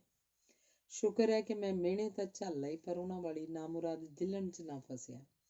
ਵਿਚਾਰਕ ਸੰਕੀਰਨਤਾ, ਤੰਗ ਦਿਲੀ ਤੇ ਕਰਮਕਾਂਡੀ ਕੱਟੜਤਾ ਦਾ ਵਿਰੋਧ ਤੇ ਵਰਤਮਾਨ ਨਾਲ ਦੋਸਤੀ ਰੱਖਣ ਦਾ ਬਹੁਤ ਸਾਰਾ ਭਾਗ ਮੈਨੂੰ ਅੰਮ੍ਰਿਤਸਰ ਤੋਂ ਹੀ ਮਿਲਿਆ। ਇਹ ਤਾਂ ਹੋਈ ਨਿੱਤ ਦੇ ਵਰਤ ਵਿਹਾਰ ਤੇ ਦਿਮਾਗੀ ਚਿੱਤਰਪਟ ਦੀ ਥੋੜ੍ਹੀ ਜਿਹੀ ਦਾਸਤਾਂ, ਪਰ ਇੱਕ ਵੱਖਰੀ ਤਰ੍ਹਾਂ ਦਾ ਬੜਾ ਵੱਡਾ ਖਜ਼ਾਨਾ ਵੀ ਹੱਥ ਲੱਗਾ। Doctor Ganda Singh, professor Teja Singh, professor Sahib Singh, professor Mohan Singh, professor Sant Singh Sekhon, professor Gurbachan Singh ਤਾਲਬ ਵਰਗੇ ਉਸਤਾਦਾਂ ਤੋਂ ਪ੍ਰੋਫੈਸਰ ਰਾਮ ਸਿੰਘ ਵਰਗੇ ਦੋਸਤ ਦਾ ਮੇਲ ਮੇਰੀ ਜ਼ਿੰਦਗੀ ਭਰ ਦਾ ਸਰਮਾਇਆ ਬਣਿਆ। ਇਹਨਾਂ ਨੇ ਮੇਰੇ ਮਨ ਮਸਤਕ ਉੱਤੇ ਹੀ ਆਪੋ ਆਪਣੀ ਛਾਪ ਨਹੀਂ ਛੱਡੀ, ਜੀਵਨ ਦੇ ਫੰਦ ਵਿੱਚ ਵੀ ਸਹਾਰਾ ਬਣਦੇ ਰਹੇ। ਡਾਕਟਰ ਗੰਡਾ ਸਿੰਘ ਜੀ ਬਾਰੇ ਆਪਣੇ ਇੱਕ ਲੇਖ ਵਿੱਚ, ਜੇ ਮੇਰੀ ਮੂਰਤਾਂ ਨਾਂ ਦੀ ਕਿਤਾਬ ਵਿੱਚ ਛਪ ਚੁੱਕਾ ਹੈ, ਮੈਂ ਆਪਣੇ ਉਦਗਾਰ ਪ੍ਰਗਟਾਉਣ ਦਾ ਮਰੀਅਲ ਜਿਹਾ ਯਤਨ ਕੀਤਾ ਹੈ। ਮਰੀਅਲ ਇਸ ਕਰਕੇ ਕਿ ਉਹਨਾਂ ਵਰਗਾ ਕੋਈ ਹੋਰ ਨਿਰਛਲ, ਉਦਾਰ ਤੇ ਪਰਉਪਕਾਰੀ ਬੰਦਾ ਮੇਰੀ ਹਯਾਤੀ 'ਚ ਨਹੀਂ ਆਇਆ ਤੇ ਮੈਂ ਉਹਨਾਂ ਦੀ ਵਡਿਆਈ ਨੂੰ ਪੂਰੀ ਤਰ੍ਹਾਂ ਉਜਾਗਰ ਨਹੀਂ ਕਰ ਸਕਿਆ। ਉਹਨਾਂ ਦੀ ਕਿਰਪਾ ਸਦਕਾ ਮੈਂ ਖਾਲਸਾ ਕਾਲਜ 'ਚ ਦਾਖਲਾ ਲੈ ਸਕਿਆ, ਵਰਨਾ ਖਬਰੇ ਕਿੱਥੇ ਰੁਲਦਾ ਫਿਰਦਾ। ਉਹਨਾਂ ਦਾ ਸਹਾਰਾ ਮੈਂ ਸਾਰੀ ਉਮਰ ਮਾਣਦਾ ਰਿਹਾ, ਪਰ ਅਫਸੋਸ ਬਦਲੇ 'ਚ ਮੈਂ ਉਹਨਾਂ ਦਾ ਕੁਝ ਵੀ ਨਾ ਸਵਾਰ ਸਕਿਆ। ਪ੍ਰੋਫੈਸਰ ਤੇਜਾ ਸਿੰਘ ਜੀ ਉਦੋਂ ਬਾਹਰਲੀ ਦੁਨੀਆ 'ਚ ਪ੍ਰੋਫੈਸਰ ਗੰਡਾ ਸਿੰਘ ਹੋਰਾਂ ਨਾਲੋਂ ਵਧੇਰੇ ਜਾਣੇ ਜਾਂਦੇ ਸਨ। ਆਪਣੀ ਸਿੱਖੀ ਦੇ ਗਿਆਨ ਨੂੰ ਸੌਖੀ ਪੰਜਾਬੀ ਤੇ ਅੰਗਰੇਜ਼ੀ 'ਚ ਬੋਲ ਤੇ ਲਿਖ ਕੇ ਸਿੱਖਾਂ ਵਿੱਚ, ਬਲਕਿ ਸਿੱਖੀ ਤੋਂ ਬਾਹਰ ਦੇ ਹਲਕਿਆਂ ਵਿੱਚ ਵੀ ਆਪਣੀ ਵਿਦਵਤਾ ਭਾਰੋਂ ਮਸ਼ਹੂਰ ਹਸਤੀ ਸਨ। ਪੜ੍ਹਾਉਂਦੇ ਅੰਗਰੇਜ਼ੀ ਦੀ MA ਕਲਾਸ ਨੂੰ, ਪਰ ਪੜ੍ਹਾਉਂਦਿਆਂ ਕੋਈ ਨਾ ਕੋਈ ਪੱਜ ਲੱਭ ਲੈਂਦੇ ਸਨ, ਜਿਸ ਰਾਹੀਂ ਕਲਾਸ ਨੂੰ ਇਤਿਹਾਸ, ਖਾਸ ਕਰਕੇ ਪੰਜਾਬ ਜਾਂ ਸਿੱਖ ਇਤਿਹਾਸ, ਪੰਜਾਬੀ ਭਾਸ਼ਾ ਤੇ ਸਾਹਿਤ, ਜ਼ਿੰਦਗੀ ਦੇ ਅਨੁਭਵਾਂ, ਸਿੱਖ ਲੀਡਰਾਂ ਦੇ ਲਤੀਫਿਆਂ, ਜੇਲ੍ਹ ਬੀਤੀਆਂ ਤੇ DAV ਕਾਲਜ ਲਾਹੌਰ ਦੇ ਅੰਗਰੇਜ਼ੀ ਦੇ ਪ੍ਰੋਫੈਸਰ ਦੀਵਾਨ ਚੰਦ ਸ਼ਰਮਾ ਵਰਗੇ ਆਪਣੇ ਪੰਜਾਬ ਯੂਨੀਵਰਸਿਟੀ ਦੇ ਸੰਗੀਆਂ ਤੇ ਹੋਰ ਹਰ ਤਰ੍ਹਾਂ ਦੇ ਅਨੁਭਵਾਂ ਨਾਲ ਆਪਣੇ ਵਿਦਿਆਰਥੀਆਂ ਦੀ ਜਾਣਕਾਰੀ ਕਰਾਉਂਦੇ ਹੀ ਰਹਿੰਦੇ ਸਨ। ਉਹ ਕੋਰਸ ਵਿੱਚ ਲੱਗੀਆਂ ਕਿਤਾਬਾਂ ਨਾਲੋਂ ਜ਼ਿੰਦਗੀ ਦੇ ਸਬਕ ਵਧੇਰੇ ਪੜ੍ਹਾ ਜਾਂਦੇ ਸਨ। ਮੇਰਾ ਪ੍ਰੋਫੈਸਰ ਸਾਹਿਬ ਬਾਰੇ ਲਿਖਿਆ ਇੱਕ ਲੇਖ ਵੀ ਮੂਰਤਾਂ ਵਿੱਚ ਛਪਿਆ ਹੋਇਆ। ਮੇਰੇ ਨਾਲ ਪ੍ਰੋਫੈਸਰ ਸਾਹਿਬ ਦਾ ਇੱਕ ਸਪੁੱਤਰ ਹਰਦਿਆਲ ਸਿੰਘ ਪੜ੍ਹਦਾ ਸੀ। ਬੜਾ ਸਾਊ, ਸਾਦਾ ਤੇ ਚੁੱਪ ਚੁਪੀਤਾ। ਕਲਾਸ ਵਿੱਚ ਮੈਂ ਉਸ ਨਾਲ ਬਹੁਤ ਨੇੜੇ ਦੇ ਸੰਬੰਧ ਪੈਦਾ ਨਹੀਂ ਕਰ ਸਕਿਆ, ਪਰ ਕੀ ਪਤਾ ਸੀ ਕਿ ਕੁਦਰਤ ਨੂੰ ਓਪਰਾ ਨਹੀਂ, ਬਹੁਤ ਸੰਘਣਾ ਸੰਬੰਧ ਚੰਗਾ ਲੱਗੇਗਾ। ਇੱਕ ਦਿਨ ਮੈਨੂੰ ਡਾਕਟਰ ਗੰਡਾ ਸਿੰਘ ਹੋਰਾਂ ਪੁੱਛਿਆ, ਇਹ ਦੱਸੋ ਕਦੀ ਵਿਆਹ ਬਾਰੇ ਵੀ ਸੋਚਿਆ ਜੇ? ਮੈਂ ਕਿਹਾ, ਜੀ ਕੋਈ ਕੰਮ ਧੰਦਾ ਮਿਲ ਲਵੇ ਫੇਰ ਹੀ ਇਸ ਬਾਰੇ ਸੋਚਾਂਗੇ, ਅਜੇ ਤਾਂ ਸਵਾਲ ਹੀ ਪੈਦਾ ਨਹੀਂ ਹੁੰਦਾ। ਮੰਗਣੀ ਵੀ ਨਹੀਂ ਕਰਾਈ ਹੋਈ? ਨਹੀਂ ਜੀ, ਜੇ ਕਰਾਉਣੀ ਹੋਵੇ ਤਾਂ ਪਹਿਲਾਂ ਮੇਰੇ ਨਾਲ ਗੱਲ ਕਰ ਲਿਓ। ਮੈਂ ਕਿਹਾ, ਅੱਛਾ ਜੀ, ਗੱਲ ਆਈ ਗਈ ਹੋਊਗੀ। ਉਦੋਂ ਬੇਬੇ ਜੀ ਅੰਮ੍ਰਿਤਸਰ ਦੀ ਡਿਸਟ੍ਰਿਕਟ ਜੇਲ੍ਹ ਵਿੱਚ ਲੱਗੇ ਹੋਏ ਸਨ ਤੇ ਮੈਂ MA ਦਾ ਇਮਤਿਹਾਨ ਦੇ ਕੇ ਉਹਨਾਂ ਦੇ ਕੋਲ ਹੀ ਰਹਿ ਰਿਹਾ ਸਾਂ। ਨਿੱਤ ਅਖਬਾਰਾਂ 'ਚ ਵਾਂਟਿਡ ਵਾਲੇ ਖਾਨੇ ਦਾ ਪਾਠ ਕਰਨਾ। ਇੱਕ ਦਿਨ ਅੰਗਰੇਜ਼ੀ ਟ੍ਰਿਬਿਊਨ 'ਚ ਖਾਲਸਾ ਸਕੂਲ ਤਲਵੰਡੀ ਸਾਬੋ ਵਿੱਚ ਫਾਰਸੀ ਪੜ੍ਹਾਉਣ ਲਈ ਉਸਤਾਦ ਦੀ ਮੰਗ ਛਪੀ ਵੇਖੀ। ਤਨਖਾਹ ਸੀ 30 ਰੁਪਏ ਮਾਹਵਾਰ। ਮੈਂ ਭੱਜਿਆ ਗਿਆ ਡਾਕਟਰ ਗੰਡਾ ਸਿੰਘ ਜੀ ਵੱਲ। ਉੱਥੇ ਜਥੇਦਾਰ ਈਸ਼ਰ ਸਿੰਘ ਮਝੈਲ ਵੀ ਬੈਠੇ ਸਨ। ਮੈਂ ਡਾਕਟਰ ਸਾਹਿਬ ਨੂੰ ਫਾਰਸੀ ਟੀਚਰ ਵਾਲਾ ਇਸ਼ਤਿਹਾਰ ਵਿਖਾਇਆ। ਉਹਨਾਂ ਨੇ ਉਹੀ ਮਝੈਲ ਹੋਰਾਂ ਦੇ ਸਾਹਮਣੇ ਕਰ ਦਿੱਤਾ। ਮਝੈਲ ਹੋਰੀ ਬੋਲੇ, ਸਕੂਲ ਦੇ ਪ੍ਰਧਾਨ ਸਾਹਿਬ ਆਪਣੇ ਬੰਦੇ ਨੇ, ਲਿਆਓ ਮੈਂ ਚਿੱਠੀ ਲਿਖ ਦਿਆਂ। ਉਹਨਾਂ ਚਿੱਠੀ ਲਿਖ ਦਿੱਤੀ। ਉਦੋਂ ਮੇਰਾ MA ਅੰਗਰੇਜ਼ੀ ਦਾ ਨਤੀਜਾ ਨਿਕਲੇ ਨੂੰ 2 ਕੁ ਦਿਨ ਹੀ ਹੋਏ ਸਨ। ਮਝੈਲ ਜੀ ਕਹਿਣ ਲੱਗੇ, ਇੱਥੇ ਤਾਂ ਤੁਹਾਡਾ ਕੰਮ ਬਣਿਆ ਸਮਝੋ, ਆਪਣੇ ਕੱਪੜੇ ਲੱਤੇ ਤਿਆਰ ਕਰ ਛੱਡੋ। ਮੈਂ ਖੁਸ਼ ਸੀ। ਬੇਕਾਰੀ ਦਾ ਭੋਗ ਪੈਣ ਲੱਗਾ। ਮਝੈਲ ਜੀ ਦੀ ਚਿੱਠੀ ਨਾਲ ਲੈ ਕੇ ਮੈਂ ਅਰਜ਼ੀ ਭੇਜ ਦਿੱਤੀ। ਹਫ਼ਤੇ ਦੇ ਅੰਦਰ ਅੰਦਰ ਪ੍ਰਧਾਨ ਜੀ ਵੱਲੋਂ ਨਿਯੁਕਤੀ ਪੱਤਰ ਆ ਗਿਆ। ਪੂਰਾ ਗ੍ਰੇਡ ਚੇਤੇ ਨਹੀਂ, ਪਰ ਸ਼ੁਰੂ ਦੀ ਤਨਖਾਹ 30 ਰੁਪਏ ਮਾਹਵਾਰ ਹੀ ਸੀ। ਮੈਂ ਡਾਕਟਰ ਗੰਡਾ ਸਿੰਘ ਜੀ ਨਾਲ ਸਲਾਹ ਕੀਤੇ ਬਿਨਾਂ ਪ੍ਰਧਾਨ ਜੀ ਦਾ ਸ਼ੁਕਰੀਆ ਕਰਕੇ 30 ਰੁਪਏ ਦੀ ਥਾਂ 35 ਰੁਪਏ ਆਰੰਭਿਕ ਤਨਖਾਹ ਦੀ ਮੰਗ ਲਿਖ ਭੇਜੀ। ਇਸ ਦੌਰਾਨ 'ਚ ਕਿਸੇ ਪਾਸੋਂ ਪਤਾ ਲੱਗਾ ਕਿ ਪੰਜਾਬ ਯੂਨੀਵਰਸਿਟੀ ਦੇ ਰੂਲਾਂ ਅਨੁਸਾਰ ਮੈਂ ਫਾਰਸੀ ਦੀ MA 2 ਸਾਲ ਦੀ ਥਾਂ 1 ਸਾਲ 'ਚ ਕਰ ਸਕਦਾ ਸਾਂ। ਮੈਂ ਤਲਵੰਡੀ ਸਾਬੋ ਤੋਂ ਆਈ ਚਿੱਠੀ ਦਾ ਹਵਾਲਾ ਦਿੱਤੇ ਬਿਨਾਂ ਡਾਕਟਰ ਸਾਹਿਬ ਨਾਲ ਫਾਰਸੀ MA ਵਾਲੀ ਗੱਲ ਜਾ ਕੀਤੀ। ਉਹਨਾਂ ਨੂੰ ਇੱਕ ਹੋਰ MA ਦੀ ਡਿਗਰੀ ਵਾਲੀ ਗੱਲ ਪਸੰਦ ਆਈ। ਬੋਲੇ, ਵੇਖੋ ਨਾ, ਨੌਕਰੀਆਂ ਛੇਤੀ ਨਹੀਂ ਮਿਲ ਰਹੀਆਂ। ਸਾਲ ਦਾ ਕੀ ਹੁੰਦਾ, ਔਖੇ ਸੌਖੇ ਨਿਕਲ ਹੀ ਜਾਏਗਾ। ਖਰਚ ਦਾ ਫਿਕਰ ਨਾ ਕਰਿਓ, ਲਾਹੌਰ ਜਾਣ ਦੀ ਕਰੋ। ਮੇਰੇ ਲਈ ਇਹ ਇਲਾਹੀ ਹੁਕਮ ਸੀ, ਸੋ ਮੈਂ ਲਾਹੌਰ ਪਹੁੰਚ ਗਿਆ। ਤੁਰ ਫਿਰ ਕੇ ਪਤਾ ਕੀਤਾ, oriental college, government college, Islamia college ਸਾਰੇ ਫਾਰਸੀ ਦੀ MA ਡਿਗਰੀ ਲਈ ਵਿਦਿਆਰਥੀ ਨੂੰ ਦਾਖਲ ਤਾਂ ਕਰਦੇ ਸਨ, ਪਰ ਫੀਸਾਂ ਲੈਂਦੇ ਸਨ। ਇਹ ਵੀ ਪਤਾ ਲੱਗਾ ਕਿ ਸਨਾਤਨ ਧਰਮ ਕਾਲਜ ਵਿੱਚ ਵੀ ਦਾਖਲਾ ਲਿਆ ਜਾ ਸਕਦਾ। ਉੱਥੇ ਪ੍ਰੋਫੈਸਰ ਚੌਇਥ ਰਾਮ ਫਾਰਸੀ ਵਿਭਾਗ ਦੇ ਮੁਖੀ ਸਨ। ਮੈਂ ਉਹਨਾਂ ਨੂੰ ਜਾ ਕੇ ਮਿਲਿਆ। ਬਿਨਾਂ ਫੀਸ ਦਾਖਲਾ ਮਿਲ ਗਿਆ। ਕਲਾਸਾਂ ਓਰੀਐਂਟਲ ਕਾਲਜ ਵਿੱਚ ਹੀ ਲੱਗਿਆ ਕਰਦੀਆਂ ਸਨ, ਪਰ ਪੜ੍ਹਾਉਣ ਲਈ ਗਵਰਨਮੈਂਟ ਕਾਲਜ, ਇਸਲਾਮੀਆ ਕਾਲਜ ਦੇ ਦਿਆਲ ਸਿੰਘ ਕਾਲਜ ਦੇ ਪ੍ਰੋਫੈਸਰ ਵੀ ਉੱਥੇ ਹੀ ਆ ਕੇ ਪੀਰੀਅਡ ਲਿਆ ਕਰਦੇ ਸਨ। ਮੈਨੂੰ ਮੌਜ ਬਣ ਗਈ। ਦਾਖਲਾ ਮਿਲ ਗਿਆ SD ਕਾਲਜ ਵਿੱਚ ਤੇ ਪੜ੍ਹਨਾ ਬਾਕੀ ਸਾਰੇ ਕਾਲਜਾਂ ਦੇ ਮੁੰਡਿਆਂ ਕੁੜੀਆਂ ਨਾਲ ਸਾਂਝੇ ਪ੍ਰੋਫੈਸਰਾਂ ਪਾਸੋਂ। ਇੱਥੇ ਪ੍ਰੋਫੈਸਰ ਸ਼ੈਰਾਨੀ, ਡਾਕਟਰ ਸੈਯਦ ਮੁਹੰਮਦ ਅਬਦੁੱਲਾ ਤੇ ਪ੍ਰੋਫੈਸਰ ਆਬਿਦ ਹੁਸੈਨ ਵਰਗੇ ਵਿਦਵਾਨਾਂ ਦੇ ਚਰਨਾਂ 'ਚ ਬੈਠਣ ਦਾ ਸੁਭਾਗ ਪ੍ਰਾਪਤ ਹੋਇਆ। ਮੈਂ ਵਿੱਚ ਬੇਬੇ ਜੀ ਤੇ ਪ੍ਰੋਫੈਸਰ ਗੰਡਾ ਸਿੰਘ ਜੀ ਨੂੰ ਮਿਲਣ ਲਈ ਅੰਮ੍ਰਿਤਸਰ ਦਾ ਗੇੜਾ ਵੀ ਕੱਢ ਆਉਂਦਾ ਸੀ। ਇੱਕ ਵਾਰੀ ਗਿਆ ਤਾਂ ਗੰਡਾ ਸਿੰਘ ਜੀ ਕੇਸੀ ਇਸ਼ਨਾਨ ਕਰਕੇ ਅਖਬਾਰ ਪੜ੍ਹ ਰਹੇ ਸਨ। ਮੈਨੂੰ ਵੇਖ ਕੇ ਖੁਸ਼ ਹੋਏ, ਕੋਲ ਬਿਠਾ ਲਿਆ। ਅਖਬਾਰ ਇੱਕ ਪਾਸੇ ਰੱਖ ਕੇ ਬੋਲੇ, ਮੈਂ ਸੋਚ ਹੀ ਰਿਹਾ ਸੀ ਕਿ ਤੁਹਾਨੂੰ ਕਿਵੇਂ ਬੁਲਾਇਆ ਜਾਵੇ, ਇੱਕ ਜ਼ਰੂਰੀ ਕੰਮ ਆ ਪਿਆ ਸੀ। ਚੰਗਾ ਹੋਇਆ ਤੁਸੀਂ ਆ ਗਏ। ਮੇਰੇ ਗੁਆਂਢੀ ਪ੍ਰੋਫੈਸਰ ਸਾਹਿਬ ਸਿੰਘ ਮਗਰ ਪਏ ਹੋਏ ਨੇ, ਕਹਿੰਦੇ ਨੇ ਪ੍ਰੀਤਮ ਸਿੰਘ ਨੂੰ ਮੇਰੀ ਕੁੜੀ ਲਈ ਮਨਾ ਲਓ। ਕੁਝ ਪਲ ਤਾਂ ਮੈਂ ਚੁੱਪ ਰਿਹਾ। ਮੇਰੇ ਦਿਮਾਗ 'ਚ ਹਰਦਿਆਲ ਆ ਬੈਠਾ ਸੀ। ਫਿਰ ਮੈਂ ਕਿਹਾ, ਪ੍ਰੋਫੈਸਰ ਸਾਹਿਬ, ਤੁਸੀਂ ਮੇਰੇ ਹਾਲਾਤ ਤੋਂ ਚੰਗੀ ਤਰ੍ਹਾਂ ਵਾਕਫ ਹੋ। ਘਰ ਨਹੀਂ, ਘਾਟ ਨਹੀਂ, ਕੰਮਕਾਰ ਉੱਤੇ ਲੱਗਾ ਨਹੀਂ, ਵੱਡੇ ਘਰ ਨਾਲ ਨਾਤਾ ਜੋੜ ਕੇ ਮੈਂ ਉਹਨਾਂ ਦੀ ਕੁੜੀ ਨੂੰ ਬਿਠਾਵਾਂਗਾ ਕਿਤੇ। ਪ੍ਰੋਫੈਸਰ ਗੰਡਾ ਸਿੰਘ ਜੀ ਕਹਿਣ ਲੱਗੇ, ਪ੍ਰੋਫੈਸਰ ਸਾਹਿਬ ਦਾ ਬੇਟਾ ਤੁਹਾਡਾ ਜਮਾਤੀ ਸੀ, ਉਹ ਸਭ ਕੁਝ ਜਾਣਦੇ ਨੇ। ਮੈਂ ਕਿਹਾ, ਜੀ, ਹਰਦਿਆਲ ਨਾਲ ਮੇਰੀ ਸਰਸਰੀ ਫਤੂਈ ਸੀ, ਉਹਨੂੰ ਮੇਰੇ ਹਾਲਾਤ ਦਾ ਕੋਈ ਪਤਾ ਨਹੀਂ ਹੋਣਾ। ਬੋਲੇ, ਹਾਲਾਤ ਬਾਰੇ ਮੈਂ ਪ੍ਰੋਫੈਸਰ ਸਾਹਿਬ ਨੂੰ ਚੰਗੀ ਤਰ੍ਹਾਂ ਜਾਣੂ ਕਰਵਾ ਦਿੱਤਾ। ਉਹ ਆਪਣੀ ਧੀ ਕਿਸੇ ਅਮੀਰ ਘਰ 'ਚ ਨਹੀਂ ਭੇਜਣਾ ਚਾਹੁੰਦੇ। ਮੁੰਡਾ ਸਾਊ ਚਾਹੀਦਾ, ਸੋ ਹਰਦਿਆਲ ਦਾ 2 ਸਾਲ ਦਾ ਵਾਹ ਰਿਹਾ ਤੁਹਾਡੇ ਨਾਲ। ਉਸੇ ਨੇ ਸੁਝਾਇਆ ਹੋਏਗਾ ਆਪਣੇ ਪਿਤਾ ਨੂੰ ਤੁਹਾਡਾ ਨਾਂ। ਮੈਂ ਬੁੜਬੜਾਇਆ, ਮੈਨੂੰ ਡਰ ਲੱਗਦਾ। ਡਰ ਕਾਹਦਾ? ਵਿਆਹ ਤੋਂ ਕਿ ਪ੍ਰੋਫੈਸਰ ਸਾਹਿਬ ਸਿੰਘ ਤੋਂ? ਮੈਂ ਕਿਹਾ, ਜੀ, ਵੱਡੇ ਘਰ ਤੋਂ। ਕੋਈ ਕੰਮਕਾਰ ਮਿਲ ਲਵੇ ਫਿਰ ਇਸ ਪਾਸੇ ਦੀ ਸੋਚ ਲਵਾਂਗੇ। ਤੁਸੀਂ ਜਿਵੇਂ ਕਹੋਗੇ ਮੈਂ ਕਰ ਲਵਾਂਗਾ। ਪ੍ਰੋਫੈਸਰ ਗੰਡਾ ਸਿੰਘ ਜੀ ਬੋਲੇ, ਉਹ ਬੜੇ ਕਾਹਲੇ ਨੇ, ਕਹਿੰਦੇ ਨੇ ਮੰਗਣੀ ਹੋ ਜਾਵੇ ਫਿਰ ਅਸੀਂ ਨਿਸ਼ਚਿੰਤ ਹੋ ਜਾਵਾਂਗੇ। ਮੈਂ ਉਹਨਾਂ ਪਾਸੋਂ ਬੇਬੇ ਜੀ ਨਾਲ ਸਲਾਹ ਕਰ ਲੈਣ ਦੀ ਮੋਹਲਤ ਮੰਗੀ, ਜੋ ਉਹਨਾਂ ਨੇ ਖੁਸ਼ੀ ਨਾਲ ਦੇ ਦਿੱਤੀ। ਘਰ ਜਾ ਕੇ ਬੇਬੇ ਜੀ ਨਾਲ ਗੱਲ ਕੀਤੀ ਤਾਂ ਉਹ ਬੋਲੇ, ਕਾਕਾ ਇਸ ਮਾਮਲੇ 'ਚ ਮੈਂ ਕੋਈ ਦਖਲ ਨਹੀਂ ਦੇਣਾ। ਬੰਦੇ ਕਿਹੋ ਜਿਹੇ ਨੇ ਤੈਨੂੰ ਪਤਾ ਹੈ, ਕੁੜੀ ਤੈਨੂੰ ਪਸੰਦ ਹੈ ਕਿ ਨਹੀਂ ਇਹ ਵੀ ਤੈਨੂੰ ਹੀ ਪਤਾ ਹੈ। ਅਮੀਰੀ ਠਾਠ ਵਾਲੇ ਹੋਣ ਤਾਂ ਕਿੱਥੇ ਬਿਠਾਏਂਗਾ? ਮੇਰੇ ਕੋਲ ਤਾਂ ਇਹੀ ਕੁਆਟਰ ਹੈ ਜੋ ਹਾਜ਼ਰ ਹੈ। ਤੂੰ ਆਪਣਾ ਭਲਾ ਬੁਰਾ ਚੰਗੀ ਤਰ੍ਹਾਂ ਸੋਚ ਸਕਦਾ। ਇਹ ਸਾਰੀ ਉਮਰ ਦਾ ਵਾਹ ਹੁੰਦਾ, ਕੰਮਕਾਰ ਤੇ ਲੱਗਿਆ ਹੁੰਦਾ ਤਾਂ ਠੀਕ ਹੁੰਦਾ। ਹੁਣ ਤੂੰ ਕਿਵੇਂ ਕਰਨਾ ਸੋਚ ਲੈ, ਕਿਸੇ ਸਿਆਣੇ ਨਾਲ ਸਲਾਹ ਕਰ ਲੈ। ਅੰਮ੍ਰਿਤਸਰ 'ਚ ਮੰਗਣੀ ਵੀ ਹੋਈ ਤੇ ਵਿਆਹ ਵੀ ਹੋਇਆ। ਮੇਰੇ ਲਈ ਇਹ ਸ਼ਹਿਰ ਸਿਫਤਾਂ ਦਾ ਘਰ ਨਹੀਂ ਤਾਂ ਹੋਰ ਕੀ ਸੀ। ਸਰਕਾਰੀ ਨੌਕਰੀ ਤੋਂ ਰਿਟਾਇਰ ਹੋਣ ਤੋਂ ਪਹਿਲਾਂ ਹੀ ਮੈਨੂੰ ਗੁਰੂ ਨਾਨਕ ਦੇਵ ਯੂਨੀਵਰਸਿਟੀ ਦੇ ਵਾਈਸ ਚਾਂਸਲਰ ਸਰਦਾਰ ਬਿਸ਼ਨ ਸਿੰਘ ਸਮੁੰਦਰੀ ਮੈਨੂੰ ਡੈਪੂਟੇਸ਼ਨ ਉੱਤੇ ਗੁਰੂ ਨਾਨਕ ਅਧਿਐਨ ਵਿਭਾਗ ਕਾਇਮ ਕਰਨ ਲਈ ਅੰਮ੍ਰਿਤਸਰ ਲੈ ਗਏ। ਉੱਥੋਂ ਮੈਂ 8 ਸਾਲ ਬਾਅਦ ਇਸ ਵਿਭਾਗ ਦੇ ਪ੍ਰੋਫੈਸਰ ਦੇ ਮੁਖੀ ਦੀ ਹੈਸੀਅਤ ਵਿੱਚ ਸੇਵਾ ਮੁਕਤ ਹੋਇਆ। ਇਹ ਸੰਬੰਧ ਕਿਵੇਂ ਜੁੜਿਆ ਤੇ ਕੈਸਾ ਰਿਹਾ, ਇਸ ਬਾਰੇ ਜੇ ਜ਼ਿੰਦਗੀ ਰਹੀ ਤਾਂ ਵਿਸਥਾਰ ਨਾਲ ਮਿੱਠੀਆਂ ਯਾਦਾਂ ਕਦੀ ਫੇਰ ਲਿਖ ਸਕਿਆ ਤਾਂ ਲਿਖਾਂਗਾ। ਪਰ ਇਹ ਵੀ ਮੇਰੇ ਲਈ ਸਿਫਤਾਂ ਦੇ ਭਰੇ ਸ਼ਹਿਰ ਅੰਮ੍ਰਿਤਸਰ ਦਾ ਵਰਦਾਨ ਹੀ ਸੀ, ਜਿਸ ਲਈ ਮੈਂ ਗੁਰੂ ਰਾਮਦਾਸ ਜੀ ਦੀ ਨਗਰੀ ਦਾ ਸਦਾ ਅਹਿਸਾਨਮੰਦ ਰਹਾਂਗਾ। ਧੰਨਵਾਦ।